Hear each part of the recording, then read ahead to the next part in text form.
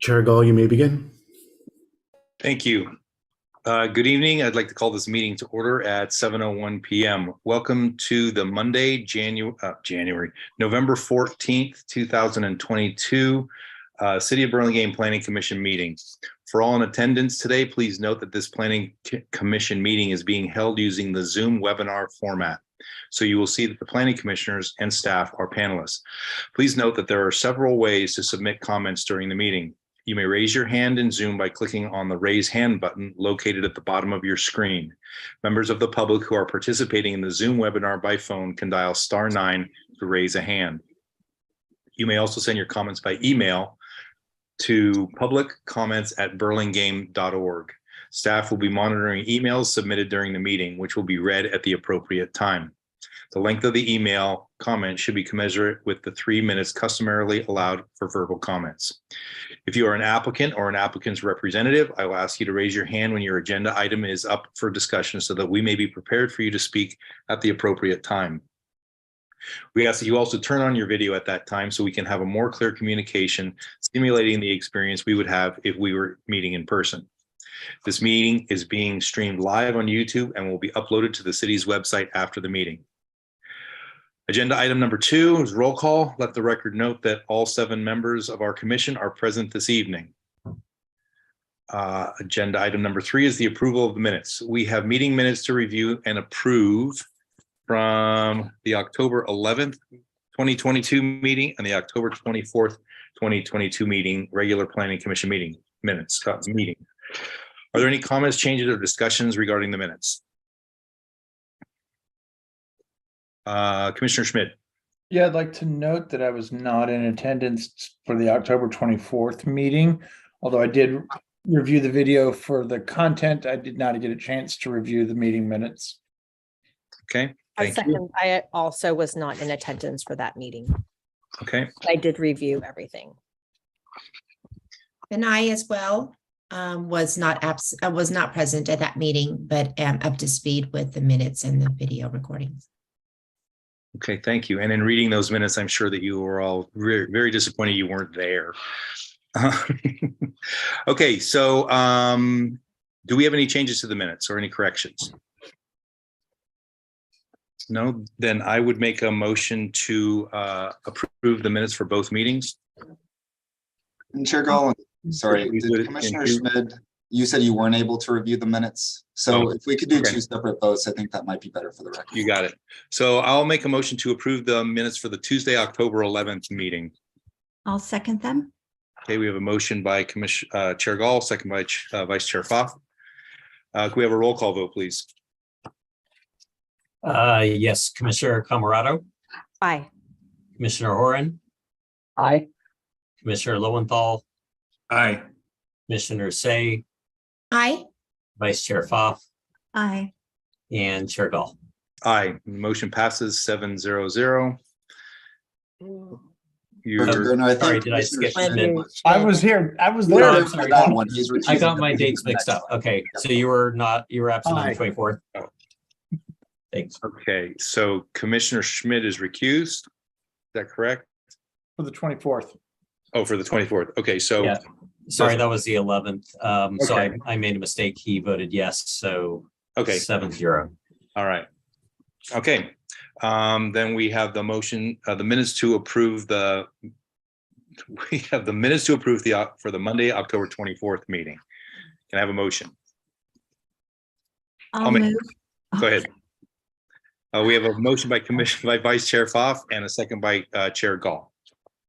We have a roll call vote, please.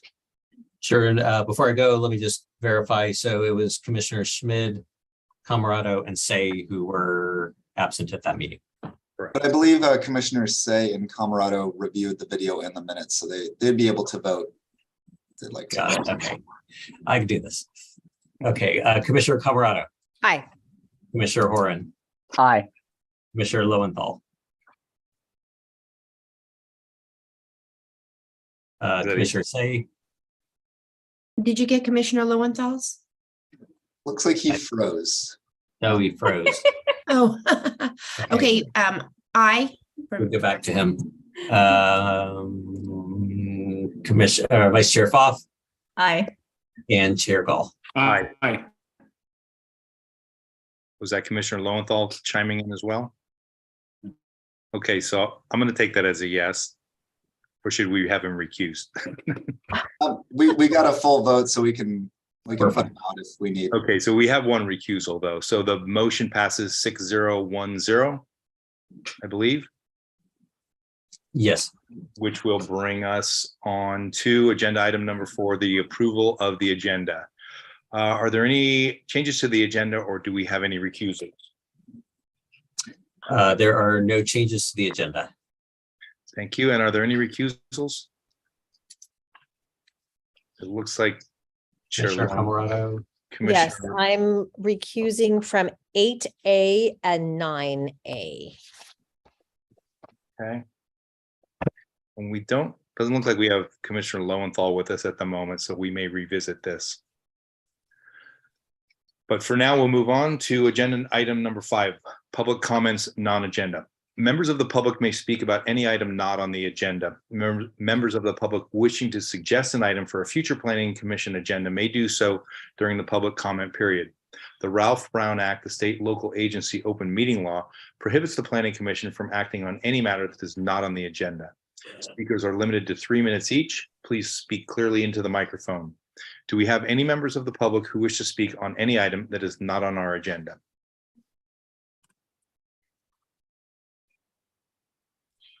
And Chair Gall, there are no emailed comments for items that are not on the agenda. Okay, so seeing none, we'll move on to the next item. We have tonight, we have one study item, agenda item 6A. There really isn't a project site to visit, and the applicant is the city of Burlingame. So I'm going to hand it over to Kevin. Thank you, Chair Gall. And if I could ask the members of our consultant team to raise your hands so we can bring you in as a panelist, and I'll give a brief introduction while you're all brought in. In January 2019, the City Council adopted a comprehensive update of the Burlingame General Plan. The General Plan includes the following goal: recreate Rollins Road as 2 distinct but complementary districts, with the southern 2/3 of the corridor supporting industrial and creative business enterprises, and the northern 1/3 of the corridor reimagined as a live-work, complete residential neighborhood with parks, tree-lined streets, and a pedestrian orientation that connects to the Millbrae Multimodal Transit Station. The city has been working on a new specific plan that will implement this general plan policy for the northern portion of the Rollins Road corridor. Tonight, we're pleased to provide the Planning Commission with an overview of the draft plan. And I'll introduce our consultant team, some of who are with us, and some I just want to acknowledge. Cindy Ma from KTGY, Linda Gates, Casey Case, and Dana Falk from Gates and Associates, John Moreland and Jasmine Torres from Rincon Consultants, and Mike Murray from Kimley Horn. The consultant team has prepared a presentation, so without further ado, I would like to bring on the consultant team.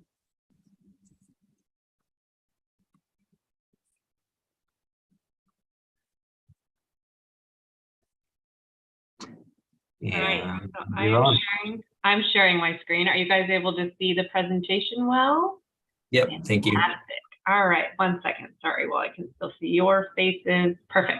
Okay, so good evening. I'm Casey Case with Gates and Associates. Thank you for the intro. So tonight we are presenting to you our final draft specific plan. So a few of you have seen some of this already. I know some of you participated in some of our commission meetings as well, but we are going to be talking to you guys at a high level about what was provided in that document. So tonight you can expect to see the summaries of how we got to the specific plan that you're looking at, as well as an overview of how it's structured and a little conversation about the timeline and the expectations for the completion of it from this point forward. So we've been at this for a little while. It started with a lot of outreach, understanding what we were trying to accomplish with our specific plan. It led to several small group meetings, as well as some community meetings, where we got a lot of insights about what we would like to see in the North Rollins area and what we want to accomplish with our specific plan, and really the goals that we're trying to meet with the implementation of the document. And this evening we are meeting with you guys, and then we will be headed to City Council, and there will be a little space in between while we complete our environmental review, and then you'll see us again, ideally for a recommendation. So I mentioned we've gone to several meetings so far, so this is a wordy little summary of it, but we had several committees that we met with, as well as the community at large.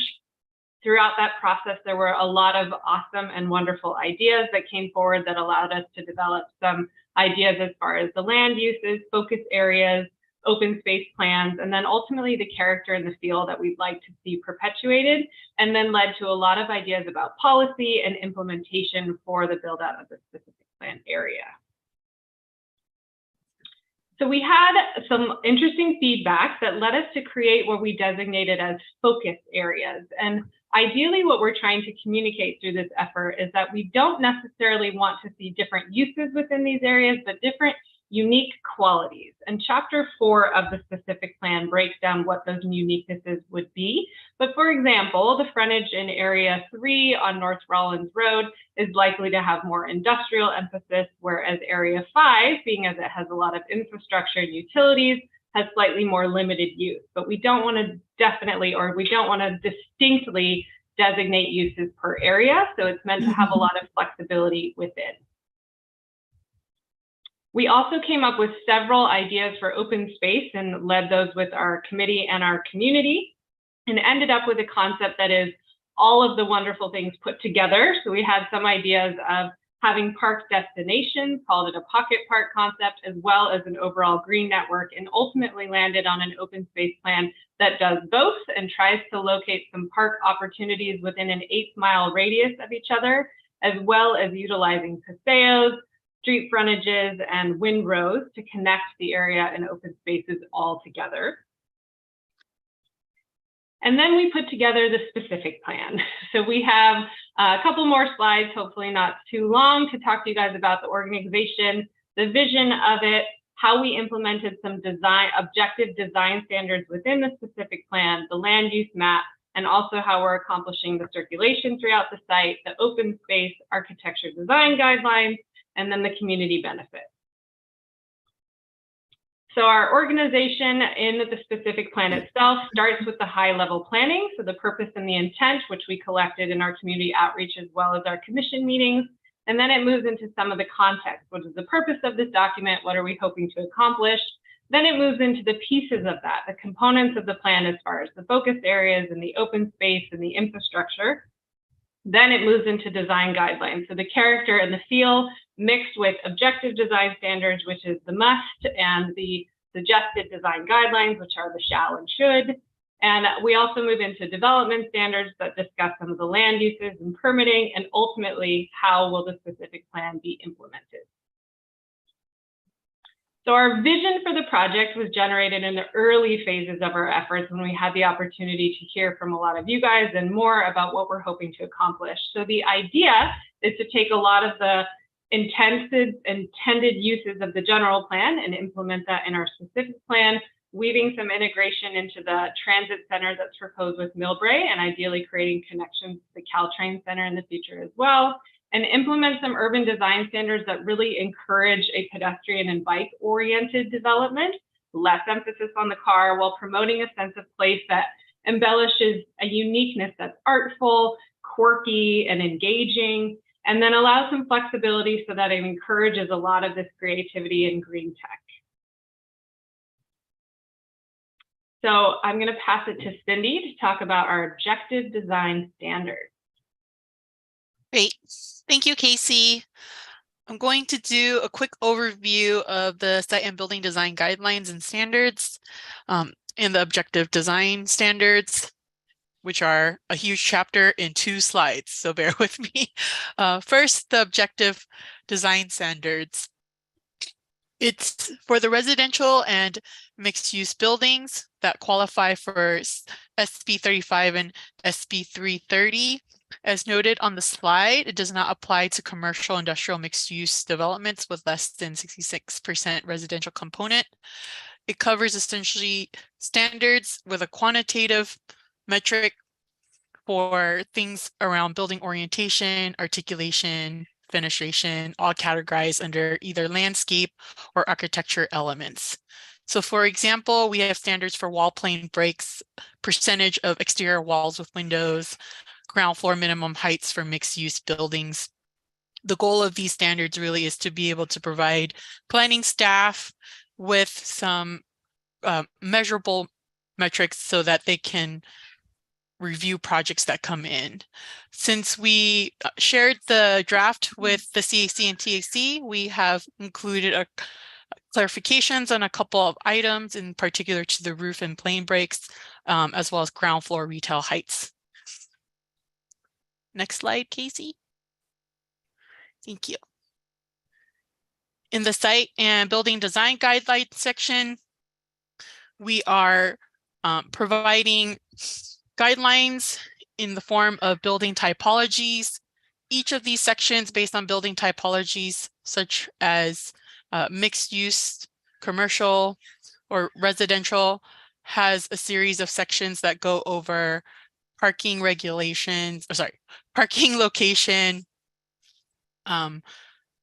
windows, plane breaks, all the other things that are also within our objective design guidelines. I'm so sorry. Some of my kids are screaming outside my door and it's a little distracting, but we're going to get through this. These were all written not to be prescriptive, but to encourage designs that meet the intent of our guidelines through different approaches. The goal is that we provide enough of a framework without impeding design creativity and flexibility of the applicants and the project team that comes in. All of the guidelines in this section are written as should. We've removed all the shalls and put them in our objective section. That was a comment that we got from the CAC and the TAC for better accessibility of the document. Want to point out that we are not prescribing specific architectural styles for this project area,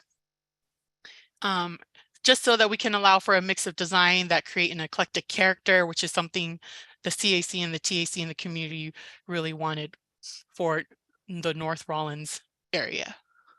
Additionally, we have sustainability guidelines in this section that are recommendations that will refer to the city's REACH code, hoping to encourage projects to be designed and constructed towards LEED equivalent standards. Thanks.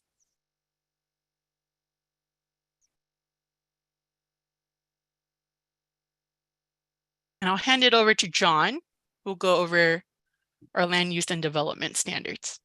And thank you all for bearing with me as I had screaming children in the background. Thank you, Cindy. I couldn't hear them. So the land uses, the land uses for the North Rawlins specific plan area is envisioned to have pretty much just one land use. It's going to be the North Rawlins specific plan. There are essentially not going to be differentiating uses between those focus areas. Essentially more of the design recommendations we're going to cater to those focus areas. The uses that are predominantly allowed as anticipated by the general plan and the existing zoning is to encourage mixed use residential, commercial, as well as industrial. So really kind of getting a really this dynamic of kind of lower intensity industrial uses integrated with mixed uses. What we're really trying to look for is something that would also look to activate the street scene along Rawlins Road and create excitement and kind of energy for this area. And very similar to the existing code, there will be 3 tiers of development incentives with community benefits. And we did enhance that section a little bit, which we'll describe in a little bit. And regarding the maximum base development intensity, so this is essentially kind of before any type of affordable housing density bonuses are incorporated. Essentially the maximum level of base density is 70 units per acre. And then commercial, industrial, and mixed uses all have a minimum, a maximum of a 1.0 floor area ratio, where essentially the square footage can exceed the size of the lot. And we had a lot of conversations about circulation and ultimately decided to work within the 84-foot right-of-way, creating an emphasis on Rawlins Road that moved the bike, the car, and the parking within that same alignment.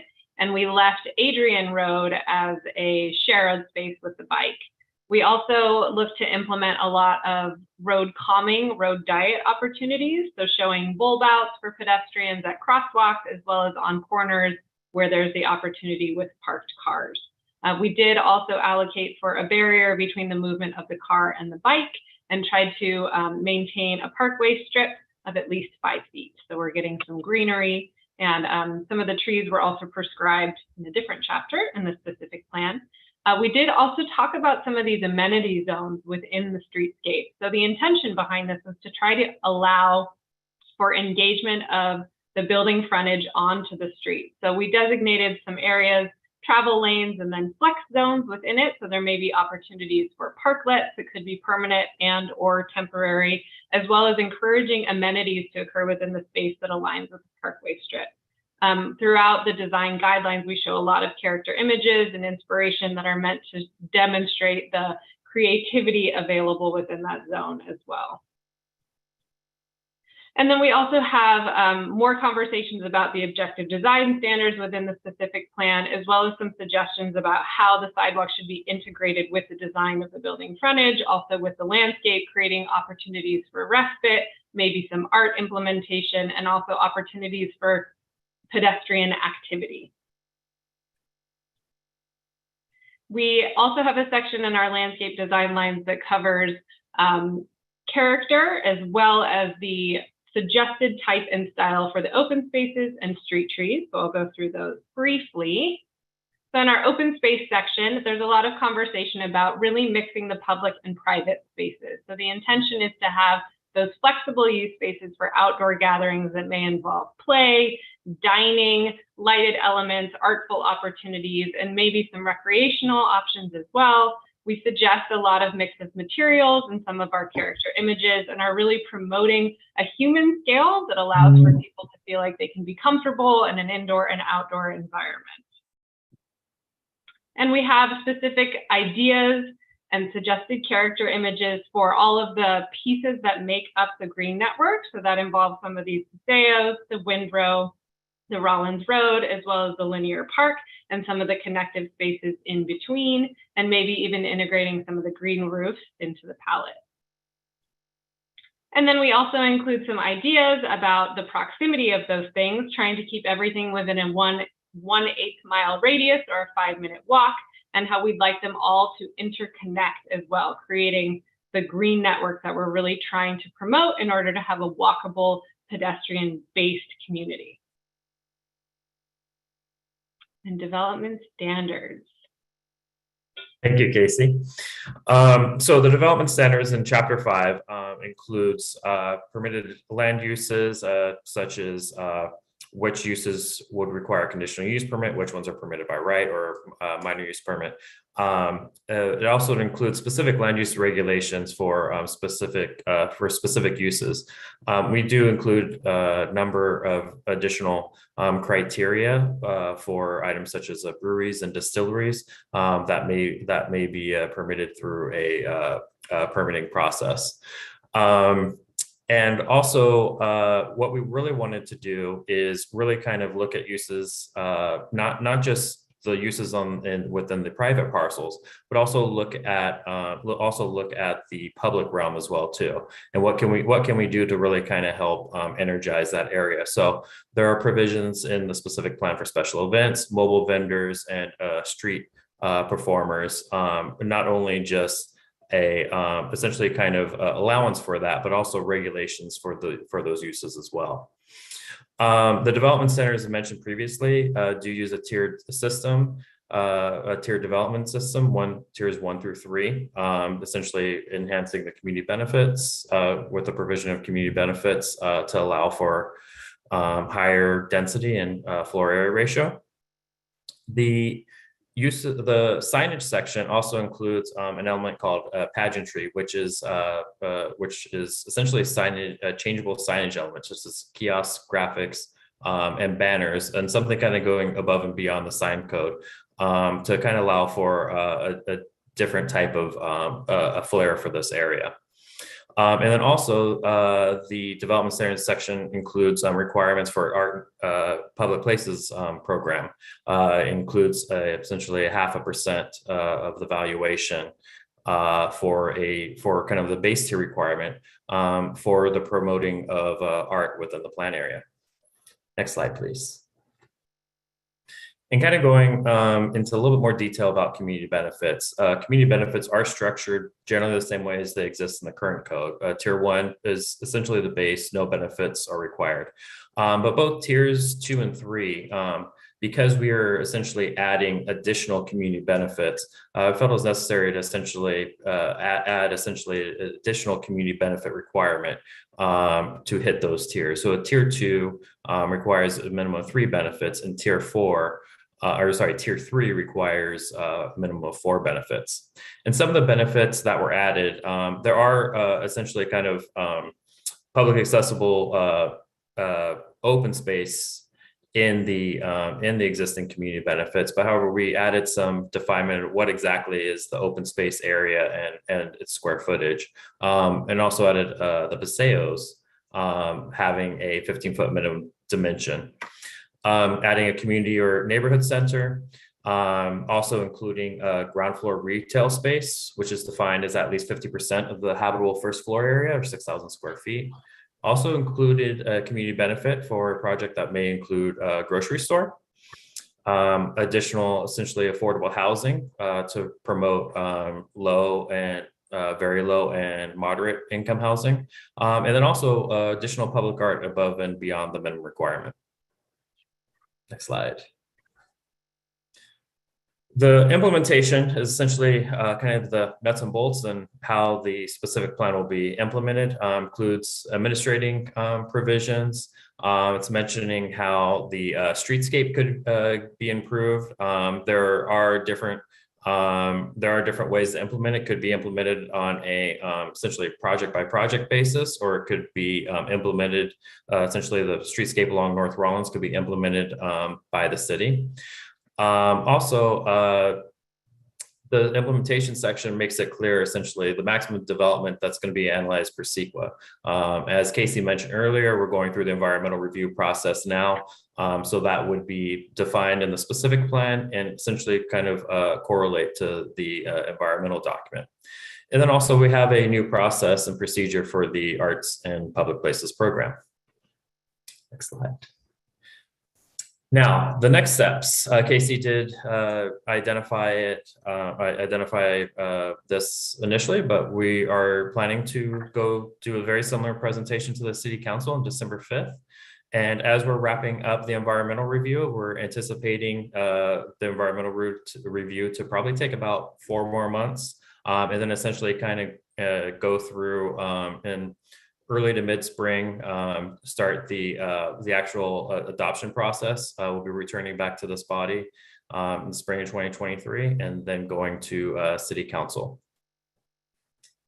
And that concludes our presentation. Thank you for the opportunity. Happy to answer any questions, and happy to send it back to Director Garnier.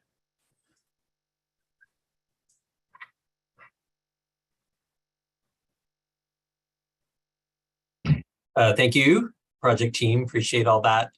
And to the commission, we could start with questions, if any. We also have Mike Mowry from Kimley Horn, who can discuss some of the streetscape or circulation issues.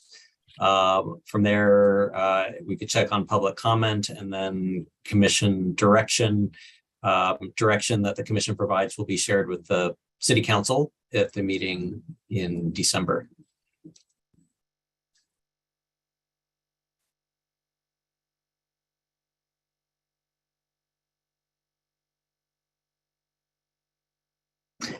We have questions from, let's see, I saw Commissioner Schmid's hand first, followed by Camerado and Vice Chair Fa. Great, thank you. Thank you for the presentation. A lot of information to go through and digest. We have seen it a few times, which is good. What we're seeing in some of our projects lately is that housing projects are putting in mostly housing and not much else other than open space. And our office projects are putting in office and not much more as far as amenities. They're doing a small cafe or something. It's great that we're encouraging the grocery and some ground floor retail, but without more direction on that, I'm afraid that they're going to skip it and they're going to choose the easier benefits and skip the things that are actually going to be hard in this area, because who wants to be the first to invest in retail and grocery in an area that actually doesn't have any people in it yet? And so it's gonna, how do you guys see implementation of this happening? And is it going to take 10 years to get a grocery store?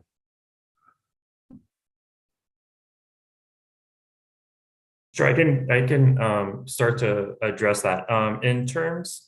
In terms of the retail requirement, there is an actual requirement for retail square footage along Rollins Road. So if one of the properties do front onto Rollins Road, there is a limited requirement. Essentially, the community benefit is essentially going above and beyond an additional requirement, and furthermore, on top of the requirements is we also want to have the design of Rollins Road to appear commercial. So whether if there are residential amenities or other spaces, it has that kind of consistent street scene along Rollins Road. And so those are included as part of the design regulations. But in terms of the grocery store, that is something that's kind of difficult, because then it's really kind of identifying which property is going to have the grocery store and identifying that. So really, we kind of think the community benefit is probably the best approach for a grocery store. But then, is there a strategy that you've seen in other cities that have done a development like this, where they have been able to encourage through economic development or some other method to push that? Because many of these properties are storage and other industrial uses that really don't want a grocery store. And we have grocery stores in other parts of town, but it's certainly not going to be walking distance to here. Yes, definitely. And what we've seen before is kind of having that the economic development agency in the city really kind of working with developers and trying to kind of encourage that and promote a grocery store within this area, and essentially kind of working with the landowners, identifying a spot of someone that's really kind of willing to encourage that grocery store to develop at that location. So that's usually been the best approach. Okay, thank you. You're welcome. Commissioner Camerado. Yeah, so to follow up with what Commissioner Schmid said, my question to you is, why are we saying that like a grocery store needs to have 10,000 square feet? I mean, there are smaller grocery stores that can have smaller spaces for milk and eggs and, just little spaces. So, I mean, why are we saying it has to be 10,000 square feet? Can we make that a smaller space?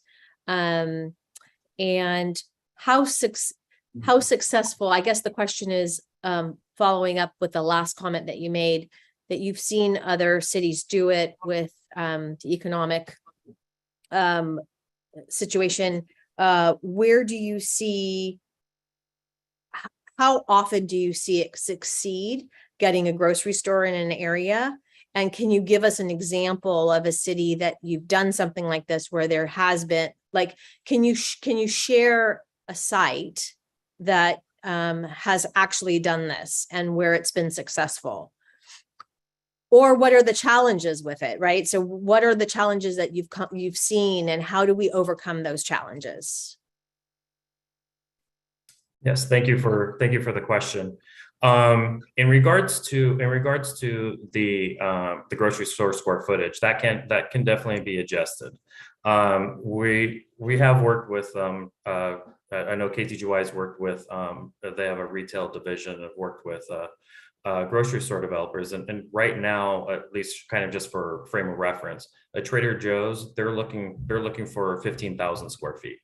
So if they're going, most of the Sprouts and kind of Whole Foods, they're in the 20,000 square foot range. What we wanted to distinguish as part of the specific plan is something different than maybe just like essentially a convenience shop that may have a lot of other items and may not really be considered a food mart that may be able to provide all the groceries. Could it be 6,000 square feet?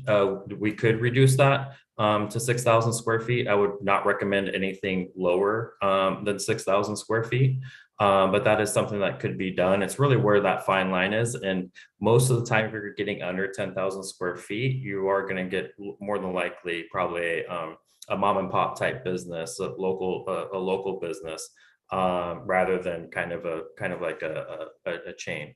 And some of the challenges and kind of doing the community benefits, this is especially for a grocery store, it's newer. I know some of the larger jurisdictions, Southern California, Los Angeles and Long Beach have done that, but they've kind of done it catering more towards the chains. And at least with the chains and the kind of larger footprint stores, what they're going to look like is what they're going to look at in an area to really identify whether or not it's feasible or not is how many storefronts they have and essentially kind of a radius. They'll do a market study and look at that. And as you get more doors in there, then that's going to increase the likelihood of kind of getting those getting those in there. One thing that might really kind of help kind of promote that is showing the pipeline and showing how many residential projects are theoretically could be in this area and how fast this area is growing. Okay, thanks. And then I have another question. I'm sorry. So one of the things that we've seen is that there have been, and maybe not so much on I guess we don't really have to talk about BCDC on Rollins Road, but you know, we're asking developers to give us public spaces, but the public spaces that we've seen, I think what I've seen and what my feeling is that the public spaces that these developers are giving us are kind of within the development that they're doing themselves.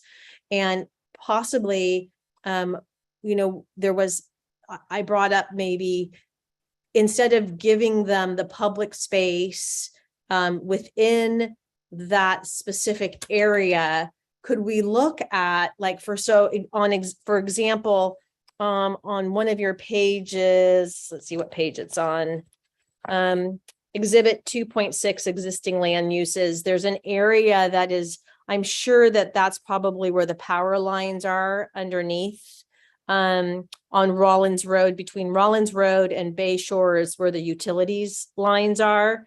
And I think that area is now currently being used for some parking for Facebook. I'm not quite sure.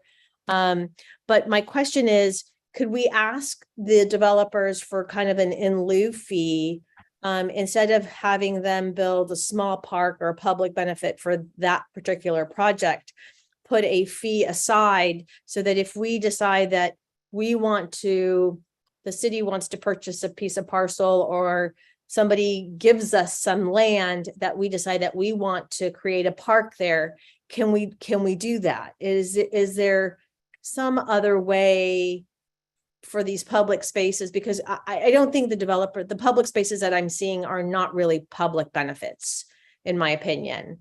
You know, I'd like to see a big plaza. So if somebody somewhere wants to build a plaza, we have some funds and they give it to the city or donate to the city. Is that something we can do? And have you seen that done in any other projects? And I can start with this. You can definitely do that as part of the project. I'll kind of want to also have Casey kind of talk about kind of the constraints, at least with the regarding kind of the central area and where maybe the most the best location for open spaces. But we've kind of seen the implementation where there is the in lieu fee program that does really look at the area. and really kind of identify for parks. And essentially what could happen is a developer could essentially kind of negotiate with the city for those park fees and kind of receive the credit to kind of provide additional open space above and beyond. That has been successful and is a pretty common practice elsewhere, in addition to kind of smaller pocket parks. But I know that part of our kind of the open space framework does also kind of include that type of open space framework, and that's something we can look into as part of the plan update. Casey, you want to say anything else about the open space?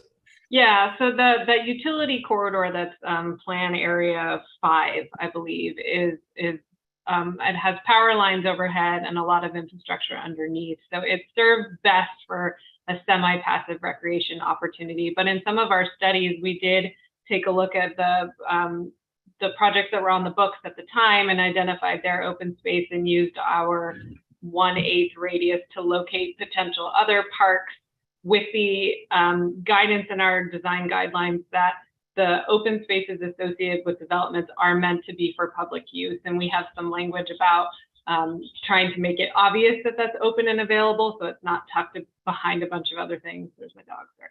And then in addition to that, really playing up the connections between the spaces. And I will just say that from some of our other project experience and implementation, that it's not just the individual, she's got a nest in this blanket, I'm sorry, of course, like right now, I'm gonna scoot to the side. So it's not just in the individual park spaces in and of themselves. One of the things we're really trying to accomplish with a lot of jurisdictions is actually the network between all of those, because it's not just the destination, it's actually going from one to the other. So that's why a lot of our language is about the paseos and the windrows and connecting to the linear park, so it's not just the destinations themselves. So understood.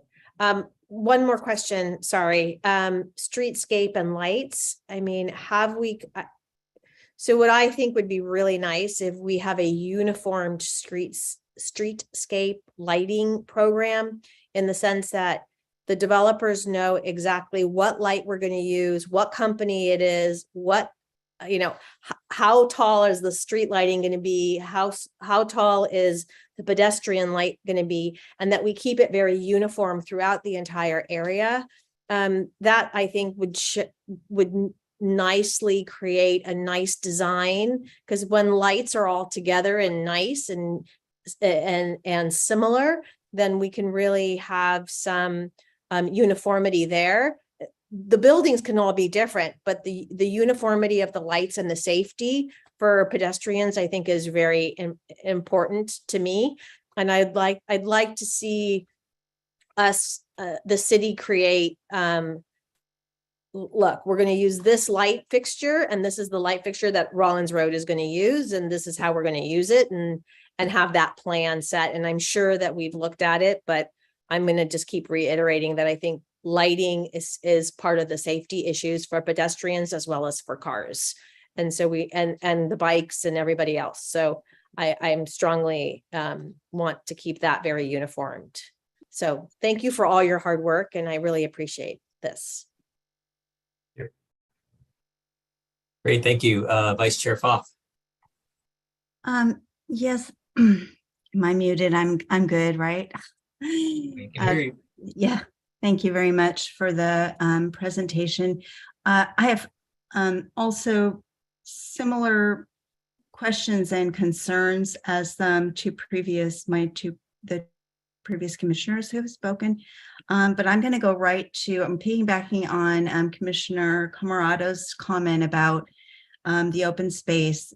I mean, I look at looking at all these beautiful presentation, the pictures and everything, and I'm thinking to myself, how do we get there from here? And I am not seeing it.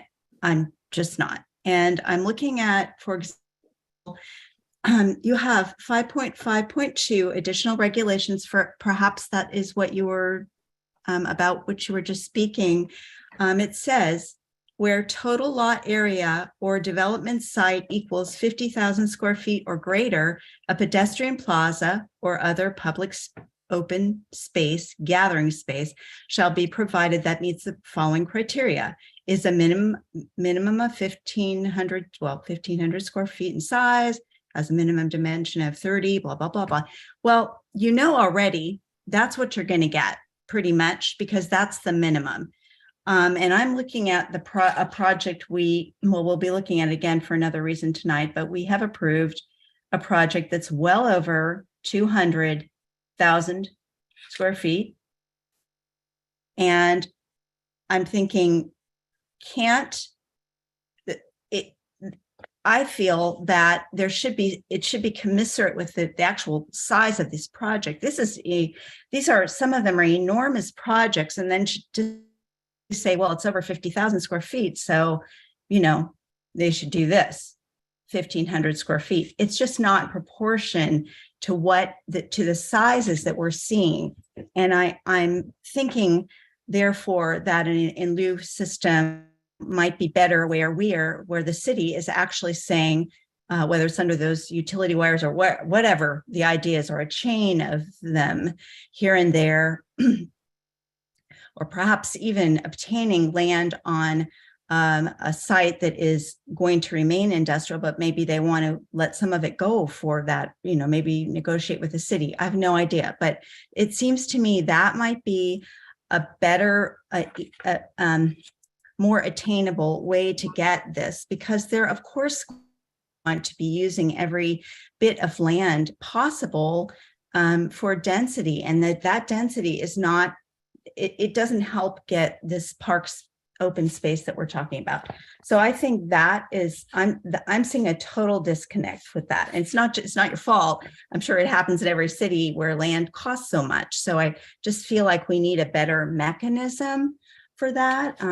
So that's one of my, actually, that was a comment. I'm sorry. I was supposed to be giving you a question. But you kind of get the idea. I guess I'm looking for, is it possible, therefore, to do even more meaningful in lieu of, instead of just the minimum of what we're seeing here, and that it's in proportion to the size of development that each development is. The second thing I want to say, actually I have a lot of comments, but I'll try to pull it back in because I want to give other people a chance to speak. I was disappointed and surprised to see how prescriptive your planting, well, it's actually not yours. It's probably boilerplate from the Native Plant Council. And so I folded some sheets over. I was just shocked to see that, first of all, there are nothing else besides native vegetation can be planted. That's what it says. And nothing listed on the Native Plant Council's invasive plant list. And I think that is very prescriptive, certainly has nothing to do with our general plan, which had a really good section about landscaping, very sensitive in sensitive areas, which this is not, it's landfill. And also regarding the planting species, which is done in not as a prescriptive, but encourages planting of natives, not forces planting of natives. So I also wanted to point out that the projects we've seen come through, I've looked at all the landscaping lists, including one we're looking again this evening, and they definitely are not all native, and they tend to be more, what do they call them, native adaptive landscaping. So, and furthermore, one last comment, or one last, were you aware that the street tree list that has been established here for your street trees, your rows, are, none of them are native, none. And a couple of them, at least one, is on the bad list from the council, the Native Plant Council. So I would strongly encourage you to reassess linking yourself to a group that is they're an advocacy group, and I'm not really sure what they're quite doing in this plan. I'm really not. It would be the same as architecture groups saying there shall be no metal roofs in this neighborhood. So I just don't understand it. And so I'm asking if you would revisit that one. I just was very surprised and disappointed because I've seen this presentation before, and that was the first time I've ever seen that stuck in here. So that I have other things, other comments, but I don't have to waste more time this evening. I'm sure my fellow commissioners have other questions. Thanks. Thank you, Commissioner Say. Yes, thank you. Thank you very much for the presentation. I know it's been a long time coming. There's been a lot of work and effort put towards this, our North Rollins Road area. So it's very exciting to see it starting to gel and come together.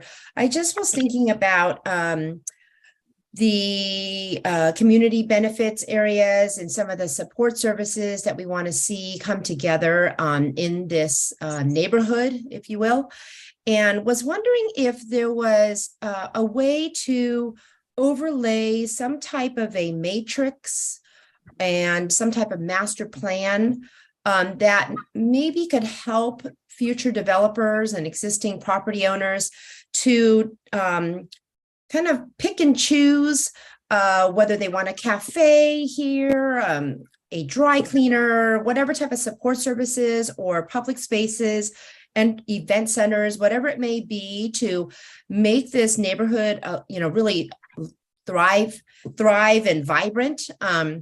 So instead of developers thinking, okay, I have a space, I'm going to make this a cafe. Maybe we already have too many cafes in this area. Could we give them some options to choose so that we almost build a little bit of a core of retail and community spaces that would really make it an activated neighborhood and maybe when I say the master plan, I mean an overlay on top of these 5 areas that we're developing, and maybe dot in like where might be a good location for another cafe, where might be a good spot for a laundromat or whatever it might be, to give developers some kind of guideline of what we might want or need to support all the residents and workers in this area. So I'm just curious if that's something that's done in other cities, other areas that are developing a whole new neighborhood. It just seemed like something that would help everybody to be able to visualize and make something tangibly work. Yes, in terms of kind of the guidance, usually what would kind of come with that is generally a kind of a marketing study to kind of really assess and identify, okay, this area is providing X amount of residential and would need these services, and based on that, there could be a kind of like an overlay, and overlay is not the right word, but essentially kind of more of a guidance or guidance principles, like a matrix or something. where those would mostly want to be located. I mean, this is a smaller area. It's predominantly, when we're kind of looking at it, predominantly all the retail intensity is going to be located along Rollins Road. And there isn't really kind of a major intersection or anything. So there's really pretty limited kind of distinguishing kind of one end from the other. So I do kind of see that a lot of Rollins Road, whatever would work on kind of the east end of the plan area, would also work on the west. There may be some uses that would want to be closer to the transit area. But I think we can kind of add something as like a qualitative discussion. Oh, great. I think that could be helpful for everyone, to help even us to visualize how this might come together. And in terms of, let's see, I was looking at the one plan. Did I see only one major kind of crosswalk area in this neighborhood or in this specific plan? Or I must be misreading it. Do you know how many are kind of planned as crosswalks to get to the other side? End of Rollins Road. Along Rollins Road, Yeah. yes, exactly. There's, and Mike, correct me if I'm wrong, I'm looking for the exhibit, but I believe there's one type of crosswalk design that would be repeated pretty much the three on the three cul-de-sacs. On the three what?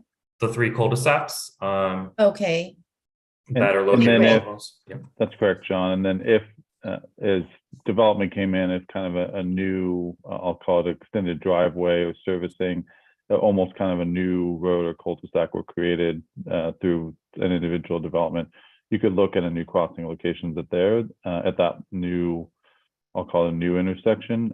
You just, depending on that location, we'll want to make sure it has good spacing away from other intersections or the other adjacent crossings. okay, so I'm just trying to understand. I found the exhibit. I think it's exhibit 3.2. There are the three cul-de-sac paths, and then as those paths intersect Rollins, there would be a major crosswalk to get to the east side. Is that correct? Correct, east to west across Rollins. Mhm, east to Okay. west. And then along with those three, there's also the Paseo path. Correct, as well as on the north end, Adrian intersection, it's slightly outside the plan area, but Millbrae will have an upgraded crossing at that location. Okay, yeah, I was just more concerned for this question along Rollins, just ensuring that people can get across safely and efficiently between the east and the west side. So it looks like we have 1, 2, 3, 4 major crosswalks, including the Paseo.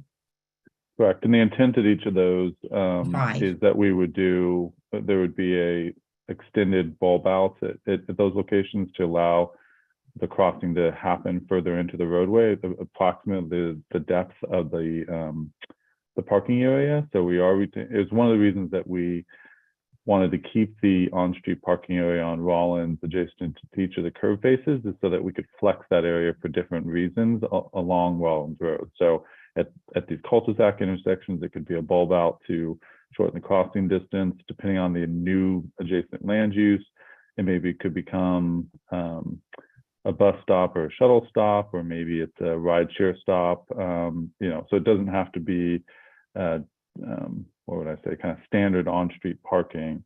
It could be used for other facilities depending on whatever the upcoming adjacent land use would be. Great. And so these crosswalk intersections and the bulb out areas seem like those would be natural kind of nodes for retail and these community support services, like kind of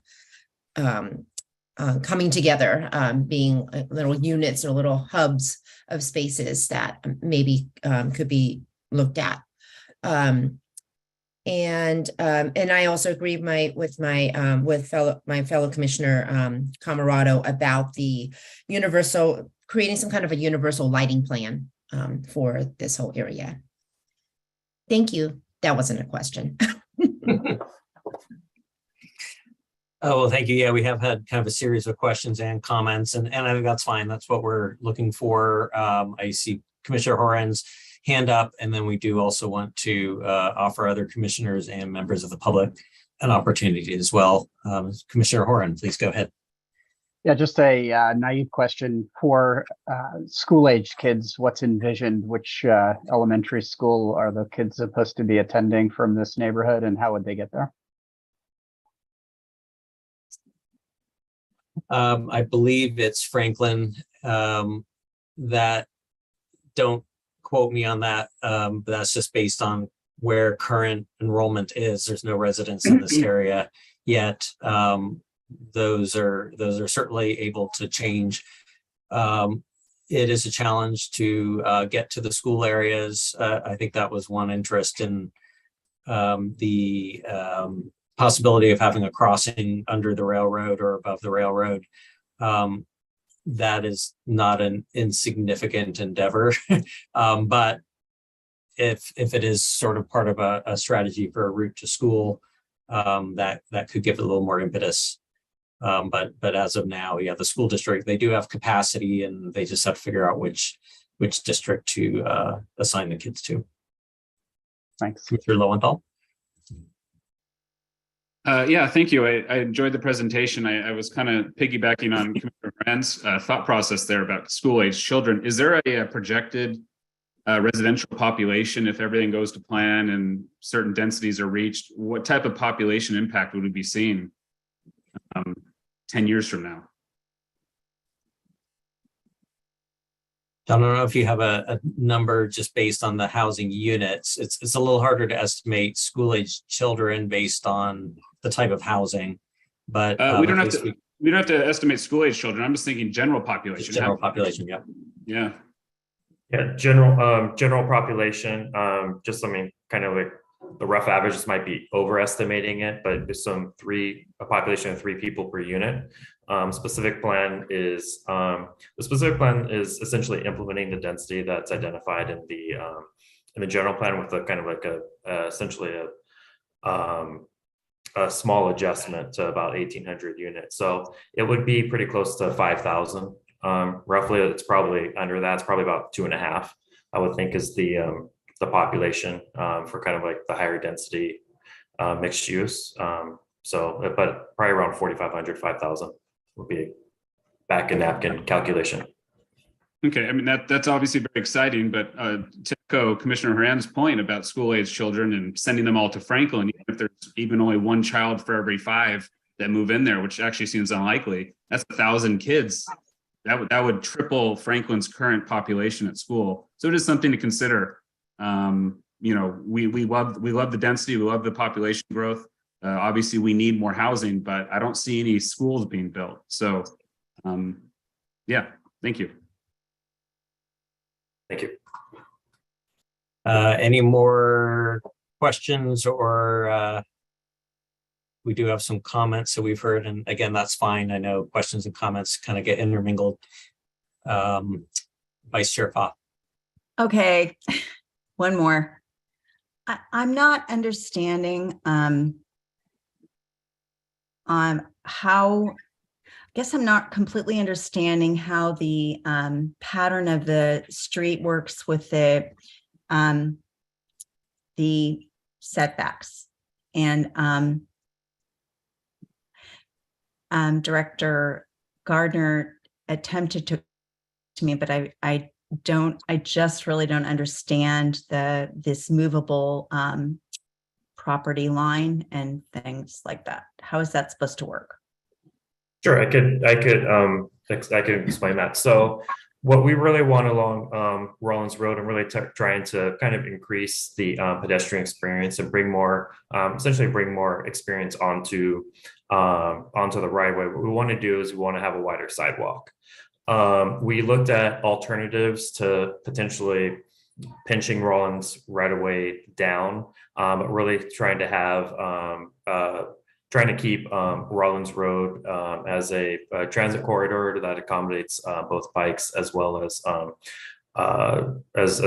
accommodate the truck traffic that will be there.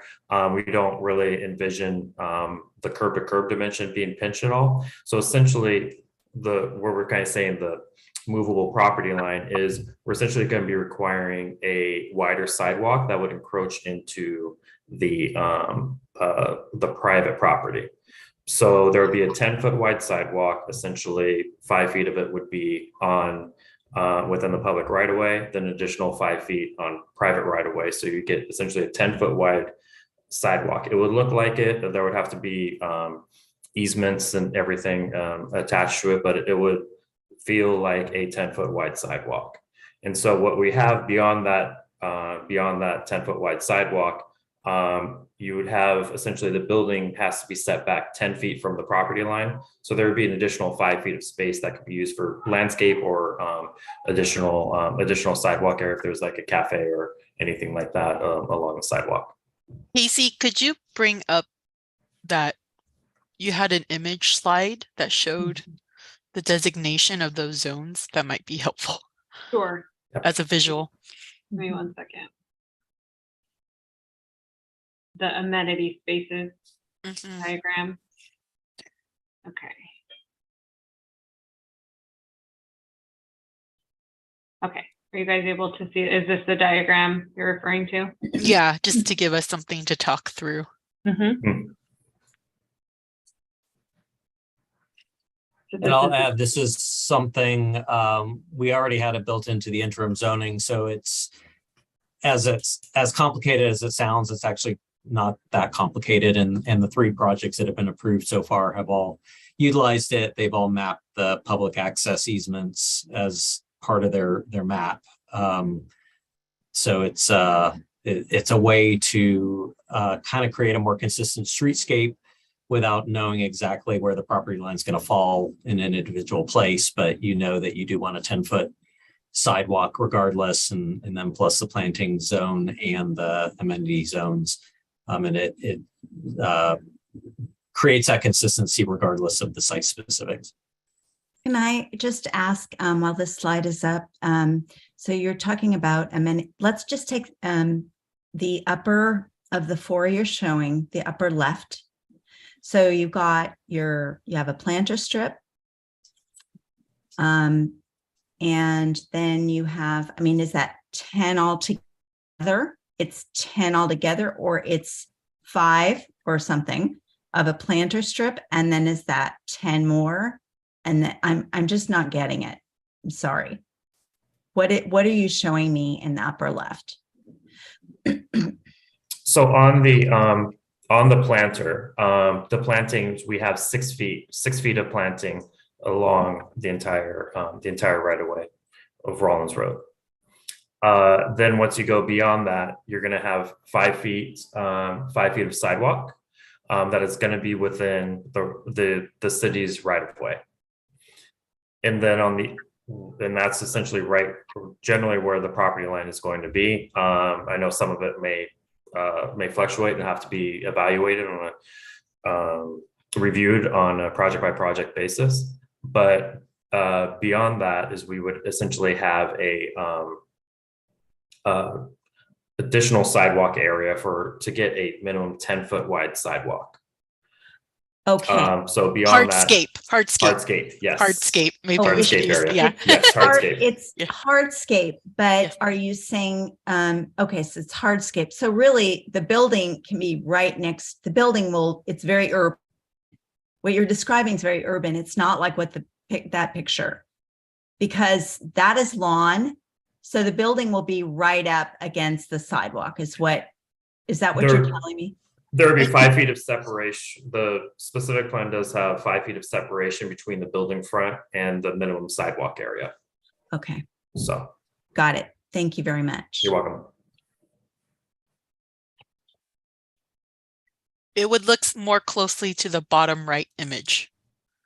I know you were referring to the top left, but the condition John was describing would feel like the bottom right. Right. Thank you very much. I see. Yep. Thank you. I'm a very visual person too, so. I have to see That's stuff. why I was like, let's bring it back up. Yep. Yeah. Got it. Yeah, I think we could look at, we have a good street section that shows the geometries of the lanes and the sidewalks and the bike lanes and all that. I think we could add buildings to this as well to better explain this. Because it is, again, it's complicated to explain. It's actually, fairly straightforward to implement, but this is a very valid question. And I think showing something visual could really help. Thank you. So with that, these are really good comments and questions. We haven't heard from everybody, but if we can, let's take a moment to see if there's any comments from members of the public. I am not seeing any in the emails, but if there are any members of the public that wanted to comment on this item, please raise your hands.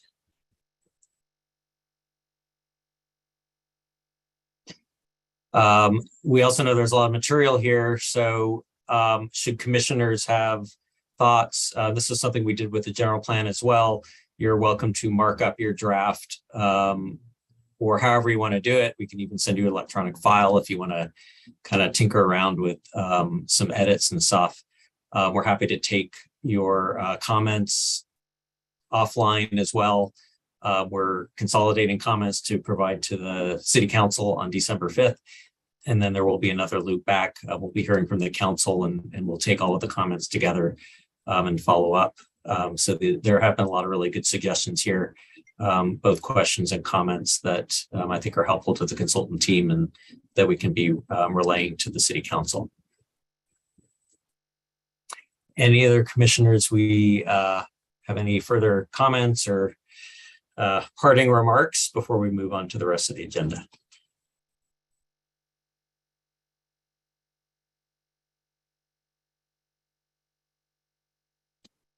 Well, thank you, everybody. We appreciate this. Thank you to the consultant team. Yeah, I know there's a lot of moving parts in here and it is a whole plan. So a lot to take in. Like I said, please kind of mull over it at your convenience and let us know if you have further comments, edits, and it can be everything from global to very specific things, right down to tree types and things like that. So please don't be shy. With that, I will hand it back to Chair Gall. Thank you, Kevin. That was very informative. Thank you, everyone. So we're going to move on to agenda item number 7, which is the consent calendar. Items on the consent calendar are considered to be routine. They're acted upon simultaneously unless separate discussion and or action is requested by the applicant, a member of the public, or a commissioner prior to the time the commission votes on the motion to adopt. Would any member of the public or applicant like to pull? I'm sorry, there are 2 items. Item 7A is 1441 Alvarado Avenue, and item 7B 1855 and 1881 Rollins Road. Would any member of the public or the applicant like to pull this item for discussion, or would any member of the planning commission like to pull either of these items for discussion?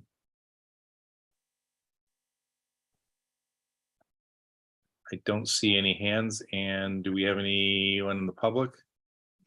We do have a member of the public with their hand up, Mr. Rudolph.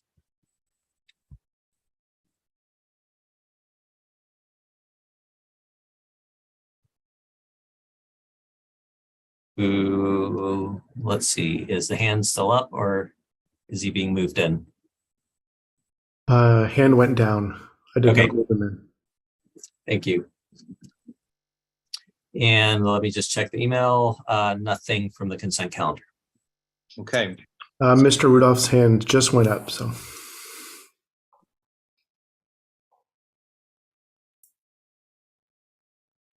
Give it a moment. He will be promoted to panelist.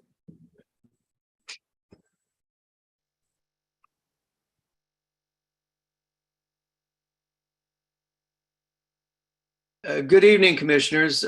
Michael and Doris Rudolph. We are at 1435 Alvarado Avenue.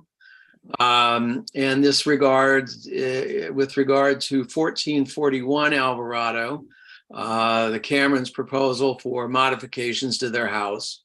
When it came up before the commissioners, I believe in their last meeting, we were in general agreement with the Cameron's plans. However, we did indicate that we had some concerns about the landscaping.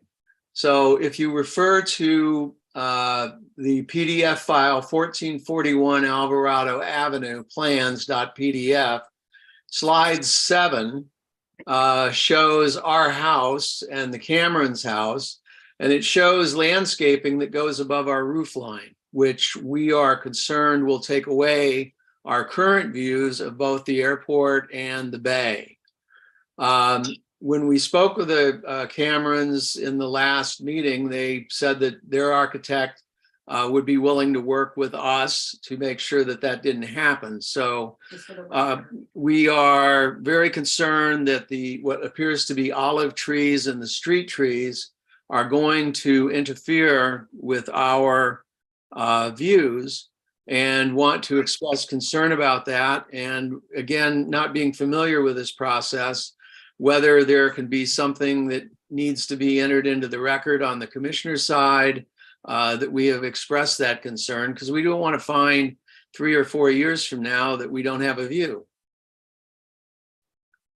Thank you very much. I understand this is comment only. Okay, thank you very much. Kevin, I assume we're going to need to pull this item for a public hearing at a later meeting.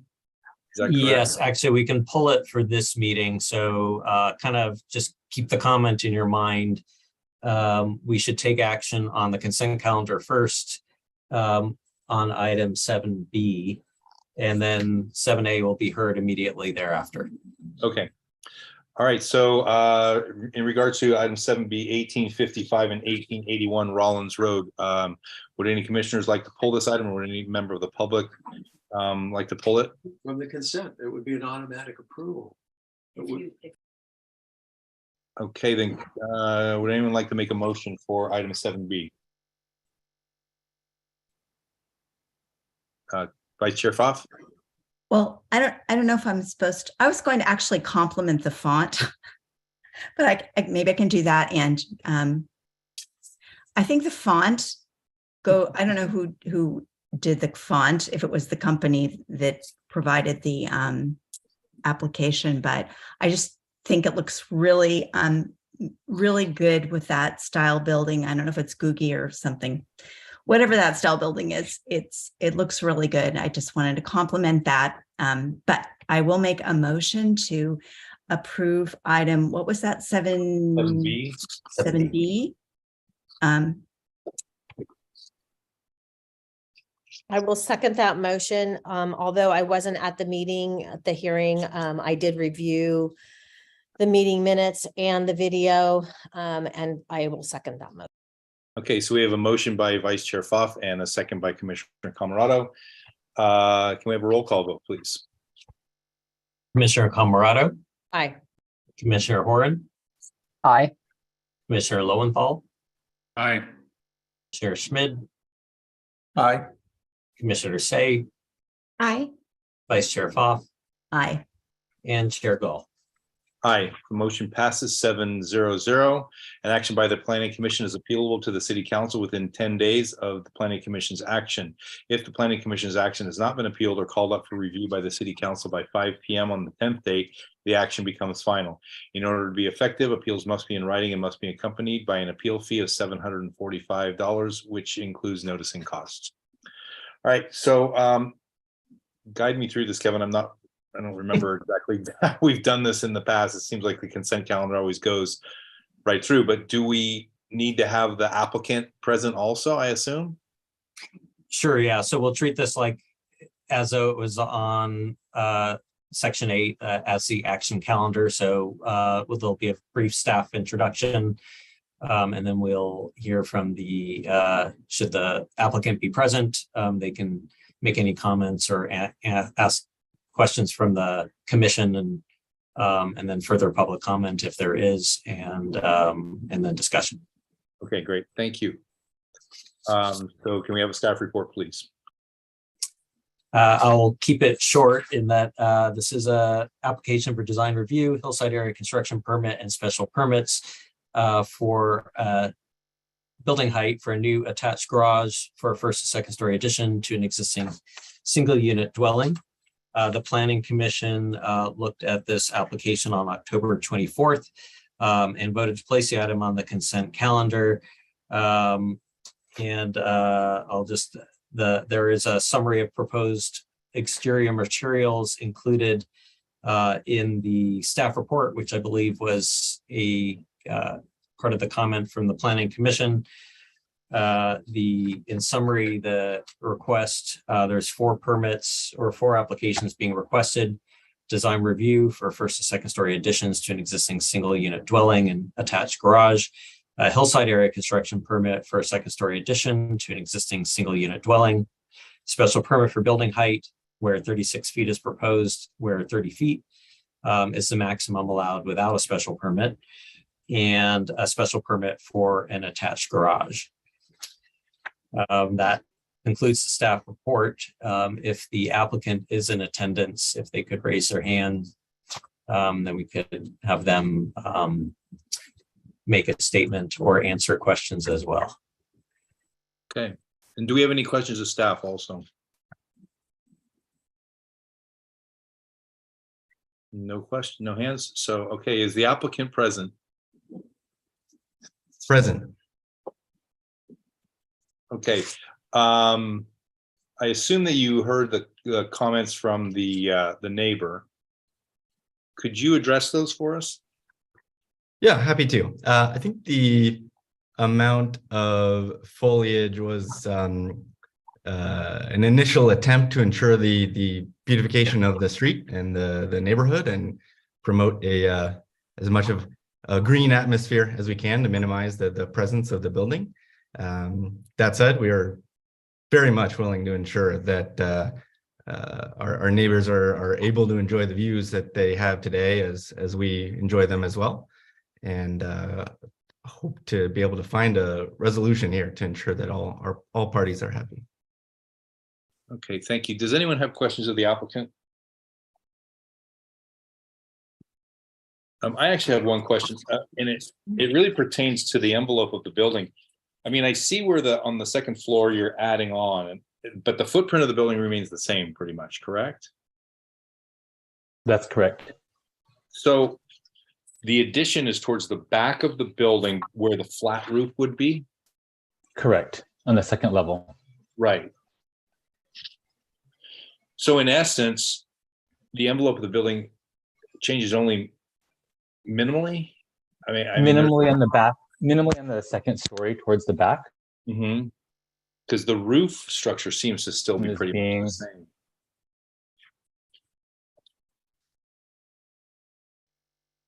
Am I reading that correctly? But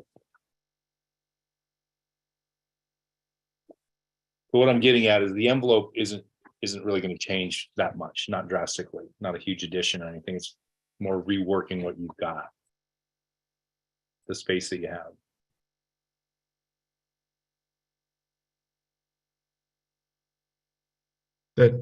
I think our architect might be frozen, but yeah, the biggest change is the addition of a garage in terms of the kind of footprint, if you will, of the space. Because the neighbor's concern seems to be more with the views and his view of the house. Okay. Yeah, it's the tree lining on the left of the property as you face it that they're concerned about, and we're happy to reduce that to ensure that their views aren't blocked. Okay. I have, oh, sorry. That's okay, Vice Chair Fox. Sorry about that. Is it possible to, does anyone have that plan available to show where the concern is? Is the plan, like, can it be shown by the staff or by you? Sure, let me pull it up. Any specific sheet number you wanted to see? The from the caller, I'm trying to figure out where the concern is, because olive trees, I thought I remembered what that looked like. They're not very big. I'm trying to see where the concern is. You can stop there. Do you see exactly those 4 trees there? Yeah, I don't know. I'm not see. I don't know how tall olives get. I don't think they get particularly tall. So I was trying to figure out how that could, I don't think that would be a problem, but I think they look very cool. And I mean, unless they really become huge, I don't know. I can't see that being a huge issue, but I don't know for sure how large an olive becomes. It's very possible. Yeah, unfortunately, our landscape architect is out of the country right now, but very possible it's a matter of the rendering software, just kind of inflating reality here. I certainly agree with you, Vice Chair, that those typically are not huge trees, but and again, I think we're very much happy to ensure that we select a variety that does not impair that view. Our interests are aligned as we want to ensure that the entrance to the home is still visible through that archway.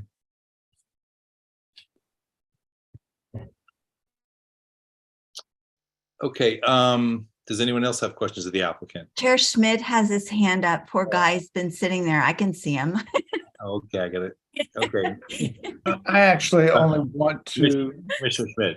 I only want to address Director Gartner on this, in that this actually isn't really something that we can, as a planning commission, can push on all that much. It's really an agreement between Mr. Cameron and his neighbor on managing those trees. It would seem to me this, as Chair Gall was trying to go, is that it's not the house or the building that is going to prevent this from moving forward. We're talking about a landscaping item that needs to be negotiated between neighbors. So it seems to me that there isn't an item that we put in place as a condition of approval. Correct? That's correct. And if the Assistant City Attorney also has comments, but I'll go ahead in that. Yes, the commission can't really regulate the maintenance of landscaping, and landscaping can change over time. It does seem like there's a willingness and interest from the applicant to coordinate with the neighbors, and that's very encouraging. But as you said, yeah, that it's that starts to kind of get outside of the realm of the design review and the different permits being requested, particularly when it gets to things like maintenance. And nothing to add from me, Director Gardner said exactly. Right. Okay. Do we have any other members of the, let's see, do we have any members of the public who'd like to speak on this item?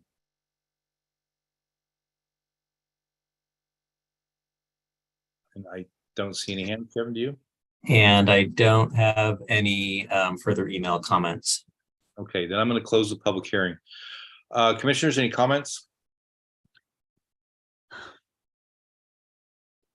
Yeah, I just FYI, I'm assuming it's just a regular olive. It says 20 to 30 feet, so it's not an enormous tree. That was just my comment. Should be easy to control. Okay. Commissioner Schmidt. I'd like to make a motion that we approve this project. I appreciate the neighbor's concern. I truly do. And I appreciate the applicant's willingness to work on that. And as long as they both go out and shake hands in the middle of the street, we'll be all fine. And otherwise, I'd like to see this project move forward. I'll second that motion. Okay, so we have a motion by Commissioner Schmidt, second by Commissioner Haran. Any further discussion on the motion? No. Can we have a roll call vote, please? Yes, Commissioner Camarado. Aye. Commissioner Horan. Aye. Commissioner Lowenthal. Aye. Commissioner Schmidt. Aye. Commissioner Say. Aye. Vice Chair Pfaff. Aye. And Chair Gall. Aye. So the motion passes 7-0-0. An action by the Planning Commission is appealable to the City Council within 10 days of the Planning Commission's action. If the Planning Commission's action has not been appealed or called up for review by the City Council by 5 p.m. on the 10th day, the action becomes final. In order to be effective, appeals must be in writing and must be accompanied by an appeal fee of $745, which includes noticing costs. Congratulations and good luck with your project. We'll now move on to regular action items. The first one is agenda item 8A, 740 Paloma Avenue. If you are the applicant or the applicant's representative, please raise your hand so that we may be prepared to speak at the appropriate time. If possible, we ask that you also turn on your video at that time. Were any commissioners not able to visit the project site, or do any commissioners wish to note any ex parte communication regarding this project? Vice Chair Pfaff. I'm sorry to interrupt. Was Rollins Road taken off the agenda? No, we passed that prior to 1855. We passed it. Yes, didn't we pass that right before we did? That's it now. That was on the consent calendar, yeah. Oh, I'm so sorry. I'm sorry. Never mind. That's okay. Mea Mike, culpa. I need to recuse. Commissioner from Camerado. Sorry. Recusing from, Okay. thanks. Commissioner Camerado will be recusing from this item. Were any commissioners not able to visit the project site, or do any commissioners wish to note any ex parte communication regarding this project? No, I see no hands. Then let the record note that all commissioners present have visited the project site. Can we have a staff report, please? Yes, the applicant proposes replacing the existing one-story single-unit dwelling and detached garage at 740 Paloma Avenue with a new two-story single-unit dwelling and new detached one-car garage. The Planning Commission first reviewed this application as a design review study item on September 26th. The applicant submitted a response letter and revised plans dated November 4th, 2022 to address the Planning Commission's comments and suggestions. Staff notes that the previously requested application for a minor use permit for the plate height at the detached garage has been eliminated by lowering the plate height to 9 feet. So in summary, the applicant is requesting design review for a new two-story single unit dwelling and detached garage. The applicant is in attendance to answer questions, but first I'm available for questions of staff. Thank you. Kevin, are there any questions of staff? No, then I'm going to open the public hearing. Would the applicant please come forward and state your name and anything else you'd like to add about your project?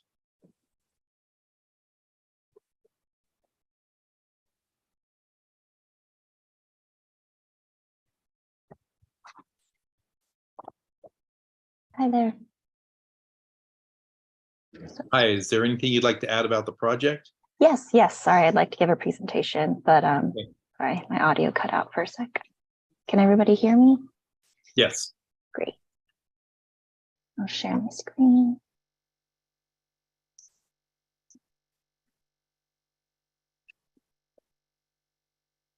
All right, can everybody see my screen? Yes. Okay, good evening, Chair and members of the Commission. My name is Hannah Chu, planner with Thomas James Homes, applicant for the project on 740 Paloma Avenue. So we previously presented this project as a study item on September 26, 2022. During the study session, the Commission expressed their concerns regarding the windows on the second floor appearing too squished, pushed up against the eaves, the windows on the first floor being too big, front entry appearing narrow. They had some concerns regarding corner boards being a different color than the siding, wanting to see the massing on the right elevation to be broken up, reducing the rear overhang, and providing more articulation to the rear and side elevations. We also previously applied for a minor use permit, but have dropped the detached garage plate height to 9 feet from grade, no longer requiring the need of a minor use permit. And so we've taken the Commission's comments into consideration and have redesigned accordingly. Here is a side-by-side of our previous front elevation versus our revised front elevation with the Commission's comments implemented. To address the windows looking squished, we dropped the window head heights from 7 feet 6 inches to 7 feet to provide relief at eaves and centered the windows. Window sizes have also been revised for proportions and for egress. Also, you can see in this rendering that the corner boards have been modified as well as the trim pieces to match the body color of the home. We also revised the first floor plan to allow for more relief vertically between the second story windowsills and roof forms. The redesign of the first floor plan also provides better proportions for the first story window. And to address the front entry appearing too narrow, the floor plan revisions allowed us to create a wider front porch and entry to provide relief for the front door. We did so by pulling the columns out, extending beyond the den to separate massing, and we added a roof gable to frame the entry. To address massing concerns, we revised our side and our rear elevations. Let's see in our next slide. To break up the mass along the right elevation, the first floor plan was revised at the front and the rear patio to introduce first story gables. A belly band was added to separate the first and second floor, and we pulled the second story in along the right side of the home to separate the right tower, better seen in our rear elevation. So here you can better see how the tower element on the right side is now a 1-story shed roof. We were asked to consider reducing the rear overhang by shifting massing and bringing the second floor forward. So we revised the patio roof. Instead of shedding towards the side elevation, we are now shedding the roof down towards the rear, allowing us to extend the shed roof across the back to create a better separation between the first and second floor and gable towards the right elevation. And for the left elevation, we also added a belly band near the stair area to separate the first and second floors, similar to the right elevation. And we changed the porch material slightly to provide some articulation to break up massing. And that's for the garage.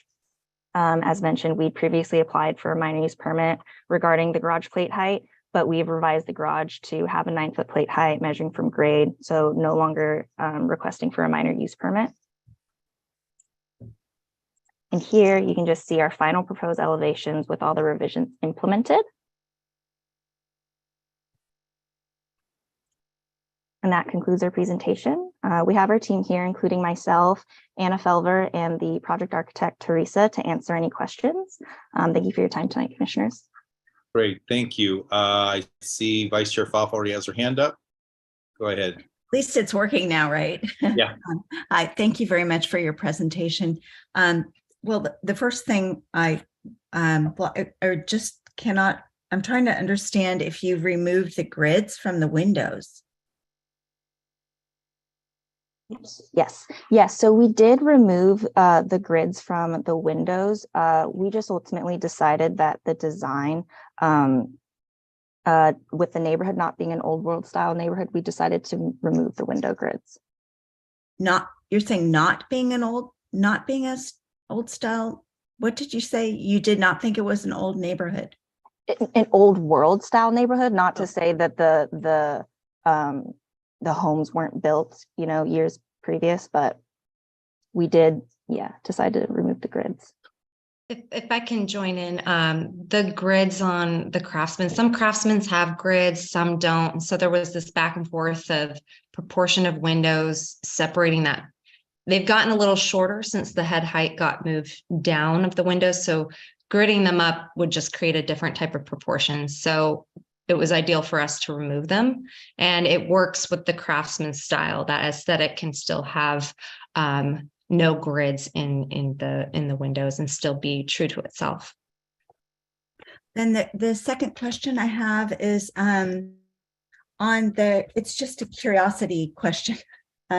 The front door the unit, is it 8 feet tall, or is it 8 foot tall unit, or 7.5, or what is it? So sorry, the height of specifically the front door, or the height of each level? No, specifically the front door.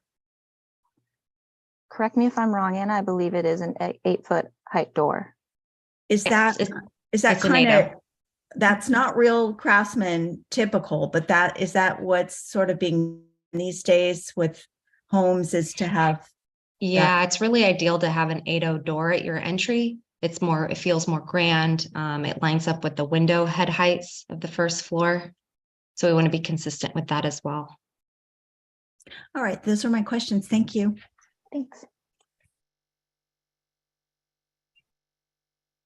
Are there any other questions for the applicant? I actually have a couple, and again, in regards to the front door. Okay, I think I'm okay with an 8-foot front door, although I don't see it very often. But if you look at that door, it's very narrow. Is it like a 2'6" door? I mean, it looks, I mean, I think it should be at least 36 inches wide, but it looks very narrow, especially with those side lights. I mean, I've seen front doors, but usually they're like 42 inches wide. This is a 3.0 door, and it has the 1-foot side lights next to it. Okay. In your materials legend, you say it's a fiberglass door? Yes. Not a wood door? Yes. Okay. And then on materials legend number 10, fiberglass windows? Do you have a specific manufacturer on those? I'm curious, is it fiberglass or is it going to be vinyl? Or is it going to be a clad wood window, which is what we usually see? It would be a fiberglass window. Okay. And your decorative columns, are those wood in the front? Your materials legend Yes. number 11? Yes. Those are wood? Yes. Okay. Do you have a manufacturer specified for those windows? I'm curious. I'm not sure I've seen a We fiber. use the Marvin. Oh, the Fibrex. Trying to pull up the call out of it, but we use Marvin. I want to say Ultrex. Or I think it's Fibrex now, but maybe a Fibrex. but they okay. I got you. All right. All Ultrex. There we go. Okay. Thank you. Those are my questions. Does anyone else have questions for the applicant?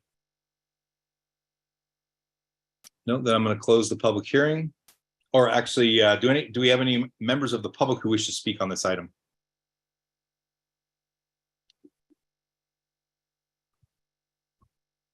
Sorry, no emails. Okay, no emails. And no other hands. Okay, then I'm going to close the public hearing. Commissioners, any comments? Commissioner Schmidt. Yeah, I appreciate all the changes made. I think that the applicant has listened to a lot of the feedback that we gave in the previous, and I believe, the front looks a lot better. All of the changes really made each elevation look better, and I really appreciate that. I'm stuck right at the moment with the fiberglass. We've not seen those come through or approved them lately, so I'm not convinced that that's a good choice. I am familiar with the All Ultrex by Marvin, and it appears as a clad window. So I would vouch for that particular brand and material as a window. You actually would see them all around town. It's kind of the standard for Marvin now. I just wanted to interject that. No, that's the thing, is I haven't seen this come through, and so you being more familiar with it, I appreciate that add. The reason really is because a lot of the window manufacturers are getting away from the wood windows just for warpage and durability, weatherproofing. They last. I have a bigger concern about the fiberglass front door, because fiberglass doors to me look like fiberglass doors. They don't look like wood doors. I mean, I bought them and put them in, but typically, the back door on an apartment building or something. I haven't seen a fiberglass front door that I thought looked really good, and especially in a craftsman house. I mean, I just think a wood door would look better. I'm also a little concerned about that tall, skinny look on it, but anyways, Commissioner Say, do you have a comment?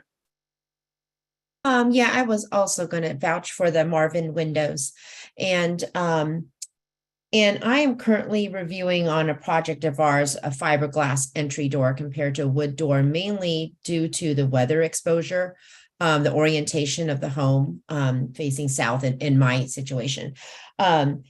I have installed a fiberglass entry door before, not often, but I have, and they can look, it depends on the brand, of course, they can look very realistic with wood texture, and you can have them unfinished to be stained on site or pre-finished. There's a number of ways they can be prepped for installation. So maybe we could have the applicant provide that information to us, what brand they might be using for the entry door. Just a little bit more information, maybe as a follow-up FYI or something, so we know that it's not some stamped fiberglass door you would put on the side of a garage entrance or something, which is what we usually imagine when we think about fiberglass doors. Chair Gull, I did want to add really quickly, we can't specify a kind of brand in any sort of approval, but we can talk about materials. But. Yeah. But could we ask for an FYI for a spec sheet on a door? Yeah. Sure. Yeah. That's what I meant by that. Not so much telling us what brand. Just so we can see what quality entry door would be proposed. And sorry. No, go ahead. Go ahead. I was going to say that I'm a fan of the grids on the windows, so I kind of want to see, I was kind of disappointed to see those go away.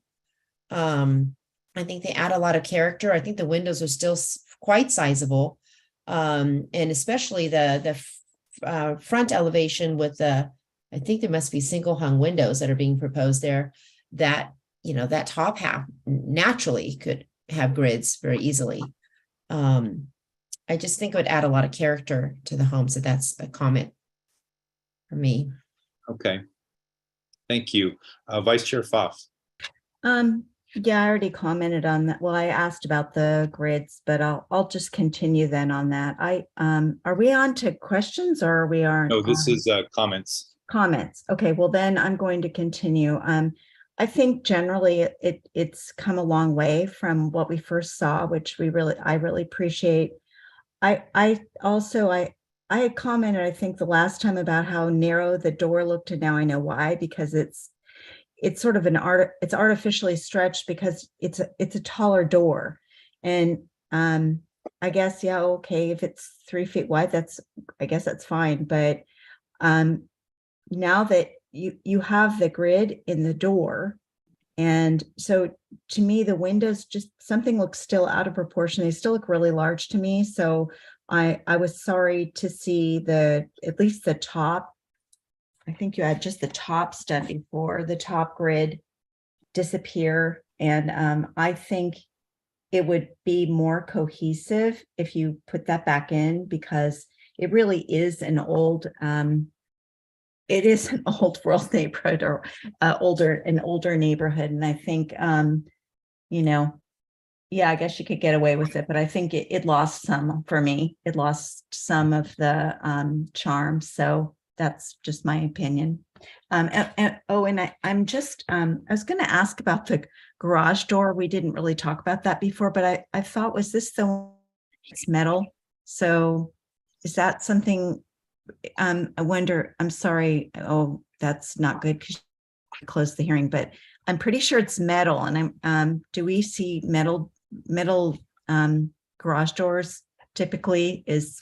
Guess I'm going to wait for my fellow commissioners who actually build things. Is that unusual? Or anyway, those are my comments.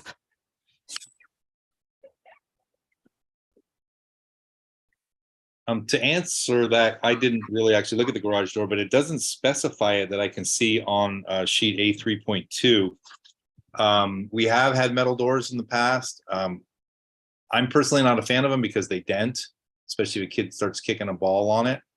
But you can get a fiberglass or a wood door. So maybe if we specify that should be a wood door or a fiberglass door. So we have a few things. It sounds like there's a desire for the grids to be put back in the windows, which I think I would go along with. We are asking about a cut sheet on the fiberglass entry door, which could also come back as an FYI, and then the garage door to be either fiberglass or wood. If those are all acceptable to everyone, I would make a motion to approve the project with those changes and that FYI. I'll second that motion. Okay, that was Commissioner Say. Okay, so we have a motion by Chair Gall and a second by Commissioner Say. Is there any further discussion on the motion? No, then can we have a roll call vote, please? Yes, Commissioner Horan. Aye. Commissioner Lowenthal. Aye. Commissioner Schmid. Aye. Commissioner Say. Aye. Vice Chair Pfaff. Aye. And Chair Gall. Aye. So the motion passes 6-0-1-0. An action by the Planning Commission is appealable to the City Council within 10 days of the Planning Commission's action. If the Planning Commission's action has not been appealed or called up for review by the City Council by 5 p.m. on the 10th day, the action becomes final. In order to be effective, appeals must be in writing and must be accompanied by an appeal fee of $745, which includes noticing costs. All right, that moves us on to agenda item 8B, 877 Mahler Road. If you are the applicant or the applicant's representative, please raise your hand so that we may be prepared for you to speak at the appropriate time. If possible, we ask that you also turn on your video at that time. Were any commissioners not able to visit the project site, or do any commissioners wish to note any ex parte communication regarding this project?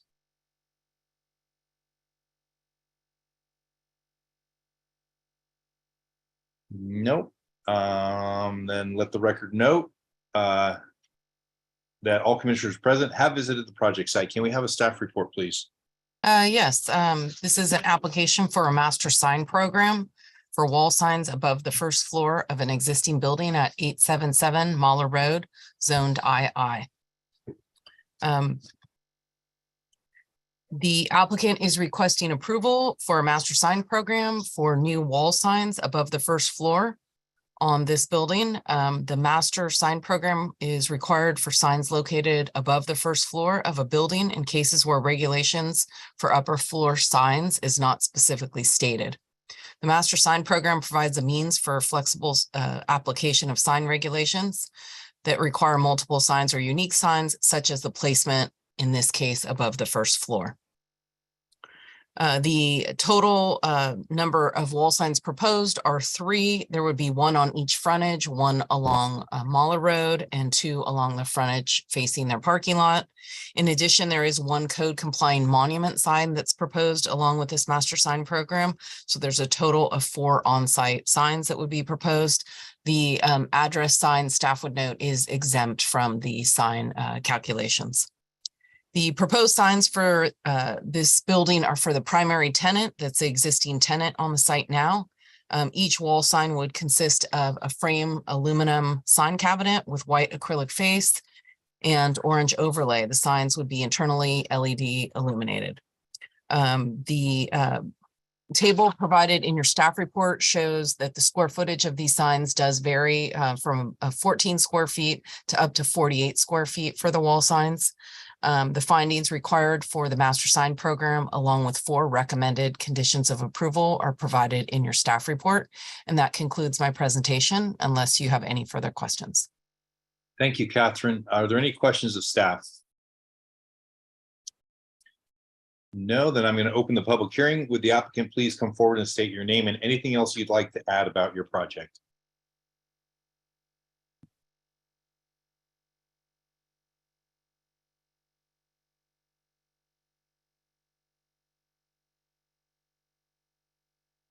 Hi, can everyone hear me?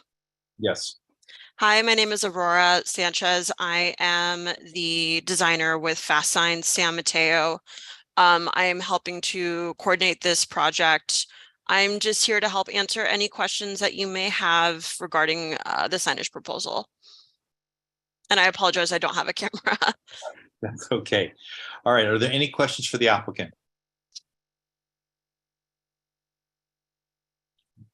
I don't see any hands raised. Do we have any members of the public who wish to speak on this item? Do we have any emails? No? Chair Gall, no public emails have been submitted. Okay, then I'm going to close the public hearing. Commissioners, any comments? Well, I think this is pretty straightforward myself. I don't see anything that's, disruptive to the ation with the size of the signs or the locations of the signs, and they seem to be a natural spot on this building to put them. So I'm in favor of the project. I would like to see this move forward. Vice Chair Pfaff, I see your hand up. Yeah, I'm sorry. I completely messed up. I reversed the Rollins Road one with this. Oh. So my compliment now goes to this one, which was to this now. The sign designer is here. So I just wanted to say, particularly for the sign that is on the building itself, not necessarily for the podium one or whatever they're called, but I think it's the font looks really great with the building. So that's all I want to say. It's looks like a 1950s building. I'm not sure. Anyway, whatever it is, that looks nice. Nice job. So I think it looks good. So do you want me to make a motion? Yes, please. I'll move. Okay, I will move that item 8 be approved for as per the master sign program. Okay, and I'll second that motion. So we have a motion by Vice Chair Pfaff and a second by Chair Gall. Any discussion on the motion? No? Then can we have a roll call vote, please? Sure. Commissioner Camarado, Aye. Commissioner Haran, Aye. Commissioner Lowenthal, Aye. Commissioner Schmid, Aye. Commissioner Say, Aye. Vice Chair Pfaff, Aye. and Chair Gall. Aye. So the motion passes 7-0-0. An action by the Planning Commission is appealable to the City Council within 10 days of the Planning Commission's action. If the Planning Commission's action has not been appealed or called up for review by the City Council by 5 p.m. on the 10th day, the action becomes final. In order to be effective, appeals must be in writing and must be accompanied by an appeal fee of $745, which includes noticing costs. Congratulations. We will move on to regular action item 8C. If you are the applicant or the applicant's representative, please raise your hand so that we may be prepared for you to speak at the appropriate time. If possible, we ask that you also turn on your video at that time. Were any commissioners not able to visit the project site, or do any commissioners wish to note any ex parte communications regarding this project?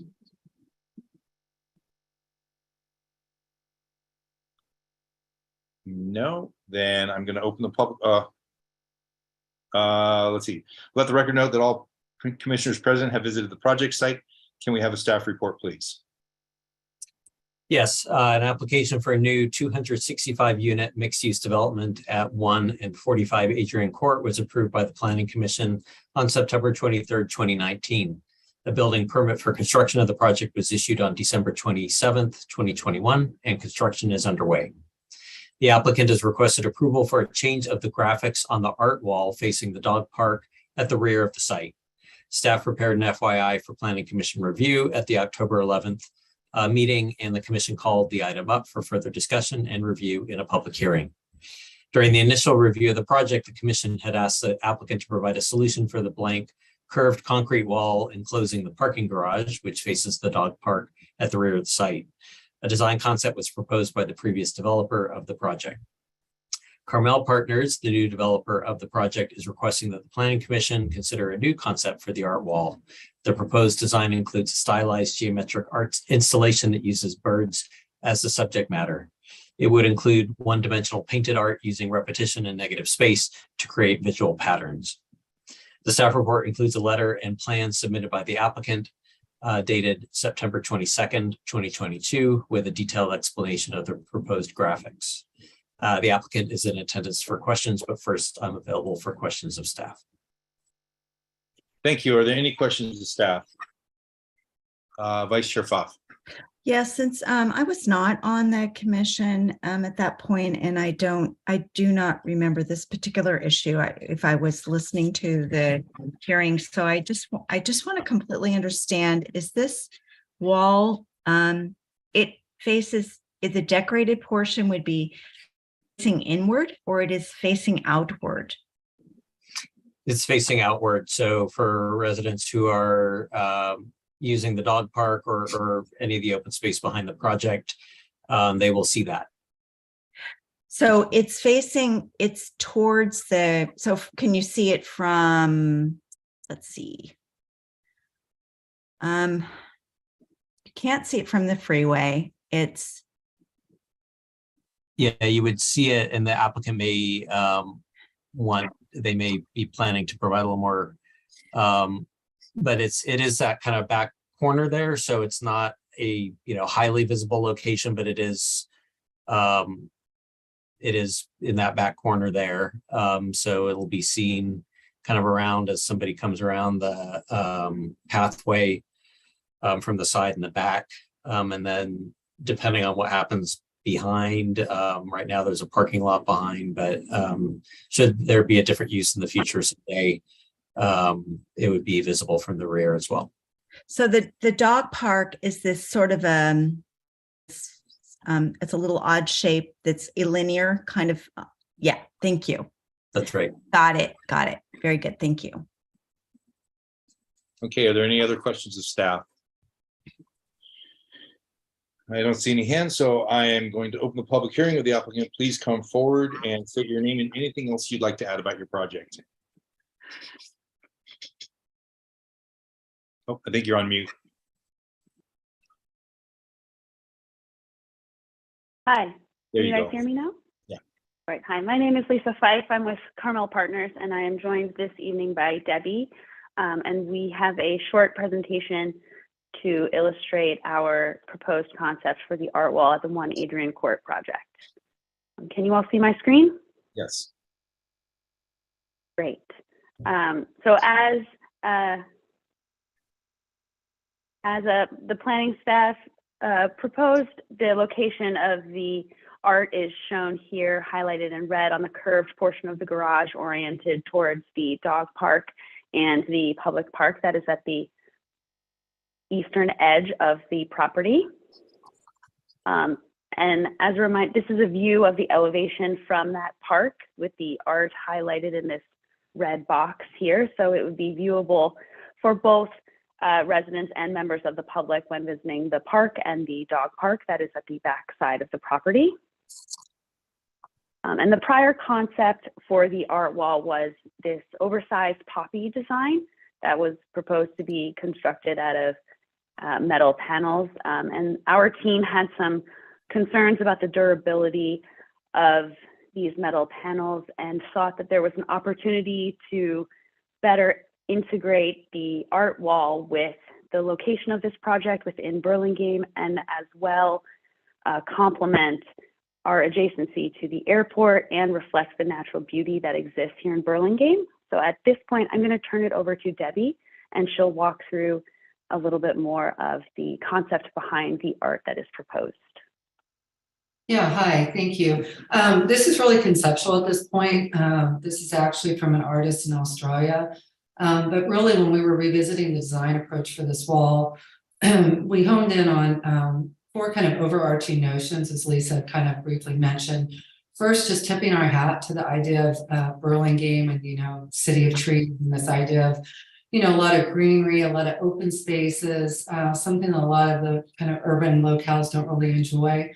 The second notion was also looking at our adjacency to the park and the dog park. And, looking at something that could was a little more relatable to kind of the natural habitat, that being trees and birds. And then third, we were looking at, we're so close to SFO and this idea of, how do we tie into nature, and also this idea of flight. And we felt that the bird was really symbolic of both nature and the notion of flight. And then lastly, looking at a design that, coming out of the last 2 years, looking at a design that really evoked kind of optimism, again, kind of tip its hat to this community that's very flourishing, it's thriving, something that felt uplifting. So that was really kind of the driving force behind this idea of this kind of modern interpretation of nature and this idea of trees. In terms of the approach for this, we, as stated earlier, we're envisioning one-dimensional painted installation versus the use of, dimensional materials. We like the idea of this use of repetition and negative space to kind of create this bird pattern for a more kind of modern interpretation, creates a little more visual interest. It's a little more playful.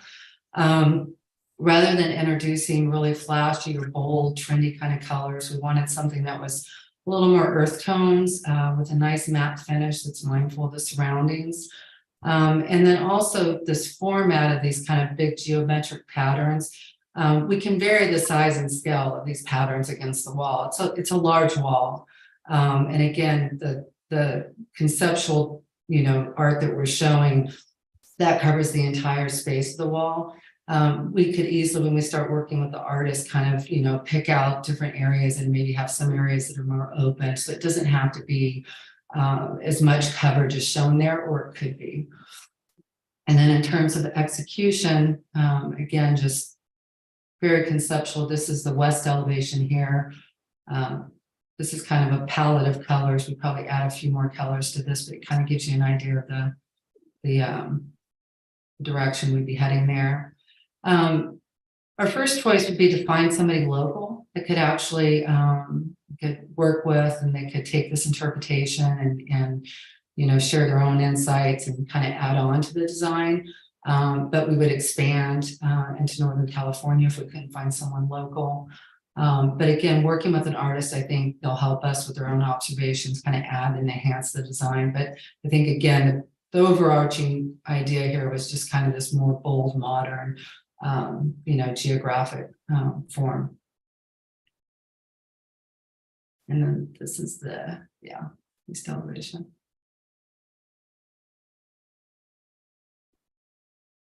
Thank you. That concludes our presentation. Debbie and I are both available to answer any of your questions. Great, thank you. Commissioner, Vice Chair Pfaff. Yeah, so the first thing I wanted to ask was, you mentioned with your the first proposal that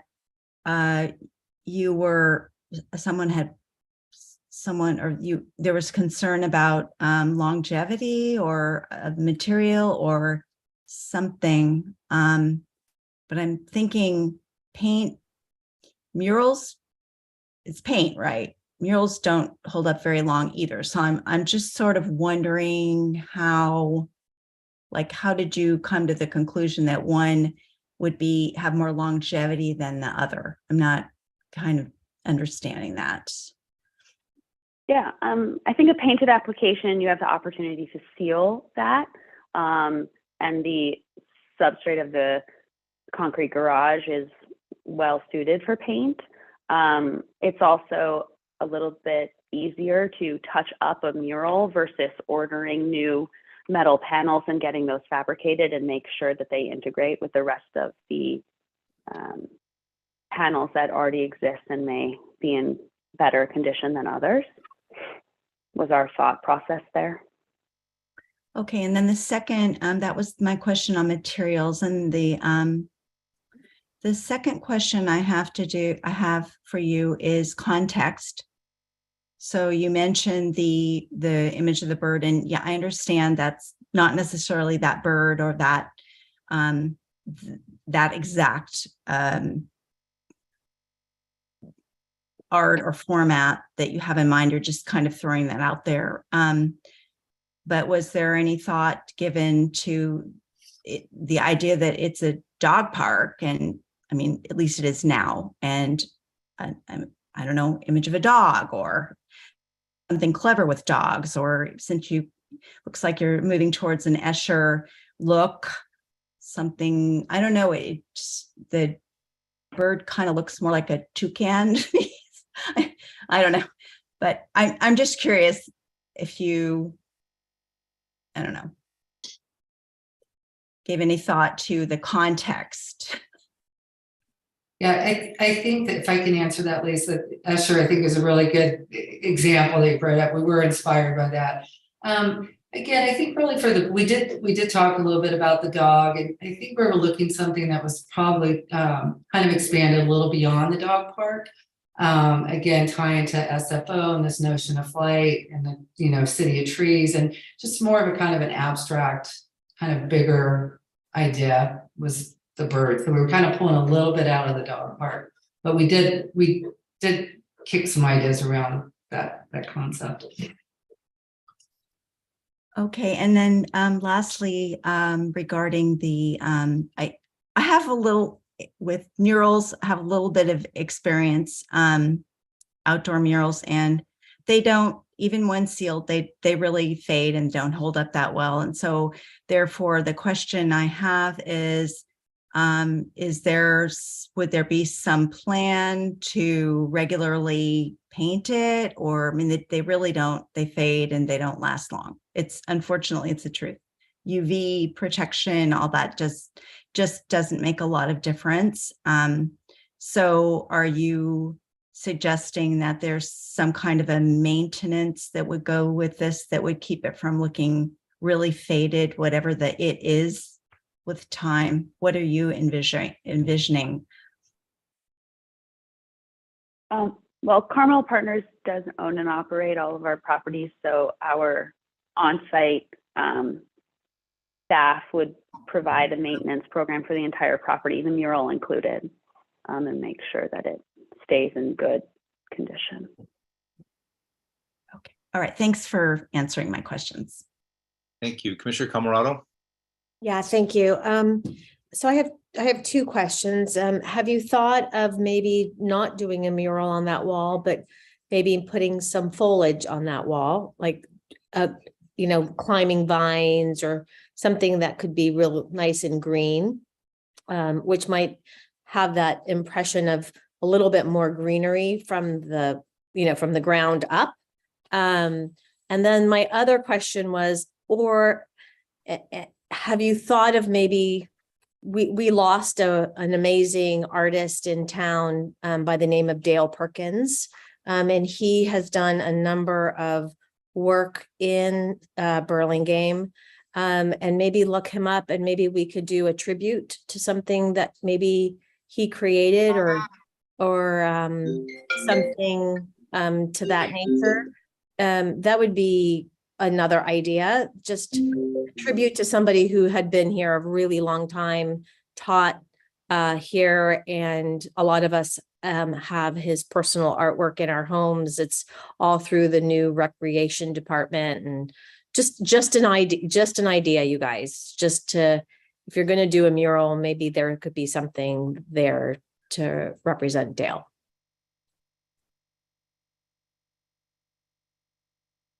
That is something we could consider. I think when it comes to the greenery and planning, Ruben, or you can correct me if I'm wrong, but I believe providing art at this wall is a condition of approval for the project. So we had assumed it was required to stay as art. Okay, thank you. Commissioner Say? Chair Gall, if I can answer that question. So the art wall was originally offered by the previous developer. So the code doesn't require it per se, but the developer offered to do an art wall. At that time, they didn't have the concept down. So the commission asked that it come back as an FYI item to review the art wall. And now that it's being changed because of that condition, it's before you now. But there aren't really any specific regulations or requirements for an art wall, or specifically what it should look like or what should go on the art wall. So maybe that's something you guys can look at. Maybe there's another way we can create that wall that might also help with the maintenance of that wall.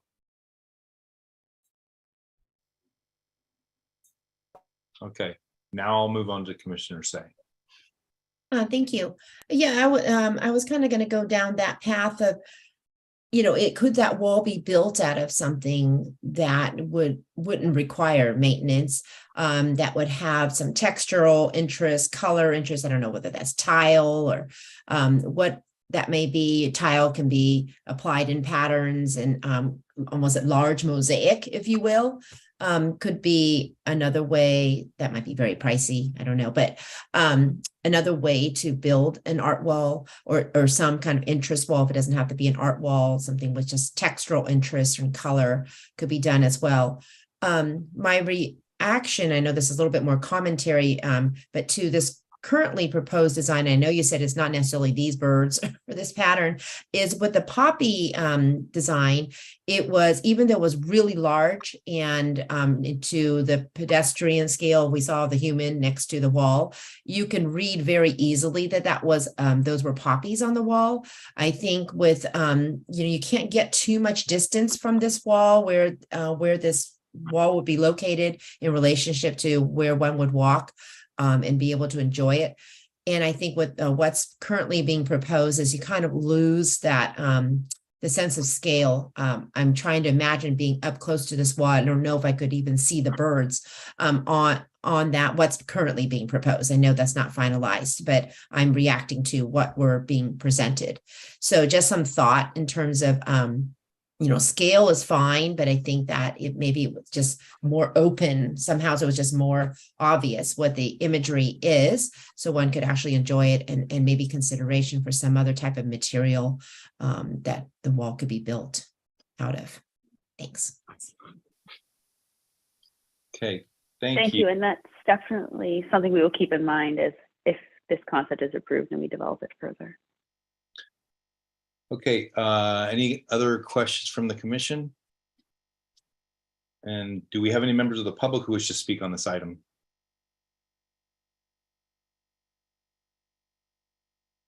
Any emails? No? No emails on this item. Okay, then I'm going to close the public hearing. Commissioners, any comments? Commissioner Schmidt. Yeah. I actually like the previous solution a lot better. I'm not inspired by the new solution. And I agree. I think it's just going to wear. I've never seen a painted mural last. So whereas, a baked enamel metal panel actually could last quite a long time without fading. And I think it would have more three-dimensional interest on that wall than the painted solution. So even if it's conceptually, it's nowhere near where I'm thinking that wall would be more attractive. I would actually side with putting the vines on before doing that. So that, and I would say that it really, unless we're actually approving the actual design, I don't know that I would approve this conceptually either. So I'm not necessarily in favor of making the change. Okay, Commissioner Camarado. I agree with Commissioner Schmid. I'm not in favor of this mural. I think we can come up with something better for that wall and create something that is more beneficial to that wall and to that community and to actually for maintenance. Yeah, I would have to agree with that. I think that the original proposal was better because it had some depth and it gave some three-dimensionality to it. Something flat, I don't think is going to work. I agree with Commissioner Schmid that unless we actually have the concept or the actual art, I don't know that we should be moving forward with it. I, for one, am in favor of the art. I think it's going to be less maintenance than a vine. I think it'll, ultimately could last longer. And I can't remember who said it, but somebody said something about, I think it was Commissioner Camarado talking about tile, but you can do cast in place concrete with relief. I mean, not necessarily right like what they have on the freeway, but that whole idea, even those retaining walls as you're going down 92 out to Half Moon Bay, and they look like big, huge pieces of stone. There's things you can do with concrete that are zero maintenance and they'll last forever. So I think there's other ways that we could go with this. I, for one, am not for a flat one-dimensional mural. Vice Chair Fox. I absolutely agree with everything that's been said. And though a vine is certainly preferential to what we've seen, I liked actually the 3D look of the poppies or whatever they should be. And I think from just piggybacking on the discussion we started the evening, on which we started the evening, about which kind of making a special neighborhood. This is part of that neighborhood. And so that would be kind of fun to have something different and happy and just sort of to start some motion in that direction. You have to start somewhere. So here we have something on plate and was part of the approval, I guess. So I can't approve, sorry to say I can't approve the second concept. So I don't know where to go with this. Well, I think that we all more or less agree that we're not in favor of the proposed project and that we would like to see something a little bit more specific as opposed to a concept. So I would actually make a motion just to continue this until the applicant comes forward with something a little bit more concrete that we can sink our teeth into with the guidance of what we've given tonight. Commissioner Gall, I apologize to interrupt, but just wanted to see, we've had some commissioners go the direction of maybe not even having it be an art wall, I mean, just having vines or some other material on there. Is that something that would be considered? Because we want to make sure the applicant knows whether to stick with the original condition of an art wall or if there's more flexibility on that. Right. Well, I, for one, would rather see art than a vine wall, but I see two hands up, so we can continue this discussion. I'll withdraw my motion for the moment. Commissioner Haran. Yeah, I guess have a question on whether the Planning Commission is the right group. Are we experts in art appreciation? Is there an art commission in Burlingame or some other venue that should be adjudicating this? I don't feel like I'm well qualified to be an art critic, so. Okay, thank you. Commissioner Schmidt? Yeah, I actually would like to see the art. And the reason I actually like the poppies is you would actually see it from the park that is in the parking lot that we spent an hour and a half talking about. You know, because that wall is what, close to 20 feet tall. The tops of those poppies are going to stick way above the 6-foot fence that separates this project from the parking lot that's behind. Granted, parking lot now, but we've just looked at how we want to see that whole central area become more pedestrian friendly. So it wouldn't even just be the dogs and the people who live there that are going to appreciate this. So I would agree with Chair Gall that I would like to see it remain as an art installation. I just don't see the proposal that was before us tonight being something that adds value. Thank you. Commissioner Say?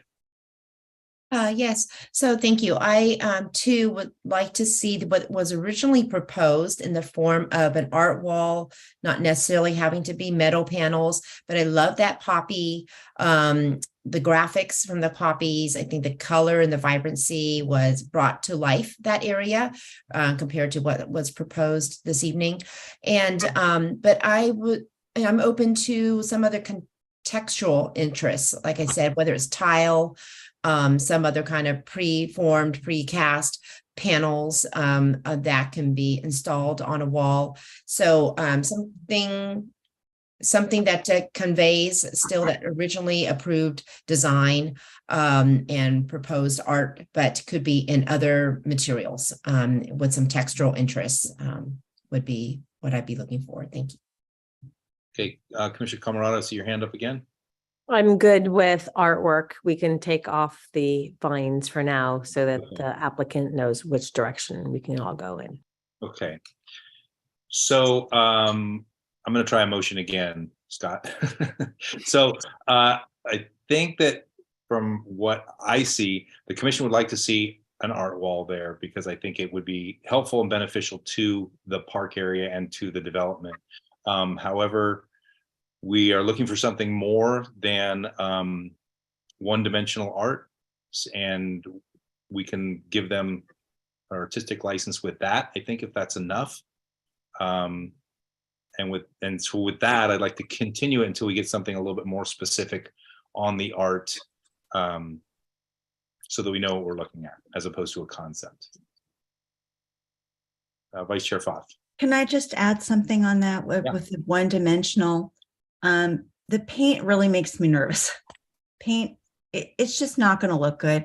It's just not going to look good. And I mean, who is going to be bothering the company or trying to get a repaint job done when it's faded? It just, I'm not for the paint unless it's something like really was approved. That's why I really didn't. I'm saying we need something that's more three-dimensional as opposed to one-dimensional. And the metal, if that was whatever the original was, that sounds like it's more permanent, like auto paint or something, car paint, sounds like it's something that is a longer lasting, that's all great and fine. But anyway, thanks. Okay.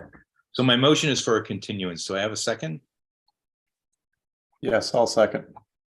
That was Commissioner Commissioner Lowenthal. Schmidt. Oh, Commissioner Schmidt. Okay. So we have a motion by Chair Gall, second by Commissioner Schmidt. I think we've discussed this enough. So can we have a roll call vote, please? Commissioner Camerado, Aye. Commissioner Horan, Aye. Commissioner Lowenthal, Aye. Commissioner Schmidt, Aye. Commissioner Say, Aye. Vice Chair Foth, Aye. and Chair Gall. Aye. So the motion passes 7-0-0, and I believe this is not appealable, Kevin? That's correct. It's a continuance, so it's not appealable. Okay.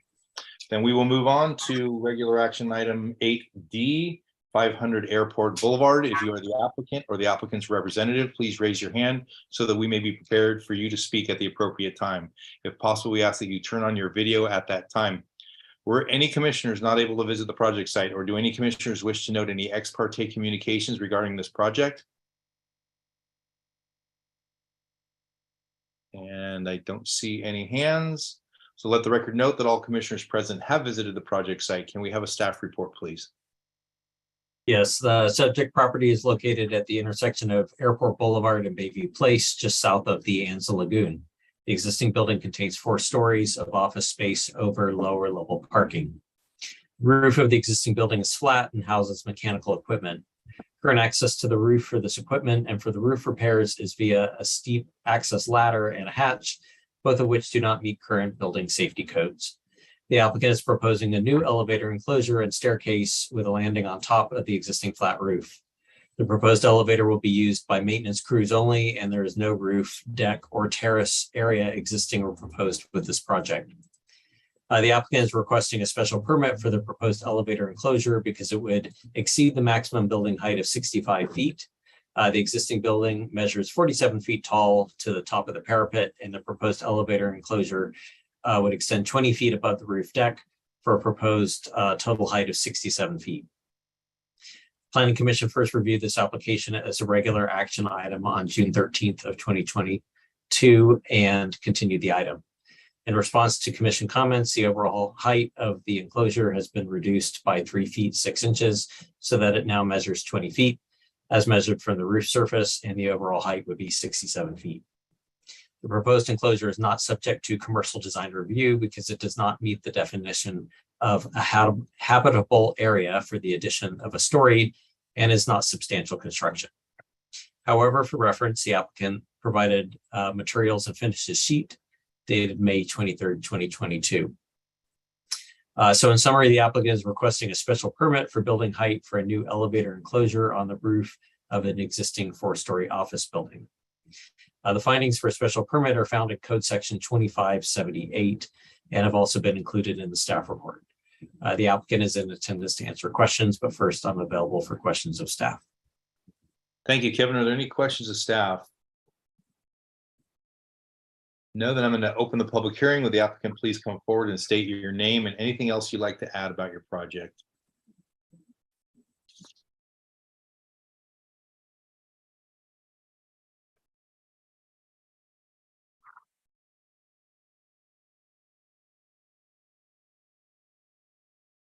Hi, Will Johnson here. Believe our architect, Carlos Castillo, is also on.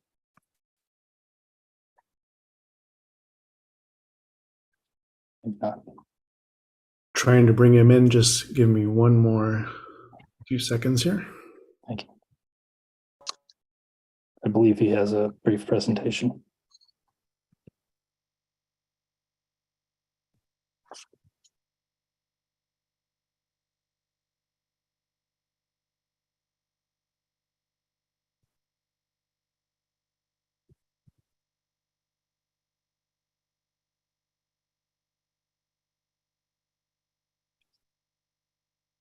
Sorry, we just have a delay with Zoom. Sometimes it does this. Here he is.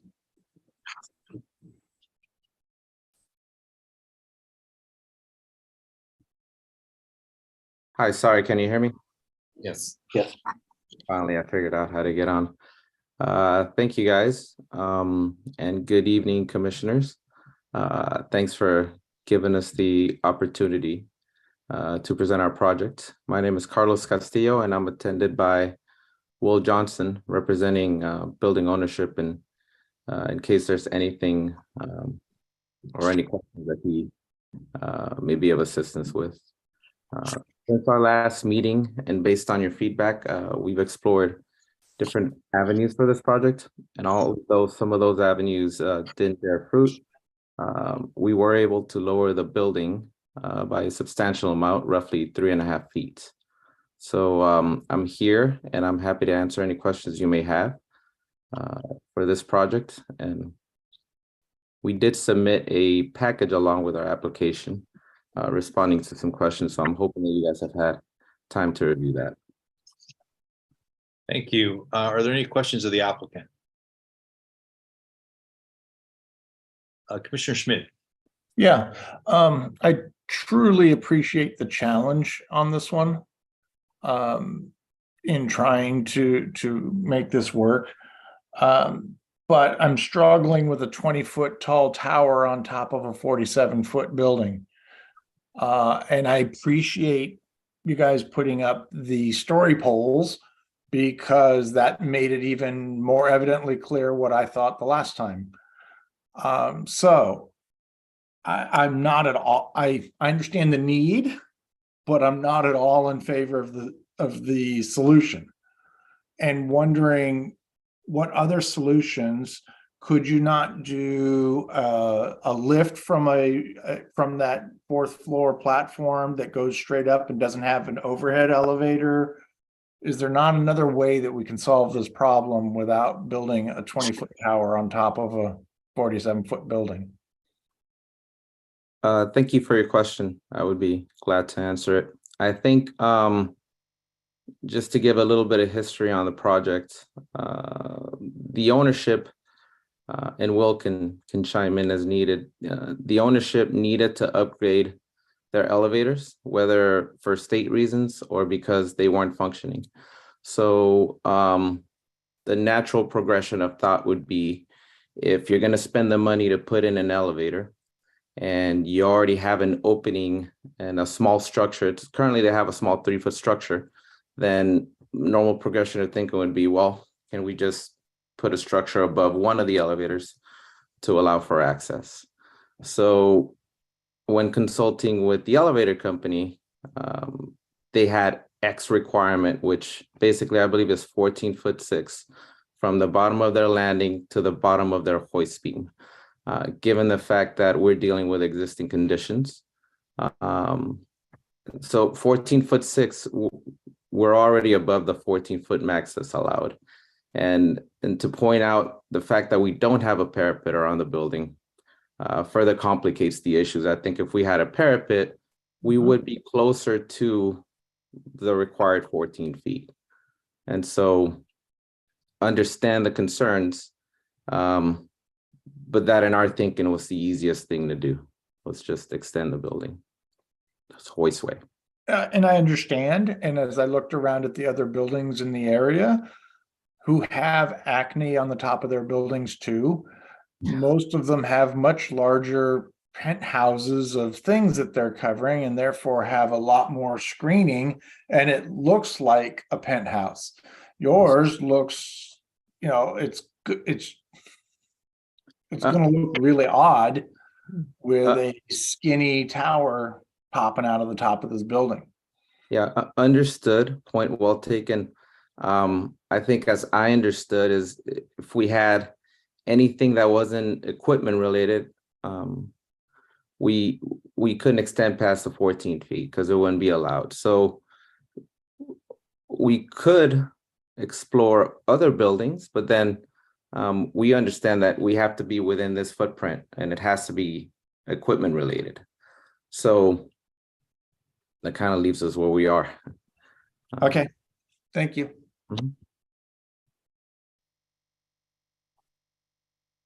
Commissioner Haran. Thanks. I guess just a question. Have you canvassed your tenants or prospective tenants on what their view of the story poles are. It just feels like from a commercial standpoint, you've now put your building at a disadvantage because it is really odd looking, I have to say, as I drove past and looked at the story poles. And with all the new buildings that are going up in that area, it just feels like it's a strange decision for the owner to make this building look so strange. Yes, we have Go ahead. spoken to the tenants about this. Nobody objects. I think everyone sees the need. For maintenance and HVAC maintenance, roof maintenance, and also the idea of putting future solar panels up. This would make that feasible construction-wise.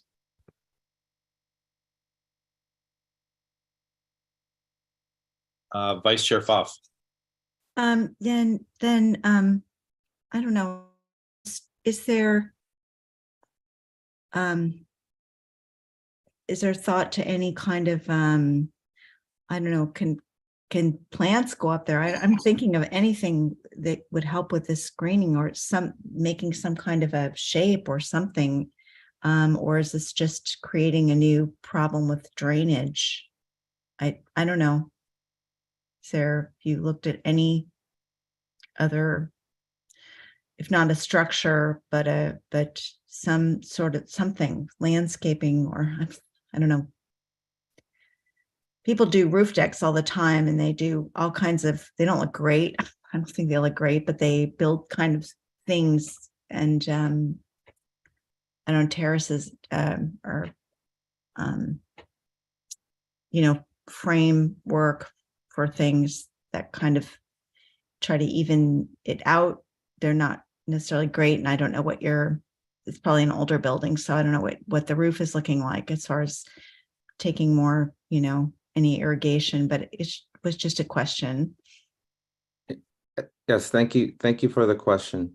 We did look into adding more screening and landscaping, but the current slab, it's a post-tension slab, and it's roughly 6 to 7 inches. So our engineer told us that without major upgrades, landscaping and with the weight of the soil was a bit much, but we did look into that.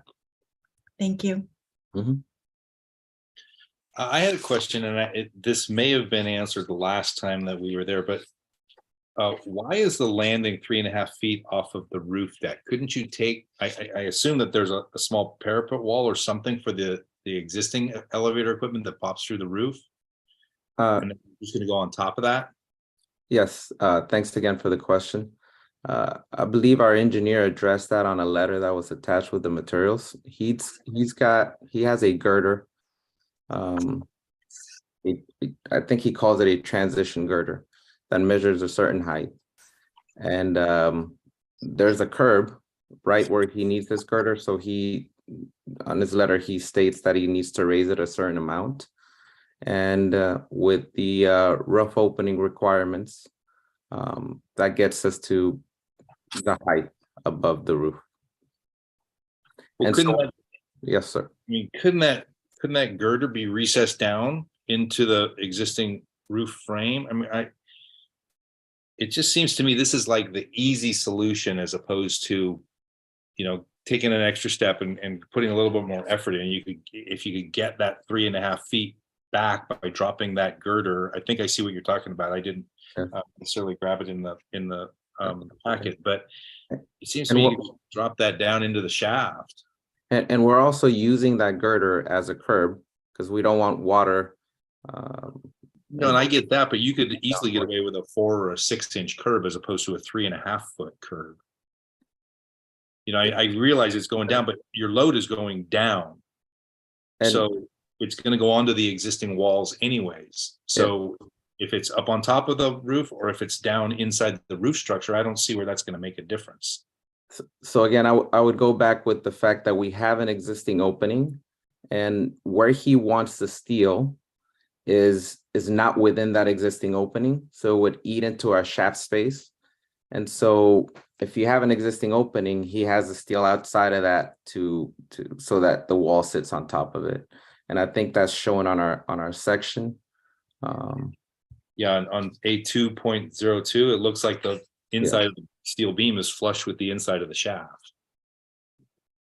So it looks like it lands on top of that wall of the elevator shaft, which becomes the load-bearing wall. I mean, I'm just not. I'm looking for a solution. I get the reasoning for bringing an elevator up there, but I have to agree with everybody. You know, a 20-foot tower on top of a 47-foot building. We got to be able to come up with something here. Yeah, so on that section, it shows the steel beam on top of that post-tension slab. So anything that depresses that or recesses that, then okay, we just need to redo the post-tension slab there. So right, okay, I get that. Could it go below the slab? My understanding is that it couldn't, because now before we had a shear panel, and the way we were able to reduce this is now we have a steel frame. And so my understanding is that it cannot go below. Okay. And an engineer on the panel, but yeah. So I would note that there's an existing structure above these elevators that roughly sits 3 feet, a little bit over the existing roof. So we are requesting 17 feet above that structure. Again, I would point out the fact that the setbacks for this building and the location of where the structure is going is not going to be perceived as 20 feet. And some other buildings in the area where their setbacks are less and where the structure sits closer to the edge of the building, you experience this building a little bit different than some of the other ones that have been that are in place now and have been approved. okay, thank you. Commissioner Schmidt, I see your hand up again. Yeah, you know, I'm looking at Google Earth, and I almost wonder if you took the elevator outside the building, because there's kind of an inside corner area that maybe if you went up the side and it was taller, it would be less weird looking than in the middle of the roof. Because no amount of, I mean, the story poles don't lie. I saw it in every direction as I circled. And so, but I wonder if putting it on the back side of the building and going up the outside and cladding it in glass instead, yes, not the most economical, but it might make it look less intentionally in the wrong place. Okay, thank you. Thank you for the comment. This is an existing elevator, so it's not a new elevator. So we were hoping to work with the existing hoistway and not a new structure. So again, Yeah, I'll note we did study that. We could explore that well if you want to and chime in. we did a little study on it, and it would be a very beautiful and very, very expensive maintenance elevator for a roof, which is the sole purpose, but it would look nice.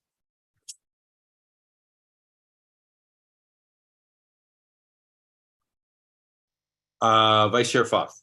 Yeah, just a quick question. Do you happen to know when your building was constructed? I want to say 1978, but I can check that. 70s. Okay. Thank you. Okay, are there any other questions for the applicant? All right, and do we have any members of the public who wish to speak on this item? Let me just check the emails. Not seeing any emails on this item. Okay, thank you. Then I'm going to close the public hearing.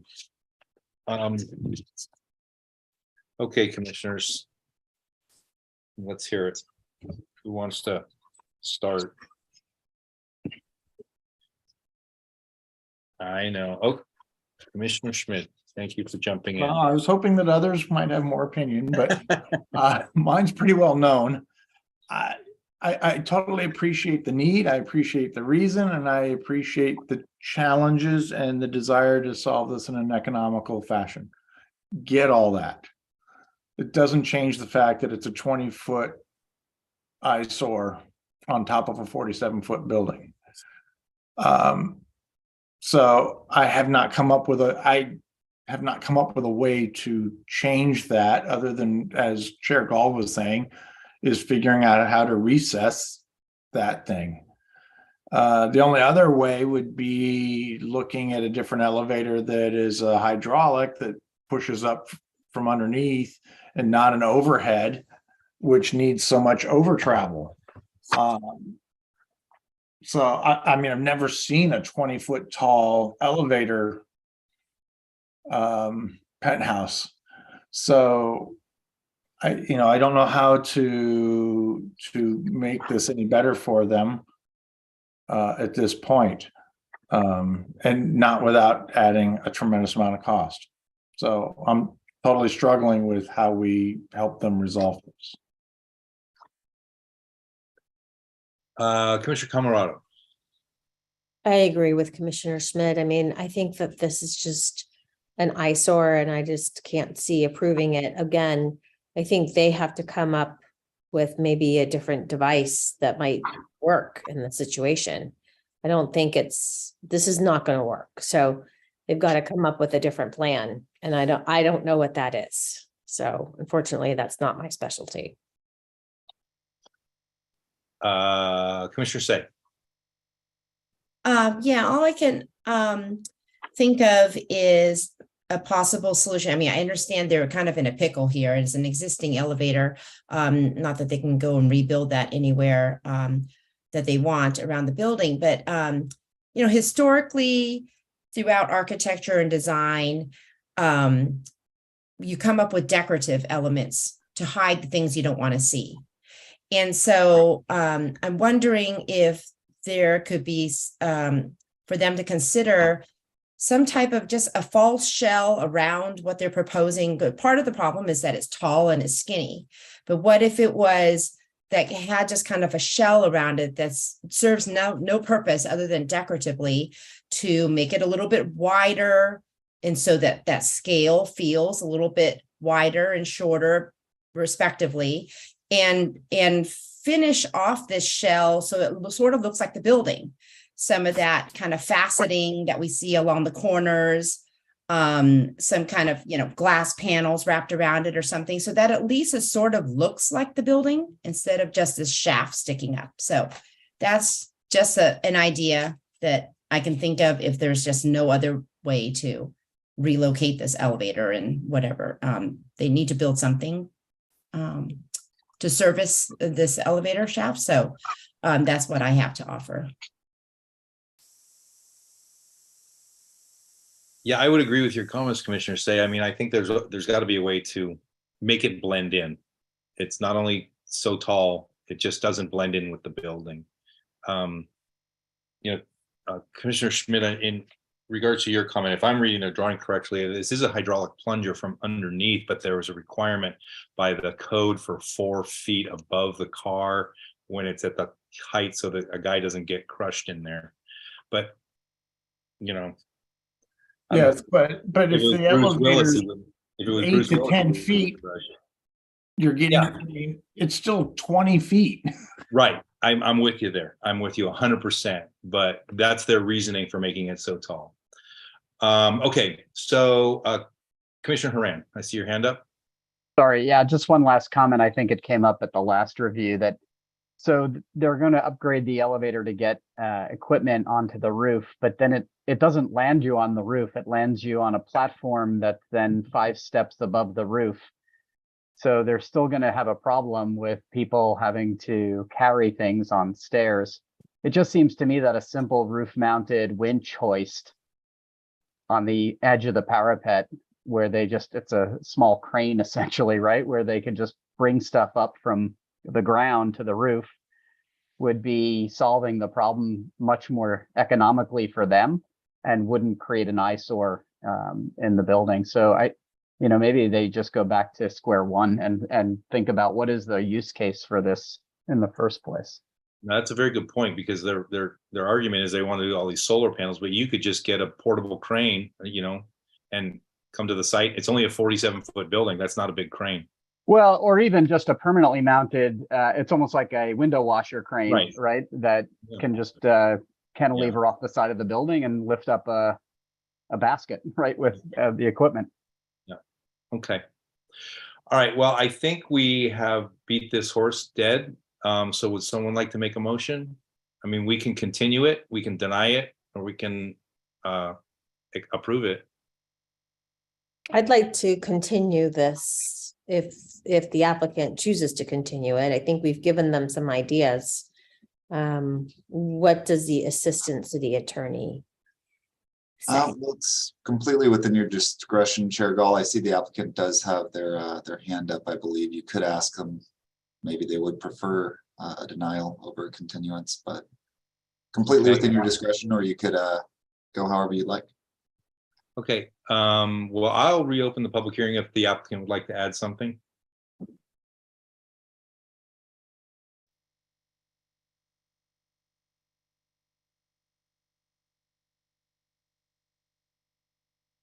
Hello there. Can you guys hear me? Yeah. Yeah, thank you guys for letting me back in. Yeah, I just raised my hand to address a comment regarding the stairs. As we felt that the elevator is the safest and most efficient way to get up to the roof. The stairs were unavoidable, but I think it's 6 stairs is far preferable than going up. I think it's 19 steeper steps on an access ladder, and it's safer when you're carrying equipment up, when you have room to carry that equipment up and down. So that's why I raised my hand. We would prefer to get this approved, of course. It serves a functional purpose, but we would, if rejection is imminent, then I would prefer to continue this.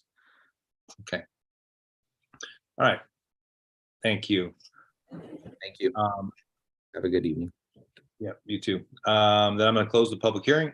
Oh, Chair Gall, we want to make sure there's no one else that wants to speak. Oh, is there anyone else who'd like to speak on this item again? We're good to go. Thank you. All right, then I'm going to close the public hearing. Commissioners, would anyone like to make a motion? I'd still like to continue this for Okay. the applicant. All right. So do we have a second? Yep, John. Okay, so we have a motion by Commissioner Camarado, second by Commissioner Schmidt. And I think we should just have a roll call vote. Commissioner Camarado, Aye. Commissioner Horan, Aye. Commissioner Lowenthal, Aye. Commissioner Schmidt, Aye. Commissioner Say, Aye. Vice Chair Pfaff, Aye. and Chair Gall. Aye. So motion passes 7-0, and this is not appealable. All right. So we will move on to agenda item 8E 777 Airport Boulevard. If you are the applicant or the applicant's representative, please raise your hand so that we may be prepared for you to speak at the appropriate time. If possible, we ask that you turn on your video at that time. Were any commissioners not able to visit the project site, or do any commissioners wish to note any ex parte communications regarding this project?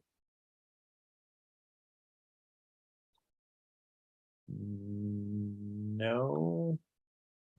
Then let the record note that all commissioners present have visited the project site. Can we have a staff report, please? Yes, thank you. This is an application for environmental review, commercial design review, special permits for building height, and special permit for development under Tier 3 with community benefits for a new 13-story office and research and development building at 777 Airport Boulevard, Zone Bayfront Commercial BFC. I'm just going to kind of summarize. This was already before the commission twice, and the applicant has a presentation for you. So the project site is at Anza and Airport Boulevard. It's about 3 acres, currently contains a 213-room hotel with a restaurant. The proposal would be to demolish all of the buildings on site and redevelopment with a new office and R&D building totaling 13 stories. The lower 6 stories would be primarily parking. The ground floor would have amenities, supporting areas such as loading dock, as well as a proposed cafe that would be open to the public and to users of the building. The upper 6 stories would be the office and research and development portion, totaling 403,400 square feet. The proposed FAR is 3.0, and 3.0 is the maximum FAR allowed with the tier 3 development. The proposed building would reach a maximum height of 194 feet. That's measured from the average top of curb to the penthouse parapet. The building would include bird safety measures, and the applicant has worked closely with biologists in preparation of an avian collision risk assessment that was used as part of the CEQA analysis and is in the appendices of the CEQA document.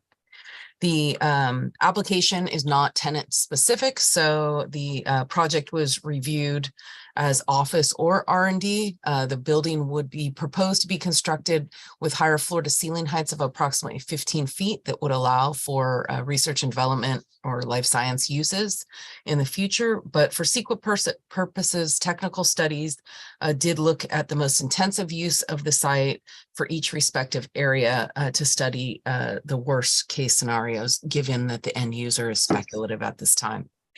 The proposed project would have 926 on-site spaces, with 19 of those being surface spaces located at the back of the site. And some of those spaces would be dedicated for the Bay Trail users exclusively. Bike parking is provided inside of the building with 52 spaces, as well as 26 outside bike parking spaces at the front and the rear of the building. The zoning at the Bayfront Commercial is a tiered zoning that starts with a 1.0 FAR by right, but with community benefits offered, the applicant can get higher building heights and higher density with a maximum of 3.0 FAR. The applicant is requesting a special permit for development under the tier 3 standards and is proposing 4 community benefits. I'm just going to summarize them because they are going to provide you a lot of details on those. Basically, there's a public plaza of about 8,000 square feet at the front at Airport Boulevard. There would be publicly accessible park space. They're calling it a Shoreline Plaza, would be about 24,000 square feet at the rear of the property abutting the existing Bay Trail. There would be also off-site improvements of about 25,000 square feet at the northwestern portion of the property, and off-site abutting Anza that would connect to the Bay Trail. And there would also be sea level rise infrastructure with the shoreline being raised to 13-foot elevation for mid-century and designed to be adapted to end-of-century elevation of 16. This project was before the commission originally on June 13th of this year. That was for environmental scoping and design review study. There was one public comment received, and at that time, the commission had comments primarily on the design of the project. The applicant did redesign the project with some substantial changes. The project then was before the Planning Commission on September 12th of this year and was fairly well received with some minor comments about the redesign. The project was analyzed under CEQA under the 15183 section of the California Environmental Quality Act. This is based upon an understanding that projects that are consistent with the City of Burlingame's updated general plan, which had an EIR approved and prepared, would help streamline projects that are consistent with the general plan. However, this still includes environmental analysis for the checklist to confirm that there are no impacts. Technical reports prepared for this project included air quality and greenhouse gas assessment, arborist report, avian collision risk assessment, a phase 1 site assessment, traffic impact analysis, and a water supply assessment. Those are all provided as appendices to the CEQA document that was provided for you with your packet and is on the city's website for public review as well. I'm just going to note that in the staff report, we have quite a bit of analysis regarding the TDM, which is a transportation demand management plan, as well as the Bayfront commercial design guidelines, sea level rise infrastructure, as well as BCDC meetings that have already taken place on this project. Staff has suggested findings for design review, as well as for the special permit for height and the special permit for development under the tier 3 for the 3.0 FAR with the community benefits. In conclusion, there are 52 recommended conditions of approval that staff has provided for you. I'd like to note that there was a slight modification to the wording of condition number 20, which staff provided a revised red line version of that resolution to you earlier today. So that concludes my presentation. I'm going to let the applicant get started. And then I'd also like to point out that we have planners from David J. Powers, who prepared the CEQA document, here in attendance tonight, should you have specific questions related to the environmental review. And please let me know if you have any questions for staff. Thank you. Thank you, Catherine. Are there any questions of staff? No, then I'm going to open the public hearing. With the applicant please come forward and state your name and anything else you'd like to add about your project.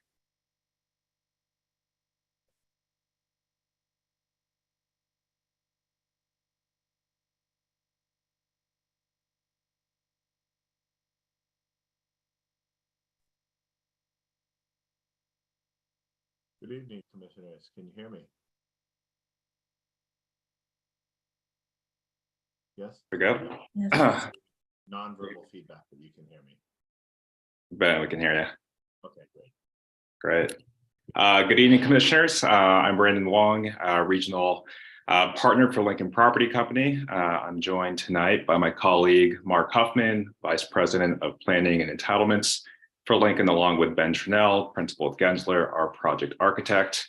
We're excited to be back in front of you tonight to present 777 Airport Boulevard.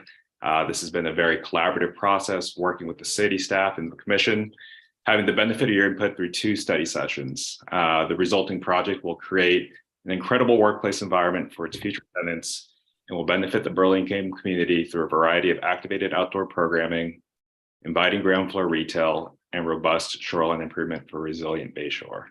I will now turn it over to Ben to walk you through the presentation. Thank you. Great. Thank you very much, Brandon. Appreciate that. And good evening, commissioners. It's really exciting to be back in front of you this evening and share these updates on 777 Airport Boulevard. Ben, we're having a hard time hearing you. Could you turn up your volume maybe? Yeah, let me see what I can do here. How about now? Is that any better? That's better. Okay, I cranked it all the way up. It's not too loud, right? Nope. No. Okay, good. All right. So good evening. It's nice to be back in front of you this evening and share this project. As you heard in the introduction and the staff report, you know, it's not the first time we're in front of you. We've been here before. And we've made substantial revisions to the September 13th meeting, where we heard really positive feedback from you. Since that meeting, we've continued to make a few design refinements, and they're relatively modest, but we want to share those updates with you, as well as a kind of a comprehensive but brief overview of the project, just in the spirit of reading everything into the record for you. So the vision for the project, as we talked about before, is really creating a great workplace for sciences and tech tenants, which is the epicenter at Burlingame. Creating a building and a landscape that's environmentally responsive and resilient, and creating an attractive destination, which has a lot to do with the ground plane. And we're going to share a lot about the landscape architecture that we've created. So one of the things that we shared last time was the Burlingame waterfront that you see with this project, and sort of this qualitative, if you will, view of 777 Airport Boulevard in the center here. You see Burlingame Point off to the far left, the sunset going down behind the hills. And this is the quantitative version of that, this image that you see here, which is showing the spectrum of the height from Burlingame Point on the far left to the proposed upzone projects to the right. And this project, with the modified heights in our second session that we came back with, fits really nicely within that spectrum. And just a quick reminder, we worked really hard to reduce the height by 32.5 feet from the initial presentation to the study session that we came back in September. And you see that reduction here. So that resulted in this project, which is this kind of massing, which we described last time as the sort of scallop shape massing, which creates a sort of billowing sail effect, which we thought was an apt metaphor for a project located on the waterfront. And the fins that we added give a sense of sort of lightness and loft to the project. And then there's the additions of the terraces, which create wonderful outdoor spaces and also continue to break up the massing. What I'd like to go into is all the attributes of the project as we go into this. So first, just what is there now? I think we're all pretty familiar with the site. You've all visited, and it's maybe, let's say, we can do better. So what we'd like to share is what we're going to propose. And you see this view of these renderings, which is something that's much more inclusive and well vegetated and well maintained. The widened and restored Bay Trail, protected for sea level rise, a lot of outdoor open space, and some public cafe amenity space as well. So the overall site plan shows you the plaza coming off Airport Boulevard. This sort of wraps around into a colonnade space that connects from Airport Boulevard all the way back to the Bay Trail. You get the sloped lawn and plaza at the waterfront side of the project. And one of the things we worked really hard on in response to comments we heard from you was adding this public cafe. And we really thought carefully about the location of it. We thought, should it be at the front or should it be on the Bay Trail side? And we realized that the ideal location is where we put it here. And the intention of this is that it's accessible from the Bay Trail, but it's also accessible from Airport Boulevard with great signage on the Airport Boulevard front. And then it's adjacent to the building lobby, so it's activated by tenants coming down to use it as well. And then we'll talk more about this pathway between the two. You see that view here from the plan. You see this in a perspective view, the colonnade and the well-marked cafe as you walk along this colonnade. So a little brief diagram about the shoreline access. You see the Bay Trail in green on the left, various pedestrian access points. Again, the colonnade through here and marked in red. And then cafe signage marked throughout on the Bay Trail as well as Airport Boulevard side. And various points of ingress, egress for service vehicles on Anza Boulevard, emergency vehicles that come through the site, and then the main vehicular access off of Airport Boulevard here. I'd like to talk about the 4 community benefits that the project is incorporating. The first is the public plaza on the corner. It's 8,000 square feet. The second is the publicly accessible park space. We call it number 5, so it aligns with the documents for that you will have for offsite improvements, which is about a half an acre of offsite improvements. And then finally, the last one, number 12, which is the shoreline infrastructure improvements. So I'll walk you through some rendered visuals to explain this. And I think I want to acknowledge this corner view of this plaza. We just are really excited about this because it's a great open space. It really welcomes you in and draws people in. There's not any kind of a barrier or boundary here. If we compare this to the existing, it's a 3-foot wide sidewalk with a grass berm behind it. And some, relatively sad signage. So this is a much more welcoming environment. You've got a protective planting strip along the curb here on the left and a bike lane. And then I think we worked more on the height since last time as well. So we talked about this. If you see from the other side, the plaza, you can see it's incorporating the bench seating here. So it's very, again, welcoming to people to move into this space. So that's community benefit 1. The community benefit 2 is this publicly accessible shoreline park and improvements on Bay Trail. So the new 14-foot wide Bay Trail here with the furniture, the seating, incorporated bike racks. One of a few of the comments that we heard from you were about the lighting, the site lighting. So you see that indicated in this rendering. All of the site lighting is the consistent temperature and color and the cutoff fixtures that are required to make it consistent along the Bay Trail. And then this view here is showing the offsite shoreline improvements along the Bay Trail. And you see in the kind of the background here, the sloped lawn. So it's really a wonderful open space. And this adds up. If we put these two together, it adds up to an acre of open space on the Bay Trail and on the waterfront here. So really fantastic amenity spaces. And just one more brief note on that point, it's all drought tolerant native landscaping that's adapted to this environment. Finally, community benefit 12 is the shoreline infrastructure. So this is what's making, as I said, responsive and resilient development.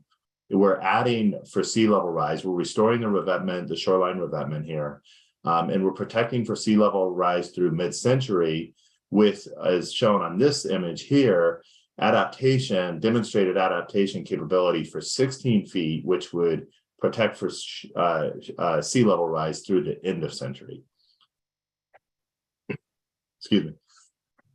So just would like to touch again on the cafe from Airport Boulevard. So those are the community benefits. I'd like to talk about some of the other benefits that the project has provided that we've incorporated. So this is the public cafe, and you see here the signage indicating it, a very wide, this colonnade space. It's a wide space that feels welcoming and draws you in. As you move into this, you see the office lobby on the right, public art on the left. This is a demonstrative example of what the public art will be. It's not the exact, we haven't hired the artist yet. As you move in, you see the public cafe. It's got these wonderful glass sliding doors that open up so that it spills out. The seating can spill out onto the sidewalk. I want to add that part of the location logic of the cafe here is that it's protected from the wind. It's on the leeward side of the building, and it's also in the sun. So this is the south-facing side of the building. So it's going to feel warm and protected, and you can have this spill out sidewalk space here.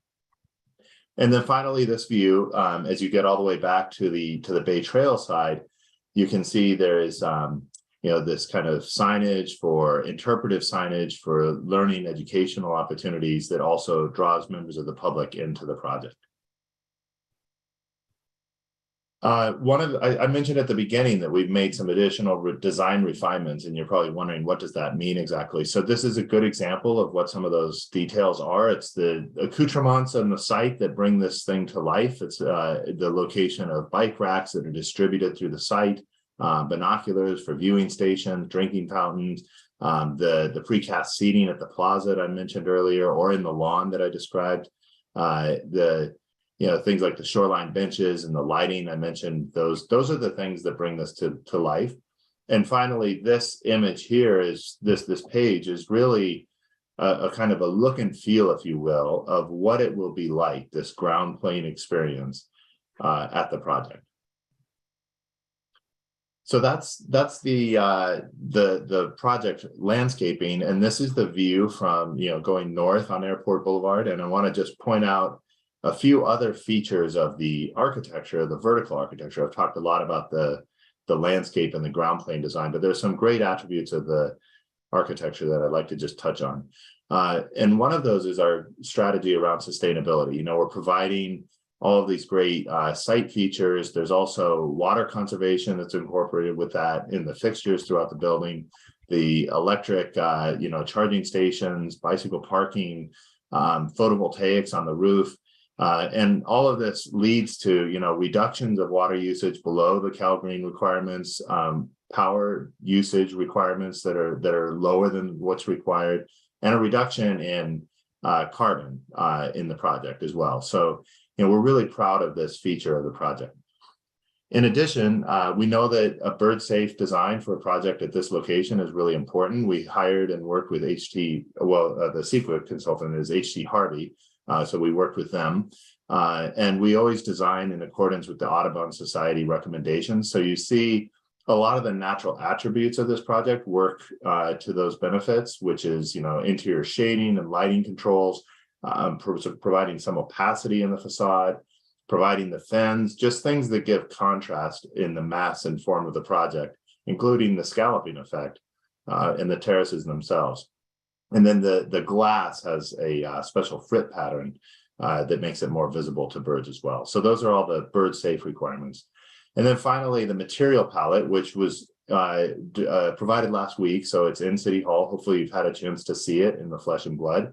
But here's an image just as a reminder. So the point of this is that we're building this project out of high quality materials that will be well crafted. This is a great development project. And we show a close-up rendering here of those terraces and how all these, the fit and finish, how all these materials come together, just to give you an indication of that. What's finally, I always say a picture is worth 1,000 words, but here we have 1,000 pictures in a brief fly through. We don't have it set to music, so you get me as the voiceover, but you see this view here. We come in, you see the cafe signage, and then we'll walk or maybe ride a hovercraft very quickly down through the colonnade to get to the cafe. You see the lobby entrance here on the right, people coming in and out, the drop off to the left, and then this cafe, which is opening up onto this kind of sidewalk plaza, if you will. And then right after the cafe in this rendering is the bicycle parking entrance. And so again, just another way to continue to activate this space. And then I want to point out this view, which comes in off of the water. You go over the revetment wall, the improved revetment wall. You see this really great open space here. And then very easy to find your way, access in the interpretive signage, the cafe. Hopefully this is bringing this to life for you. I'm incredibly excited about it. I hope you are too. And on the cafe, I just want to point out, it's all well and good to make a promise about building a cafe, but LPC West is going to build this out as part of the core and shell build out of the project. So this cafe will be here on day one. It's not just a promise, it will be here. And have an operator in it. So it's a great amenity, and it's something that we feel will really be used well at this site. Our studies show, our retail team show that this is the kind of amenity that will work in this building at this location.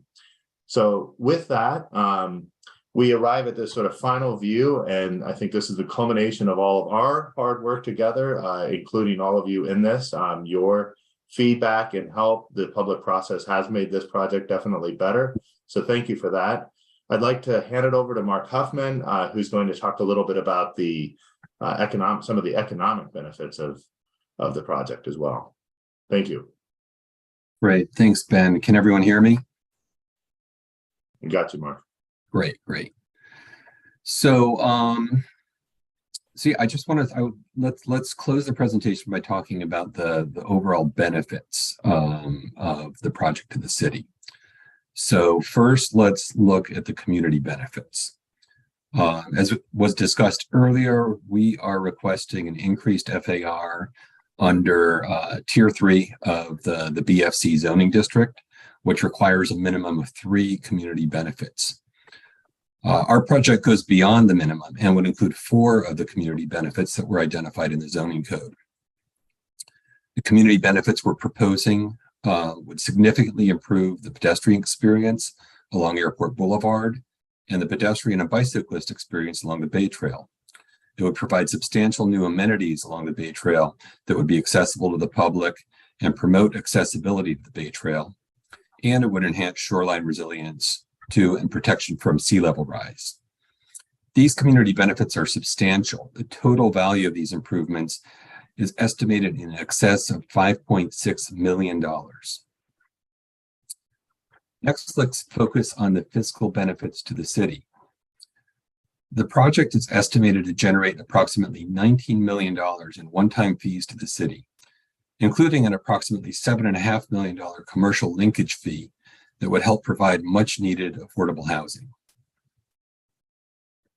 Finally, let's end with the most significant benefit that would result from our project, the economic benefits to the city, which are truly massive. The existing Red Roof Inn on the property currently generates around $3.4 million in annual direct, indirect, and induced economic benefits to the city. While that number sounds impressive, it pales in comparison to the economic benefits which would be realized with our project. The annual recurring economic impact to the city will be substantial. It's estimated at over $1 billion a year, creating over 2,500 permanent jobs and payrolls of $549 million, with an average labor income of over $216,000 per job. Similarly, the one-time economic impacts generated by project construction would also be significant. It's estimated at $189 million. generating a total of 978 one-time jobs with payrolls of $104 million and an average labor income of $106,000 per job during project construction. These numbers are truly transformational and will benefit everyone within the city. When the city set out in 2015 to update its general plan and zoning ordinance, you established a vision for the Bayfront District, focusing on commercial growth and encouraging high-quality office space. Working with you and city staff through this design review process, we believe that we've arrived at a design that will truly result in an exciting landmark building for the Anza Peninsula and the city as a whole. Will bring massive community and economic benefits and will help the city achieve its vision for the district. We're hopeful the commission agrees, and we're excited to move forward with the project. Thank you for your consideration, and we're here to answer any questions. Thank you very much. Okay, commissioners, do you have any questions for the applicants?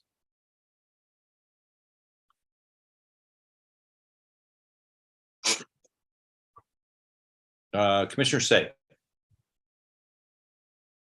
Thank you. Yes, that was a wonderful presentation. Thank you very much. I just wanted to follow up. Last time I met with some of you at the site, and I remembered you sharing with me the importance of your timeline in order to be able to execute this shorter structure, the height of the structure overall, and changing it to concrete. Are you still on that projected timeline to be able to accomplish that? Yes, thank you for the question. And yes, we are. We're hopeful that we'll be able to. We're preparing our plan check submittals, and we're hopeful that we'll be able to submit those within the next couple of weeks. Great, thank you.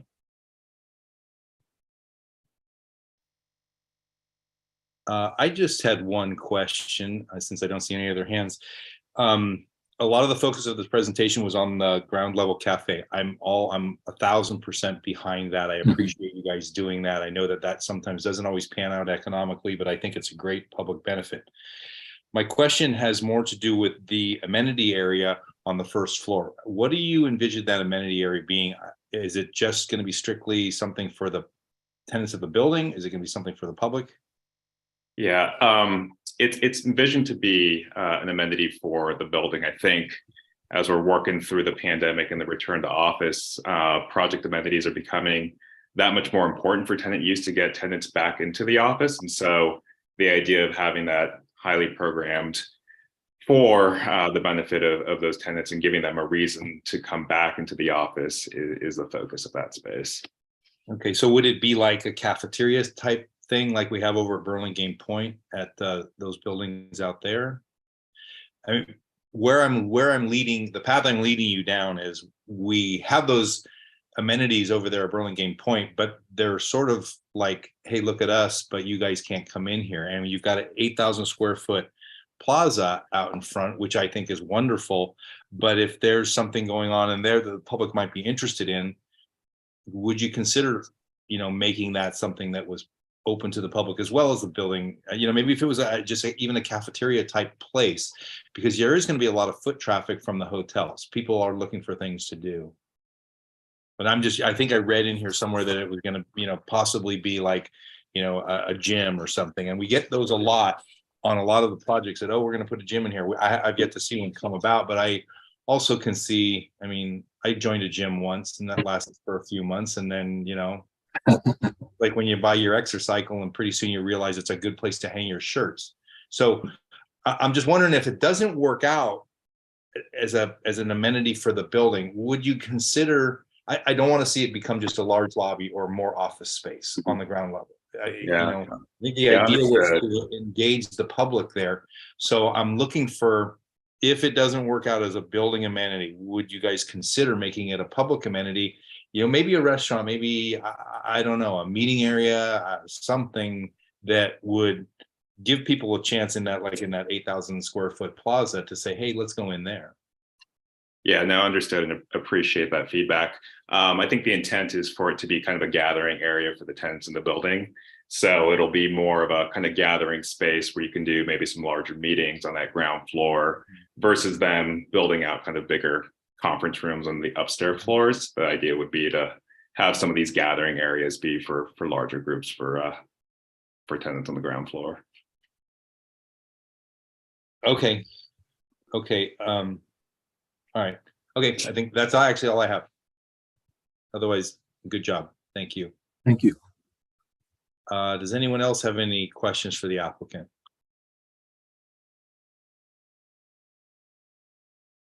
No, I don't see any hands. Do we have any members of the public who wish to speak on this item?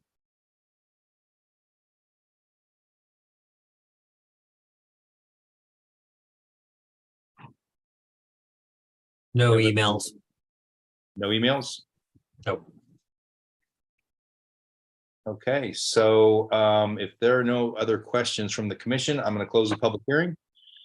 Commissioners, comments? Commissioner Schmidt. Yeah, thank you again for the presentation. It has gotten better each time. And I appreciate the effort being put into it, especially the effort into bringing down the scale of the building. And an incredible effort on the public park in the back and the open space. I recognize that there's a lot of money and effort being put into that area as a public amenity, and I think it's great. With that, and the cafe piece works really great. All of that is good. I'm kind of with Chair Gall a little bit. My piece of this would be, I encourage your amenity programming to consider how food and beverage might benefit your tenants as well. Thinking about when I work in the city, I've got lots of places to go. This area doesn't have a lot of places. So your little 1,800 square foot cafe is going to get mobbed, I think. And so I think that there's still more opportunity in that amenity space for good programming that would help in that area. But otherwise, I think great job. I'm in support of this project and want to see it go forward. Thank you. Commissioner Horan. Thanks. Yeah, not to be repetitive, I think they've done a great job addressing all of our comments. It's a good looking project. I'm ready to approve it. Thank you. Commissioner Say. Oh, yeah, it's ditto. I just wanted to say that it's been really wonderful working with this or listening to and working with this group. For them, listening to our comments, taking them to heart. I love the design. I think it's really looking really beautiful, and can't wait to see it constructed. Thank you very much. And I definitely see us moving forward with this project. Thank you. Commissioner Lowenthal. Yeah, not much different. I think it's a really nice project that's come a long way since we first saw it. I think the overall architecture has really risen to the occasion. No pun intended. It is a very big building, but I think in a good way. I think I previously stated that it's going to be somewhat of a landmark building in this area. And with Topgolf going in across the street, I think the cafe, it does leave more to be desired, but we are going to have a Topgolf right across the street, and I'm sure some other amenities going down the road. My only little concern is that the cafe, although sounds nice in that location, is going to be facing the freeway. It may get a little loud. Does that really matter? I don't think so. Of course, I would love to have more amenity space, but I really do think they've done a nice job here, and I look forward to approving it. Thank you. Commissioner Camerata.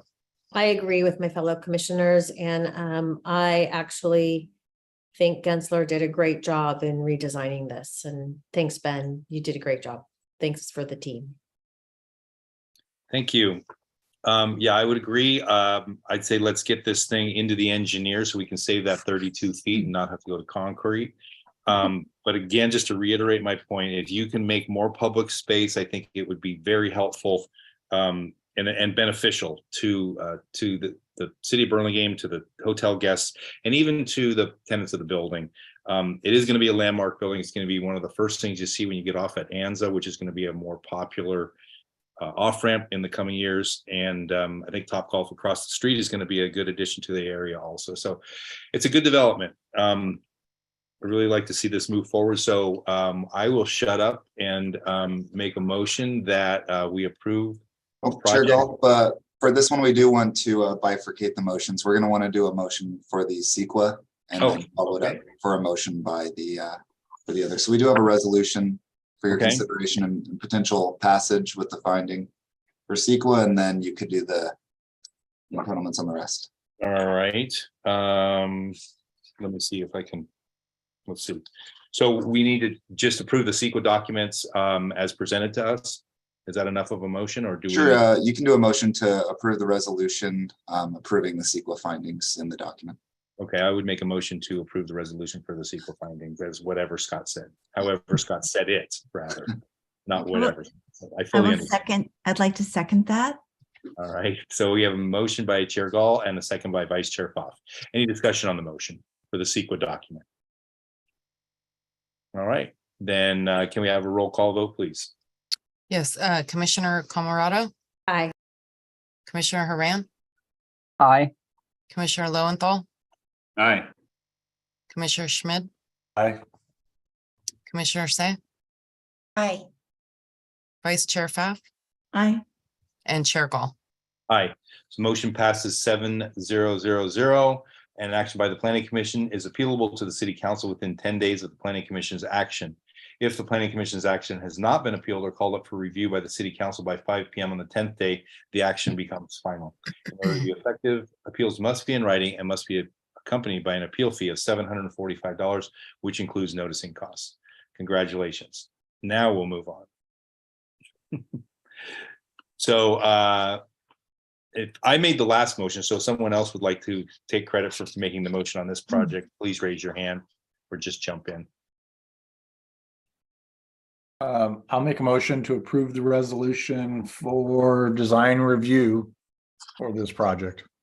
And the special permits. And the special permits. Thank you. Thank you, I'll Scott. second that motion. And Commissioner Schmid, can it be modified to say the revised resolution as Yes. redlined by staff email earlier today? Correct. And I'll second that corrected motion. Okay, that wasn't too disjointed, right? We got it. Kevin will clean it up. All right, so we have a motion by Commissioner Schmidt and a second by Commissioner Say. And I don't think there's any discussion unless someone would like to say something, but if not, then can we have a roll call vote, please? Commissioner Camerado, Aye. Commissioner Haran, Aye. Commissioner Lowenthal, Aye. Commissioner Schmid, Aye. Commissioner Say, Aye. Vice Chair Pfaff, Aye. and Chair Gall. Aye, so motion passes 7-0-0-0 again. And again, an action by the Planning Commission is appealable to the City Council within 10 days of the Planning Commission's action. If the Planning Commission's action has not been appealed or called up for review by the City Council by 5 p.m. on the 10th day, the action becomes final. In order to be effective, appeals must be in writing and must be accompanied by an appeal fee of $745, which includes noticing costs. Congratulations, and we'll be watching very closely. So we want to see this thing go. All right, so that finishes up our action calendar for tonight. We're going to move on to the agenda calendar.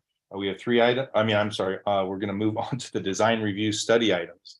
We have 3 items tonight, the first of which is 1353 Columbus Avenue. Commissioner Camerado will be recusing. If you are the applicant or the applicant's representative, please raise your hand so that we may be prepared for you to speak at the appropriate time. If possible, we also ask that you turn on your video at that time. Were any commissioners not able to visit the project site, or do any commissioners wish to note any ex parte communication regarding this project? No, then let the record note that all commissioners present have visited the project site. Can we have a staff report, please? Yes, the applicant is proposing to replace the existing 1-story single unit dwelling and detached garage at 1353 Columbus Avenue with a new 2-story single unit dwelling and new detached 1-car garage. The application includes a request for a special permit for building height of 31 feet 5 inches, where 30 feet is the maximum allowed without approval of a special permit. Planning staff would note that the lot slopes upwards approximately 7 feet from the front property line to the rear, with the finished floor proposed at 5 feet 2 inches above average top of curb. There are 9 existing landscape trees on site, one of which is a protected size tree. It's a 17-inch diameter Japanese maple. Of the 9 existing trees, 5 would be removed with this proposal, and the existing protected size Japanese maple would be retained and protected. This project includes an accessory dwelling unit, or ADU, within the main dwelling. Review of the ADU application is administrative only and is not reviewed by the Planning Commission. Staff has determined that the ADU complies with Burlingame's ADU regulations. So in summary, the applicant is requesting design review for a new 2-story single unit dwelling and detached garage and a special permit for building height. The applicant is in attendance to answer questions, but first I'm available for if there are questions of staff. Thank you, Kevin. Are there any questions of staff? Vice Chair Pfaff. Yes, I have a question regarding the ADU.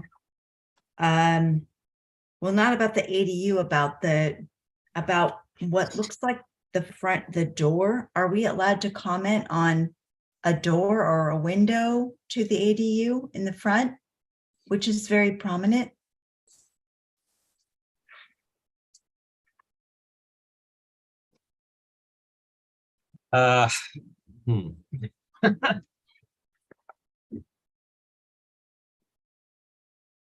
Not really, no, because the ADU is administrative. It's tricky because it is part of the design of the house, but the ADUs is pretty much off limit as an item that the Planning Commission can discuss per state law. Okay, thanks. Okay, Commissioner Schmidt. Director Gardner, did you mention that this site slopes up? Because their drawings show no stairs. The staff report indicates a lot sloping up. Okay. So, well, then maybe I'll find out more from the applicant when they join, but I think there's a retaining wall at the far back, but it's essentially it's one step up. yeah, I mean, at least the staff report says it slopes upwards approximately 7 feet from the front property line to the rear. So it's a kind of gradual slope. With the first floor at 5 foot 2 inches above top of curb. So if that is indeed the case, it should be reflected in the plans. Okay, I guess we'll find out soon. Commissioner Say. Commissioner Say, did you have a question for staff? Yeah. Sorry, couldn't find my mute button. Just wanted to confirm that the 9-foot plate height for the garage is the maximum allowed. It is the maximum allowed without the minor use permit that was requested in a previous project. So, but yeah, 9 feet is allowed under the current code. That's 9 foot from grade, right? Yes. Okay. Any other questions of staff? I see no hands, so I'm going to open the public hearing. The applicant, please come forward and state your name and anything else you'd like to add about your project.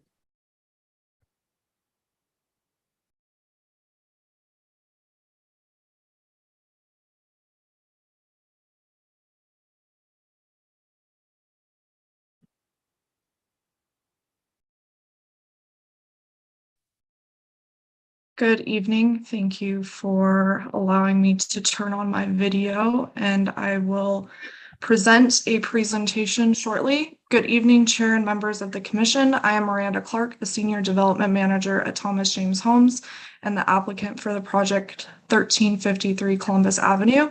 being presented to you for the first time. I'd like to briefly address your questions. The renderings are for elevation graphics only and do not show the sloping site conditions, but you can refer to the landscape plans for the steps.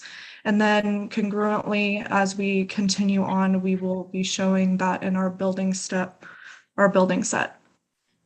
With that, I'd like to start sharing my screen.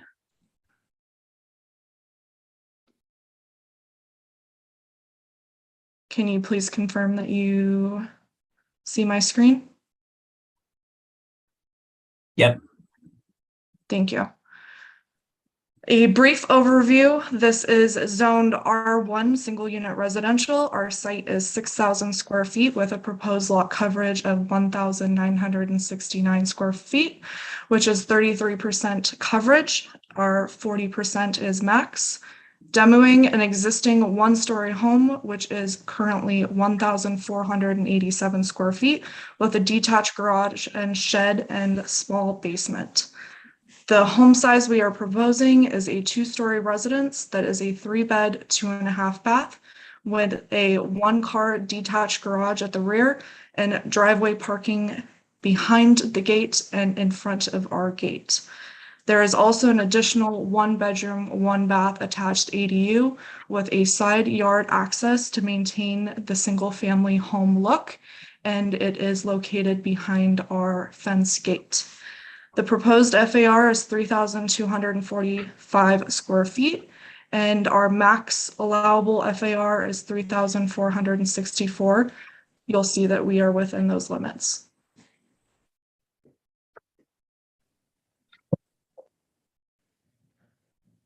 For site context, we are in the middle of the block. There is a mix of single and 2-story homes with both 2-story flanking our property. This includes a single car detached garage for our site context, and we are proposing similar width as our existing home on site, as you will see out here outlined in red over top of our proposed home in gray. Alignment with our adjacent properties is something that we looked closely at. You'll see that our front setback is slightly behind our flanking homes. Our neighborhood context of materials is another item we look at and something I will expand on a touch later. We looked at our porches and roof forms and other patterns seen within the neighborhood. Again, I will expand on this later. Next, we have our site existing and site proposed. As stated earlier by the Planning Commission, we are also adding 2 24 box inch trees, as you'll see on my site proposed, along with a 1 proposed street tree that is to be determined on the species. There is a low retaining wall in the rear yard to preserve the 2 trees and will be utilized as a raised planter.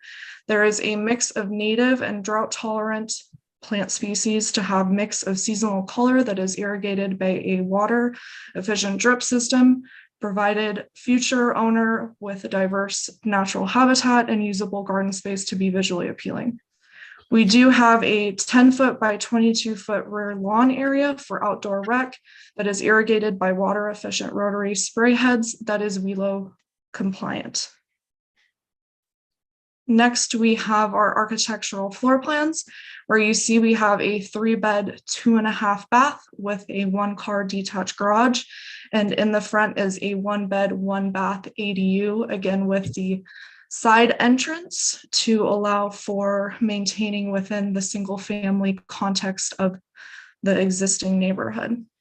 You'll see that we have designed a comfortable open floor plan, and we have stayed well within our 2nd floor setbacks to provide more breathing room to our flanking neighbors.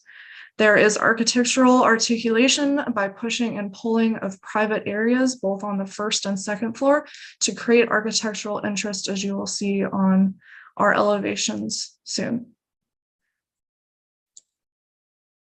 The immediate neighborhood includes predominantly minimal traditional styles homes, farmhouse and craftsman, mainly with siding and a couple sprinkled stucco homes with minimal detailing. They have engaging front porches, large front windows, gable and hip roof forms seen throughout the neighborhood. The proposed home is a Cape Cod style home that should blend well within the neighborhood. Shingle siding is used on the first and second floors with Cape Cod detailing. This includes architectural pitch roofs, a mix of hip and gable forms. Horizontal siding is used as a textured detail at the gable treatment to enhance the front facade. In addition, the fascia boards have a return profile at the featured gables.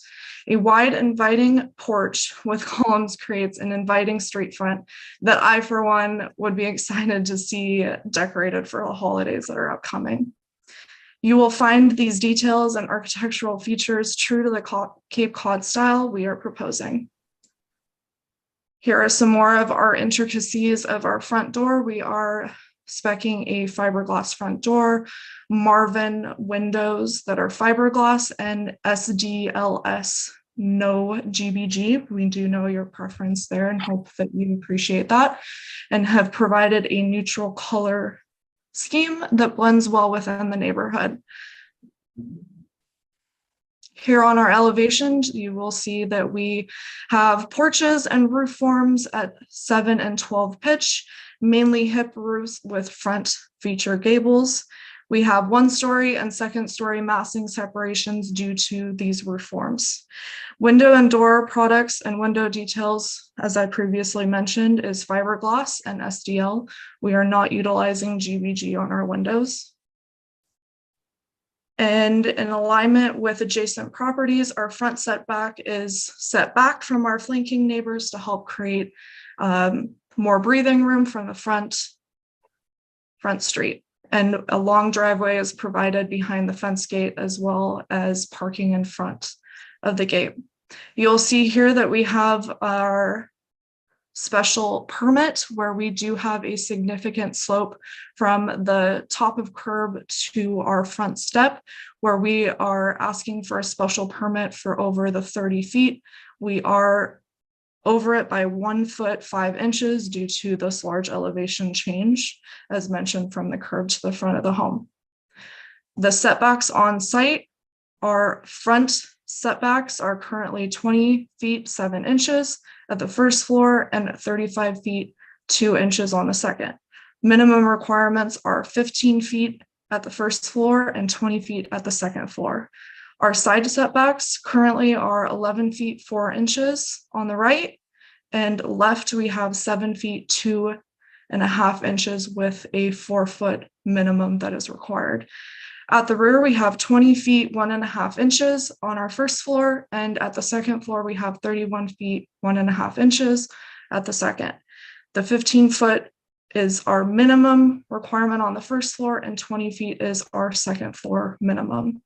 You will see that our plate and window heights are 9 feet at the first floor with an 8 foot window height at the first. Second floor, we have an 8 foot plate height with a 7 foot window height.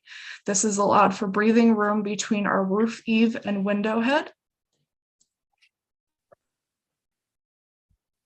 A moment to give you a look at our garage at 9 feet as well for plate height. And because of it being detached, we have provided a window as well for uses within that. This is a document to show you our declining height envelope and how we are met within our setbacks, giving more breathing room than what minimums are required, and also to show you that relationship between your eave and your top of window head height. I'd like to also state that we have provided neighbor notices within a 300-foot radius. That was provided on August 18th of this year, and then we have had neighbor meetings via Zoom held on September 14th, and then we did address our neighbor concerns during this meeting. I want to thank you for your time and consideration this evening, and our team is present to respond with thoughts and/or clarifications to any feedback provided. And once again, I do want to thank you for the time as I look at this late hour. I appreciate all of you being here and your words of advice. Thank you. Do we have any questions for the applicant? Vice Chair Fa. Yes, thank you very much for your presentation. Could you, it looks generous and I'm having trouble with figuring out what scale my ruler, because I've got the wrong ruler up here. But how wide is your, I mean, how much depth does your front porch have? The front porch is 6'3" in depth, and it is 14 feet by 9 inches wide. Okay, very good. And then I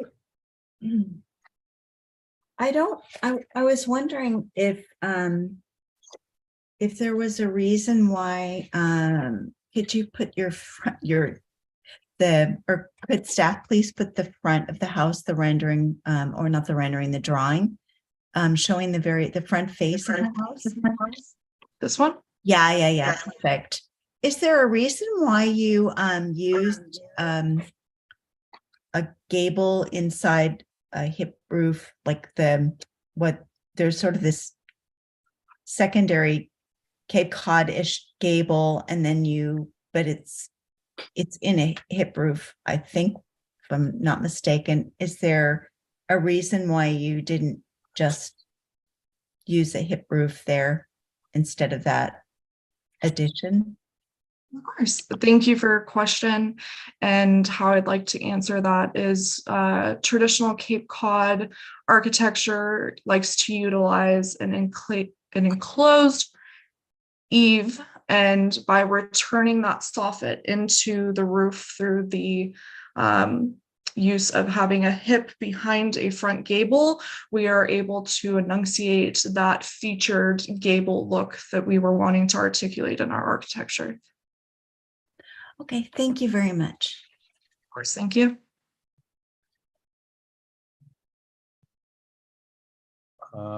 Any other questions? Commissioner Say. Yes, on the rear elevation, I think you have it, it's a, I guess a rear entry door. Correct. Do you think about some type of weather protection?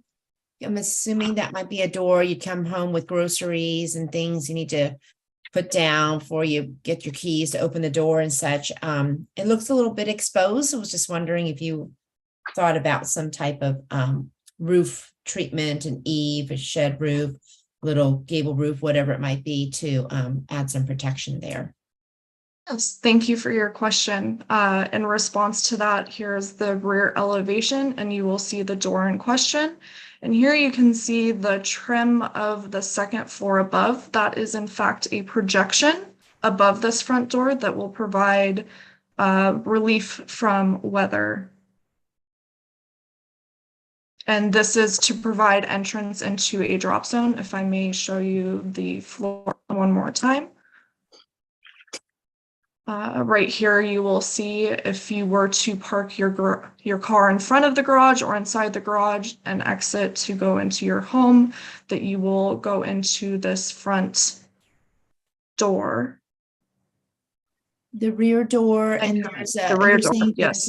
Sorry, I was, let me catch myself. I apologize. It used to be that we did have a cantilever over this rear door, and it seems like we may have changed that. You'll see here by this dash line, we do have a stacking wall, but we would be open to considering adding a small awning above or to look at. Thank you for that consideration. And to further clarify, this is Anna Felver, just to make sure, we also need the 6-foot building separation. So that's why there isn't this further articulation and wrapping that porch and integrating the garage with the house. It would make it attached. We want it detached. So there's this fire code with 2 different buildings. An awning would be something we'd consider, and we can look at something that's a little bit more smaller treatment over the door. Yeah, something as an architectural articulation. I thought it was 4-foot separation between buildings, but anyway, you can double check that.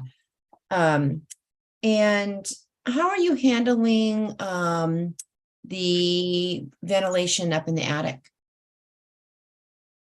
Thank you for asking. We do provide soffit venting in our enclosed eaves, and then we do have gable end venting is commonly used. However, I do not see that on our rendering. Yeah, that was why I asked the questions. It looked like you could benefit a little bit decoratively too with some Absolutely. gable venting there.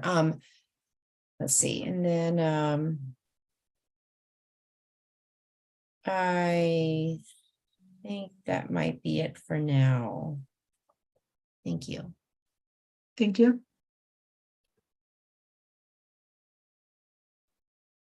I had a couple of questions on your exterior materials, kind of the same along the same lines as the other house that you had presented tonight. Your decorative columns in the front, those would be wood. That is correct. Okay.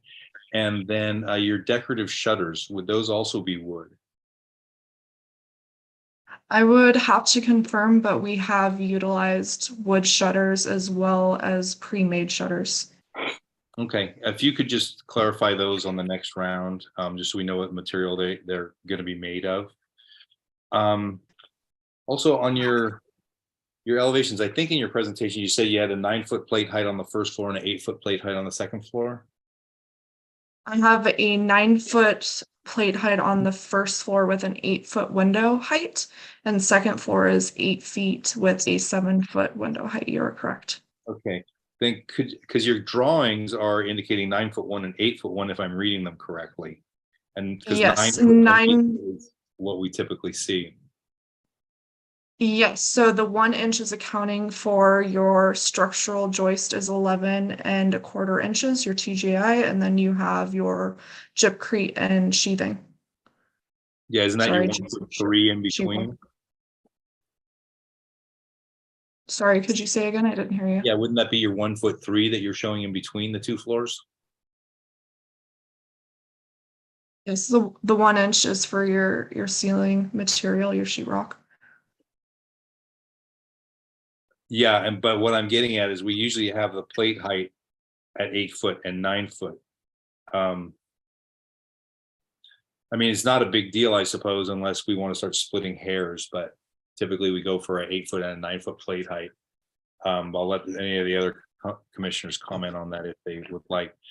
On your left elevation, where you have your electrical panel,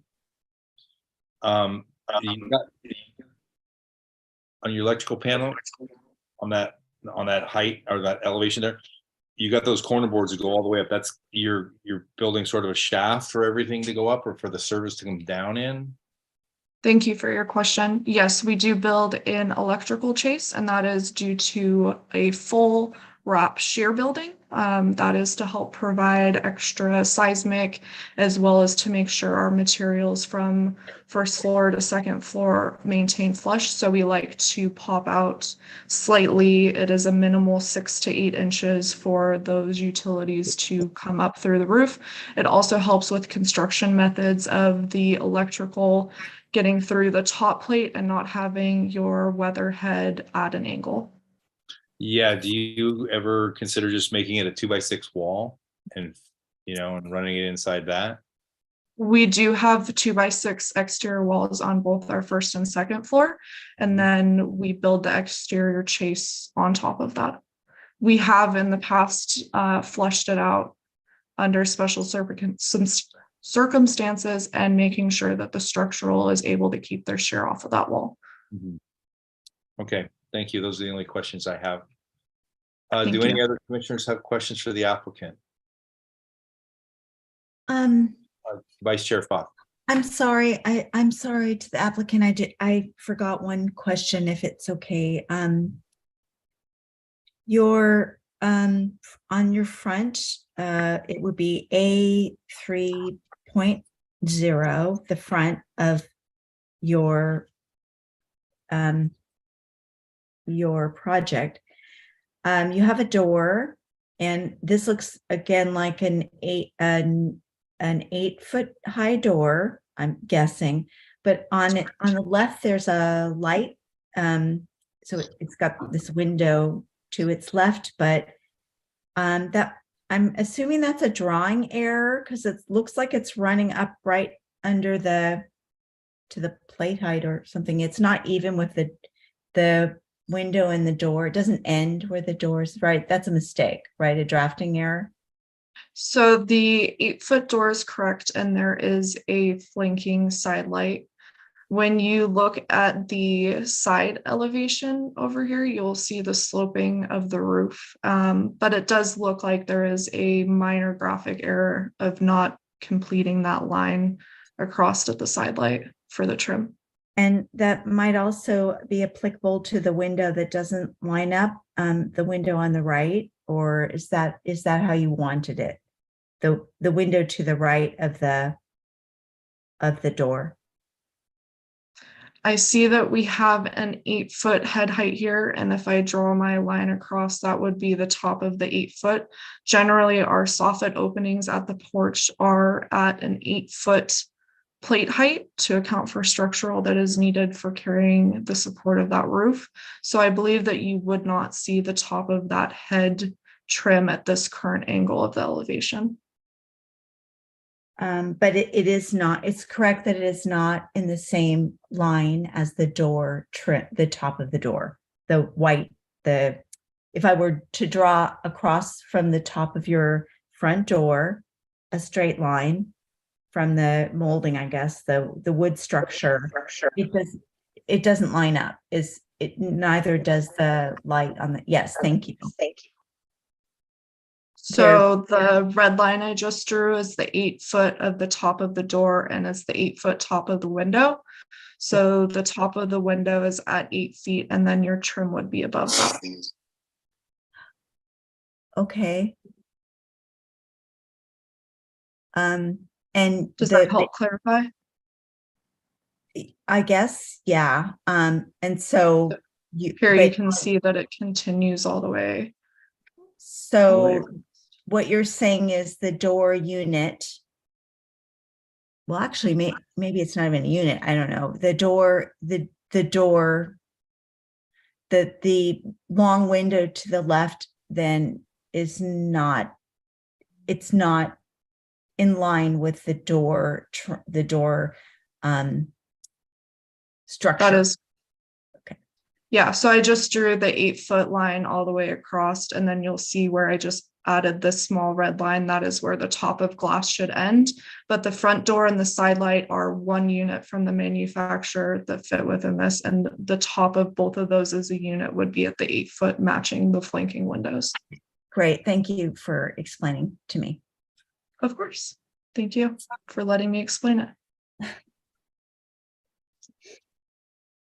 Okay, do any other commissioners have questions for the applicant? I see no hands. So do we have any members of the public who wish to speak on this item? Looks like we do have one with their hand up.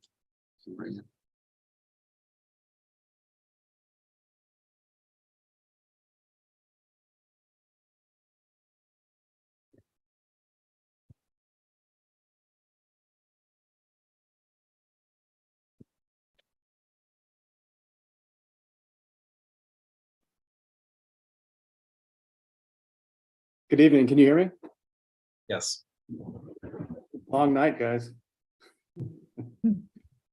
We didn't make the 500 square foot first round, so it was good. It's good we got a chance though.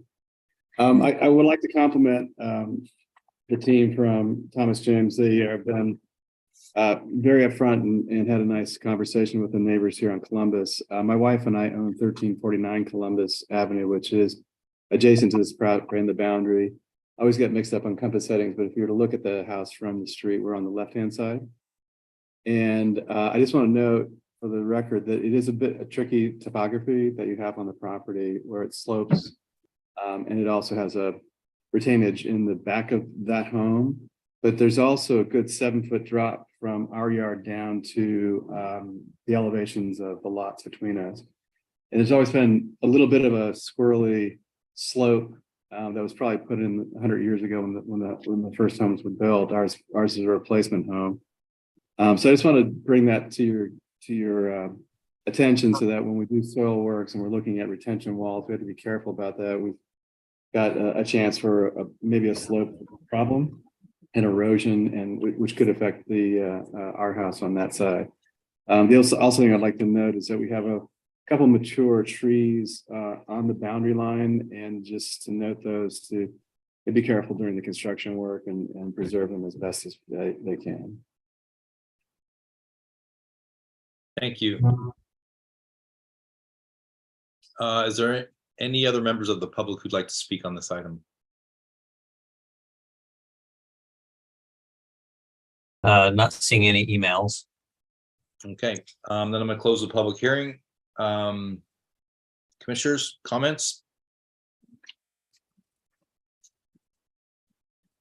Well, I'll start. Overall, I think it's a good project. I would like to see some clarification on some of those materials that I noted, specifically the shutters and the decorative columns in the front. I'm not sure, and maybe somebody else can chime in on the 9-foot one and the 8-foot one. Typically we go for 8 foot and 9 foot on the plate heights. And I mean, I know it's only an inch, but we go give an inch here, and then the next one's going to be 9'2". So I don't know. But I'd like to hear some further feedback on that. The other one is this electrical panel. It just looks very odd to me with those corner. I mean, I see what they're doing. It's the corner boards to build out a shaft for the mechanical, but it just looks very strange. And I know that there's ways to do it. There's plenty of room on that. That's a nice long wall. There's going to be plenty of shear. And if it's 2x6 exterior wall, I think there would be plenty of room. So I'd like to see that addressed and dealt with in a little bit better fashion. Those are the only comments that I have. Commissioner Schmidt, I see your hand is up. Yeah. I think that I'm not fully comprehending all of the slope within the drawings. Yes, I looked at two different landscape drawings that showed different stair configurations. And I appreciate the neighbor being transparent about the side to side. So I think that when they come back, they need to be a bit more thorough on their civil retaining and show this, because they're asking us to actually approve it to go over the height limit on a 5-foot, floor to curb. And I actually, the design of the house, it could come down 1.5 feet easy. So I think that, they need to work a little bit at that.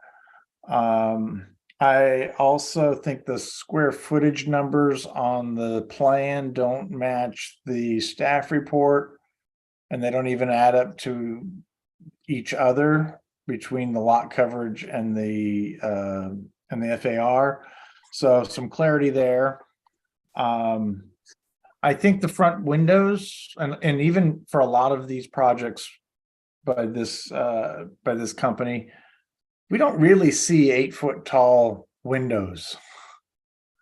And all of a sudden we're seeing them on every one of their projects. And it's not typical for our projects in Burlingame.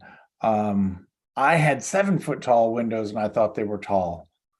And so I think that you need to rethink some of these, because the window on the right side of the porch it does not, it's not scaled correctly. And I think the side light on the door doesn't work. And we keep pushing all these windows up high underneath the eaves, and I think there are going to be structural problems with that. I just think pushing this 8-foot high window on all of these projects is creating a problem. And so I think you guys should look at that. So overall, I think the project looks pretty good, but there's things that we're bringing up that we feel should be looked at for the next time when it comes back. Thanks. Thank you. Commissioner Say. Yes, thank you. I wanted to reiterate the point that Commissioner Schmidt just brought up about the 8-foot tall windows. That's not really working for me as well. I don't think it is nestled very nicely inside that front porch. It seems really tall underneath that porch, and then it's no longer relating itself to the front door. And in their earlier project, they said they had the 8-foot tall door to match the windows. This one doesn't do either. So I would want to see that window pushed down as well as that side light. It just looks strange that both of those are floating up taller than the tall door. So I don't even know if I like the 8-foot tall entry door in this case. But anyway, I think that area needs to be relooked at.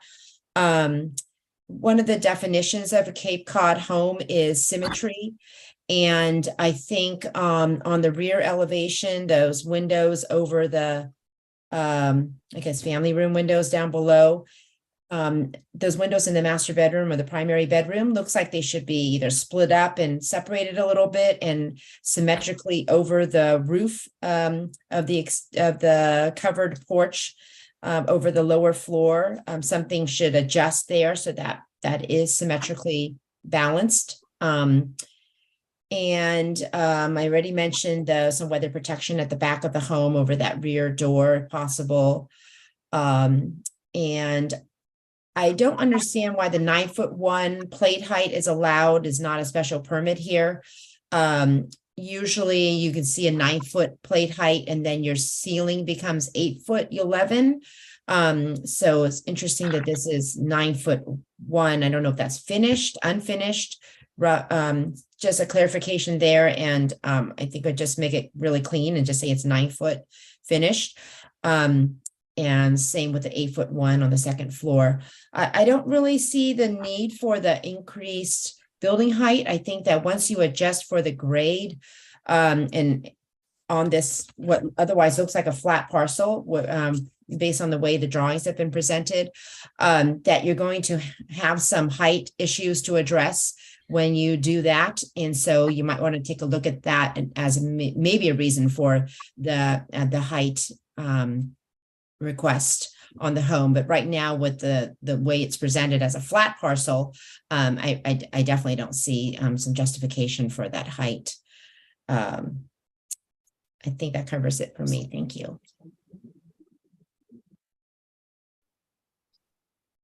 Okay, any other comments from the commission?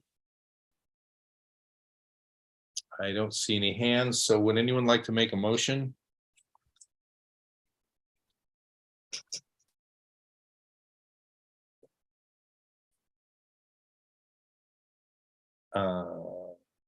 Vice Chair Pfaff. Oh, Commissioner Schmidt maybe wanted to do it. I don't know. Commissioner Schmidt. Okay, so I'll make a motion that we bring this back on action. But the applicant should note we have quite a number of comments that they should work on so that we're not having to continue it later. But so there's a lot of work to be done, but I think it could be brought back on action, and they have shown that they can listen to our comments. I can second it. Or should we go over those comments, or do they have enough? They have enough to know I think we've been clear on what we okay, know. about the window heights and such. Yeah. Okay, very good. All right. And thank you for your presentation. And yes, I will second it. All right, so we have a motion by Commissioner Schmidt, second by Vice Chair Pfaff. We have a roll call vote, please. Commissioner Horan,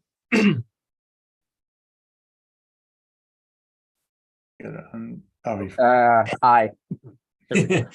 sorry, Commissioner Lowenthal, Aye. Commissioner Schmidt, Aye. Commissioner Say, Aye. Vice Chair Pfaff, Aye. and Chair Gall. Aye, so the motion passes 7-0, and this is not appealable. All right, we'll move on to design review study item 9B 2316 Easton. If you are the applicant or the applicant's representative, please raise your hand so that we may be prepared for you to speak at the appropriate time. If possible, we ask that you also turn on your video at that time. Were any commissioners not able to visit the project site, or do any commissioners wish to note any ex parte communications regarding this project?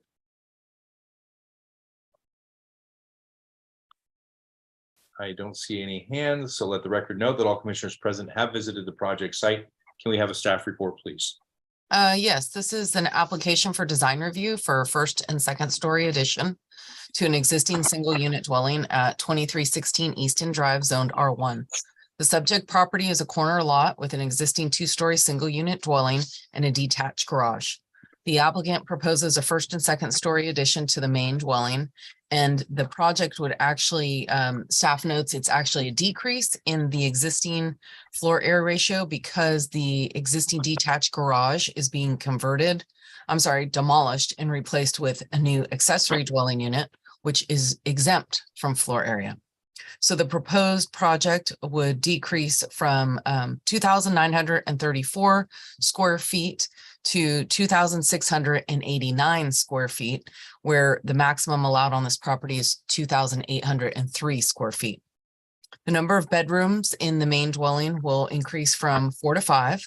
However, per the accessory dwelling unit zoning regulations, when a garage is demolished in conjunction with the construction of an accessory dwelling unit, those parking spaces are not required to be replaced. Therefore, the proposed project has no covered parking space requirement and no covered parking spaces proposed. One uncovered space, however, is required for the accessory dwelling unit, since this property is located more than a half mile from high quality transit. The applicant is proposing one uncovered space, which would be accessible from Carlos Avenue. All other zoning requirements are met for the project. So this application before you this evening is just for design review for first and second story addition. And staff has provided for your reference in the staff report the required findings that are needed for design review. That concludes my presentation, and I'm happy to answer any questions. Thank you, Catherine. Are there any questions of staff? Nope. All right. Then I'm going to open the public hearing. With the applicant, please come forward and state your name and anything else you'd like to add about your project.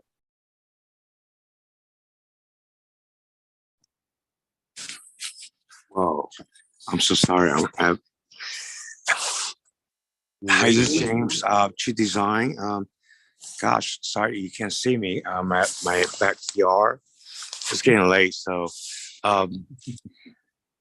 thank you, Catherine.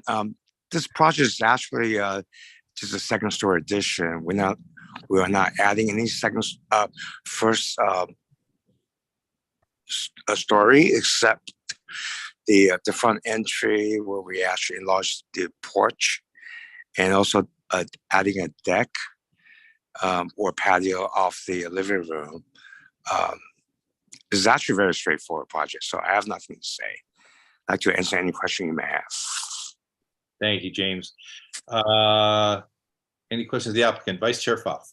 Yes, just a quick question. On my visit a few days ago, I could see that there was one street tree already there, but it's a very large frontage, and it looked like there was a big area that should be planted, in my opinion.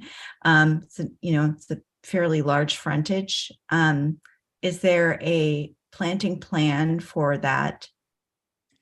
Well, actually, there was a tree removal permit that we applied, and with the condition that we plant a couple more trees for the street trees.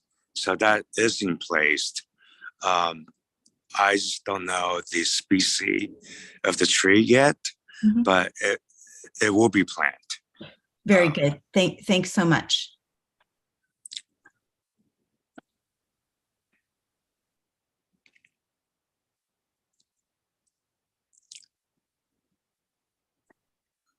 Chair Gall, you're still on mute. Thanks. Okay. Do we have any other commissioners who have questions of the applicant? Sorry, let me turn off my video. I'm so sorry. That's okay. We know what you look like. Are there any members of the public who'd like to speak on this item?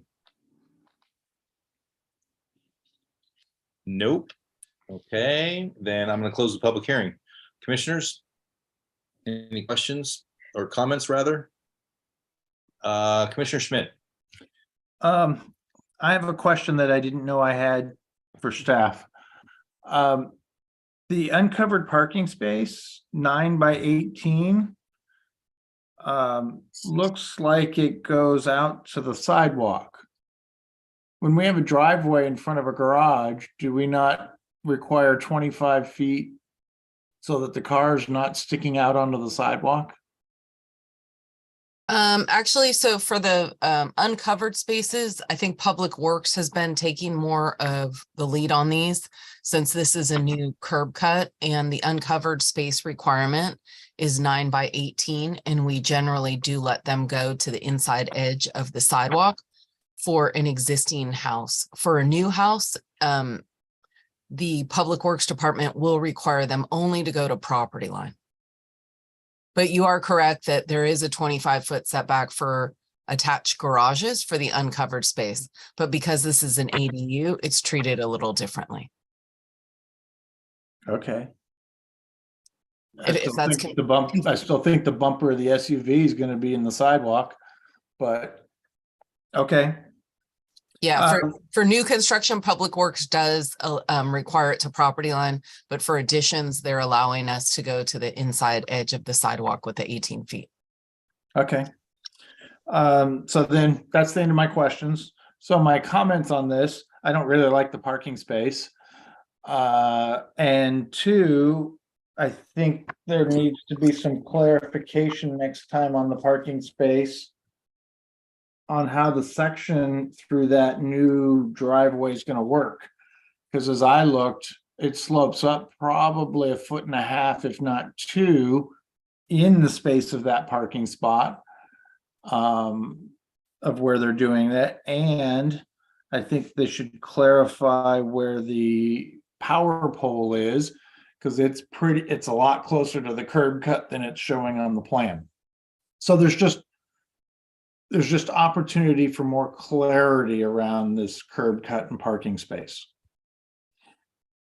for when they come back for the next time. It's not a deal breaker. It's just, I think that there's some unintended consequences coming. But otherwise, I don't have any issues with the ADU or the addition. It looks fine. Okay, thank you. Vice Chair Pfaff. So we're in comments, right? Yeah. I think it looks really, I think he has done a very nice job of this. Looks very classy. Just nice. The whole thing, I actually really think it's done quite well. The parking part, that is a real bummer. I don't know how that's going to all work out, but anyway, that's for the people who are living there. They'll have to figure it out, I guess, and the neighbors. But it's a very lovely design, I think. And when you get your tree or trees in the front back planted, it will look even better. Thank you. Any other comments? Besides snide ones about ADUs and parking? Commissioner Lowenthal. No snide comments. I think it's a nice project. Don't disagree with my fellow commissioners, but we can discuss it more on regular action. So I'd move this to regular action as per the staff report. I'll second that motion. So we have a motion by Commissioner Lowenthal and a second by Commissioner Say. Can we have a roll call vote, please? Yes, Commissioner Camerata, Aye. Commissioner Haran, Aye. Commissioner Lowenthal, Aye. Commissioner Schmid, Aye.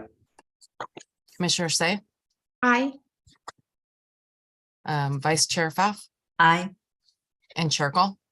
Aye. Motion passes 7-0-0-0, and this is not appealable. So we will move on to our final design review study item 9C, 2105 Carmelita Avenue. If you are the applicant or the applicant's representative, please raise your hand so that we may be prepared for you to speak at the appropriate time. If possible, we also ask at that time that you turn on your video. Were any commissioners not able to visit the project site, or do any commissioners wish to note any ex parte communication regarding this project?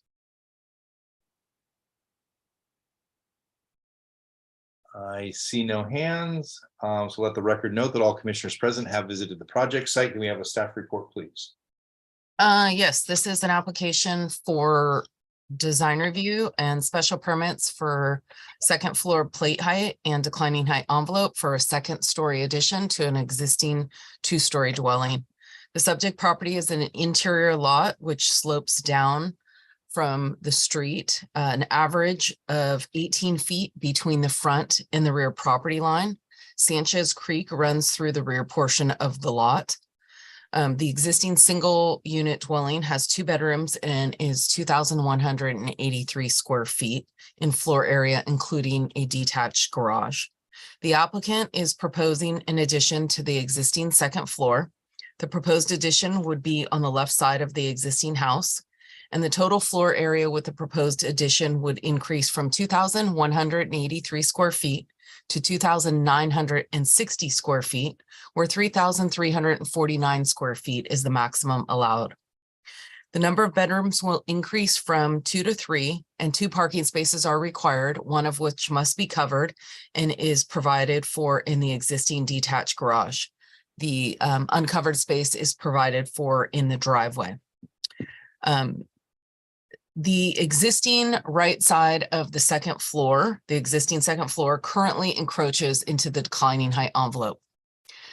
Because declining height envelope is measured by averaging the front and rear property corners for each respective sides, given the downward slope of the lot, and this creates a low point of departure for declining height envelope.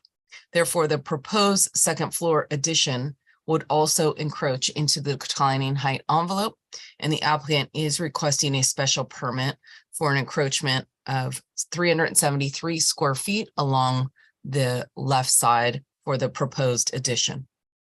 The existing second floor has a plate height of 7 feet 5 inches. The applicant is requesting a special permit for a plate height of 8 feet 6 inches, where the maximum allowed without a special permit is 8 feet.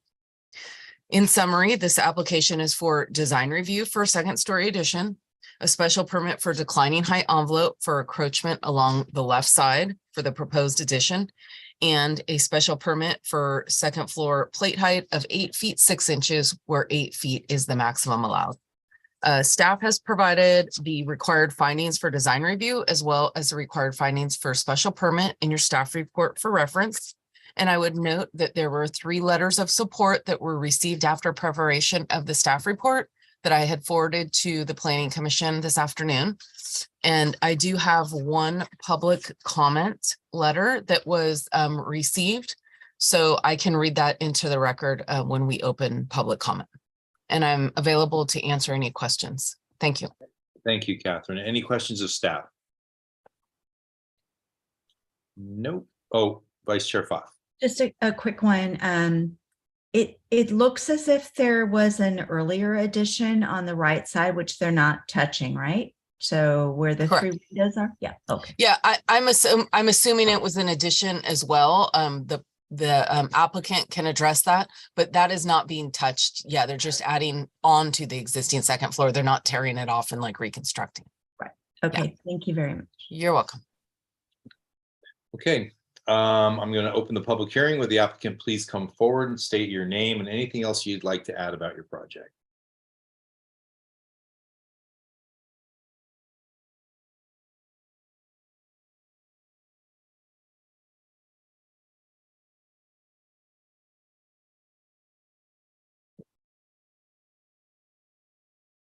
I think you're on mute, Aaron.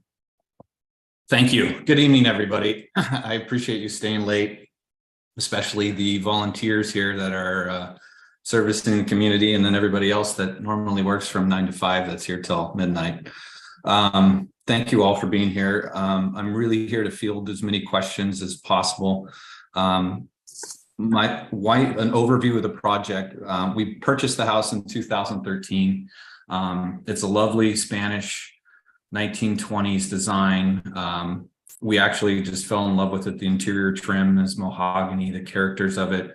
We were actually the 3rd bidder on the project, and the homeowner realized we appreciated it and saw that we were not going to demo it and bulldoze it. And that's actually one of the reasons she sold the house to us. So it's been a long time coming. Essentially what we're doing is keeping the existing building envelope and footprint and enlarging the portions of the second floor that have not been added onto. There's an existing 80s, late 70s addition to the second floor. It's low hung, it's rear heavy, and it really doesn't, it's not Spanish at all. The slope of the roof doesn't match the existing slope of the roof. And what we're wanting to do is really bring that into the true design of the house. We did a deep dive with the guidelines for the city of Burlingame specifically. I also met with Richard Tornes, who I became friends with as we were resolving the flooding issue at Roosevelt Elementary School. And he came by and gave us some pointers. So essentially, if you look at our project, the declining height building envelope, if you utilize the elevations for the balance of the site, we are within those requirements. With the exception of the bay window, which is a special permit or exempt for encroachment into the building envelope. So we took all those considerations. We just have an unusual lot where if you, the back of my yard, you can't even walk down. It's such a steep grade. So that's item one. And then item two, the reason we're asking for that plate height is we did a lot of studies. We looked at Carlton Winslow and some early turn of the century Spanish architects and looked at their balance of scale and size. And our front bedroom, our front living room has a plate height at the top of the barrel at 13 foot 6 inches. So we're dealing with some nice sized volumes of the rooms, and we're wanting to make sure that whatever we put on doesn't miss scale from what is existing. So what we really are trying to do is build this house so it looks like it's been there 100 years, and hopefully it'll be there at least for the rest of my lifetime, because that's my goal. And with that, I'd love to field any questions that you may have. And my architect is here, Chad Stith, can speak to the details or the zoning or any of those specifics that need to be addressed as well. Thank you. Does anyone have questions for the applicant?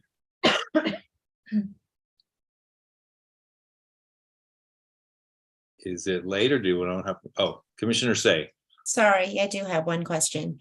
Looking at the floor plan of the primary bathroom, it looks like that bay window isn't really necessary. There seems to be plenty of space that could actually tuck in to the bathroom to kind of reduce the extent of the declining height envelope in excess of the declining height envelope, I suppose. So just wondering if you had considered that at all. We have considered it, and we looked at all the options and the pluses and minuses, and this was the solution that worked out for the needs of the project, and worked within, the guidance that we received in terms of meeting the guidelines that were set forth, that you guys set forth. So we did look at that, and this was the solution that best fit. We reduced it. It was going to be wider.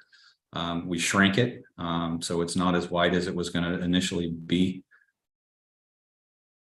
Okay, thank you. Any other questions of the applicant? I don't see any hands. So are there any members of the public who'd like to comment on this project?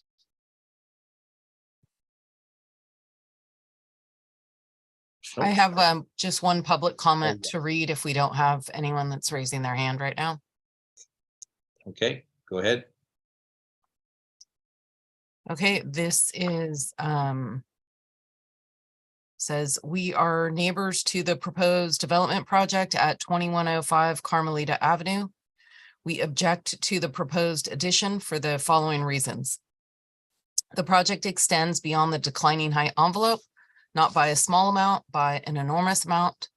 More than half of the proposed development encroaches into the declining height plane. Number two, the significant departure beyond the declining height envelope results in a significant loss of natural light to the adjacent property and an increase in overshadowing. Number three, the proposed increase in height will further compound the issue of overshadowing to the neighboring property. Number four, There are significant number of new windows proposed on the second floor addition on the side elevation, five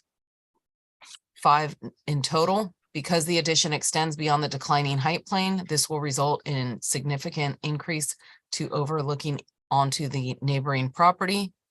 6, on the rear elevation, the portion of the second floor that extends beyond the declining height envelope has a set of French doors and balcony. This will also result in overlooking into neighboring property. If the proposal is set back within the required declining height envelope, this will not be an issue. All of the above issues are a result of the proposed addition stepping significantly beyond the declining height envelope. Thank you. Signed, Martin John Lee. And that was sent in as a public comment. Just a question on that. Is that the neighbor to the left of the property, I'm assuming? Do they have an address? Correct. Okay. The corner property. Yeah. Okay, thank you. Any other members of the public who would like to speak on this item? No, then I'm going to close the public hearing. Commissioners, comments on this one? Commissioner Haran. Thanks. Yeah, I think the architecture is really, really good. I think the second floor, especially at the back, looks a lot better. The roof line looks a lot better. I think it was just really well proportioned. I like that they're saving the house. So I'm in favor of this. Thank you. Commissioner Lowenthal. Yeah, totally echo fellow Commissioner Haran. I completely understand the need for the special permit for declining height envelope. I totally support that based on the findings. Special permit for the second story plate height. I thought the applicant gave a reasonable response. I didn't go into the house, obviously, but in keeping with the architecture of the home and mentioning the interior details, I could understand why an 8'6" plate height would certainly be nice to have and would fit within. So I'm in favor of it. Thank you. Thank you. Commissioner Schmidt. Yeah, I'm actually struggling a lot. I can appreciate that the declining height envelope, the way it's calculated, maybe doesn't reflect the actual, it reflects the actual site, but it definitely changes the departure point considerably. And I would be in favor of looking at something that maybe isn't quite as restrictive as that, but this house is pushing dramatically over to the left and is going to tower over that house on the left. I think the pop out for the bathroom kind of overdoes it. I would maybe be more sympathetic if the wall was further in and not kind of making it lopsided. I like the architecture. The windows on the new windows on the second floor, they are big. Again, they're just going to, pound on that neighbor. So I think coming back, there needs to be some more consideration on that. I don't know that I see supporting these variance requests, given how much impact it's going to have on that neighbor on the left. Commissioner Say. Yes, I echo what Commissioner Schmidt just said. I feel like this left side of the house is towering over the neighbor to the left. The property does slope upwards. The street slopes upwards. Feel like there's a little bit of an imbalance here with so much of the addition over on the left side and extending way beyond the declining height envelope. I can understand the challenges that they're working with and can accept some penetration of the declining height envelope. I don't feel though that that primary bathroom needs to have that the vanity protrude out in that bay window extension. I think it can be a beautiful and generously laid out bathroom tucked in so that we don't have that extra additional protrusion out on the left side. And that would certainly help the situation. But I feel for that neighbor to the left as well, and cannot support that that much of a declining height envelope penetration, at least at this point. Thank you. Vice Chair Pfaff. Yes, similarly, I agree with my fellow commissioners. I very much appreciate the reuse and the respect of this home and the architecture and its history. It's just absolutely great. But I do think there's room to pull it in a bit because it's definitely going to be a burden more than the usual on that home and with the direction of the light and such. So there's a middle ground there, I feel like. And so good job so far, but maybe more can be done to help the issue. Yeah, I would agree with the recent comments here. Yeah, it is a nice looking addition, but to me, it's a little lopsided on that left side. One of the suggestions I would make to bolster the argument for the declining height envelope for the applicant would be to show maybe that point of departure if this was the front elevation, if the lot didn't slope. We all get it that it slopes down at the back, so I think you have a good argument there. But if you showed it as if this was a flat lot, you might just present to us that it's, it would be acceptable. So that would help to convince me that it's acceptable to go into the declining height envelope by over 300 feet. But I think that, yeah, I think that left side needs to be revisited a bit. Commissioner Camerado. I agree. I think that left side needs to be relooked at. Otherwise, I think it's a nice project. I mean, I think they tied it in well with the existing home, but I think they just need to do one more go around on this. Thank you. Commissioner Schmidt. Yeah, following up on your idea with the declining height, I think an interesting way to look at it would be the average of the front and the rear spots on the existing building in that driveway, because it actually humps. And I'd hate for them to take it from the high side of the hump and then have the front and the back.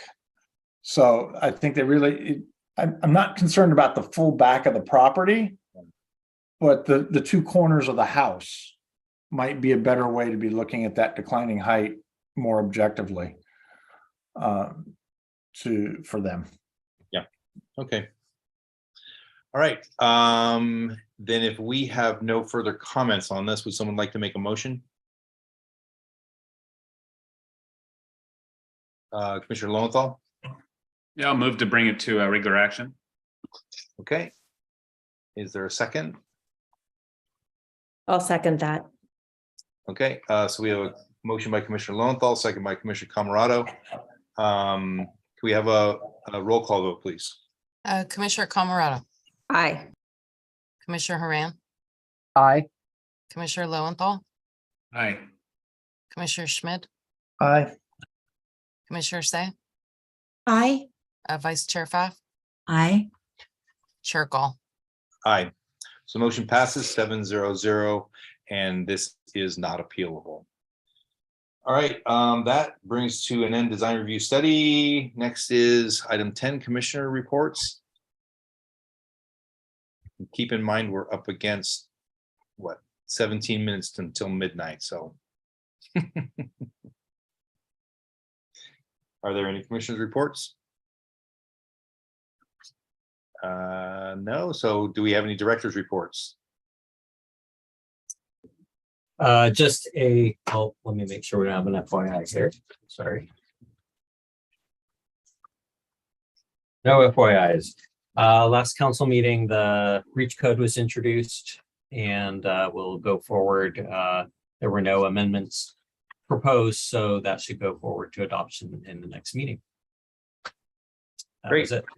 Okay, so we only have one meeting left this year, which will be in early December. And typical of last two. Do we have two in December? Yep. Oh, we do. Okay. But I like where We you're have going. one with more this. in November.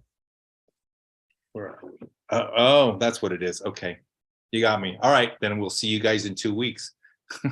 I was just gonna make a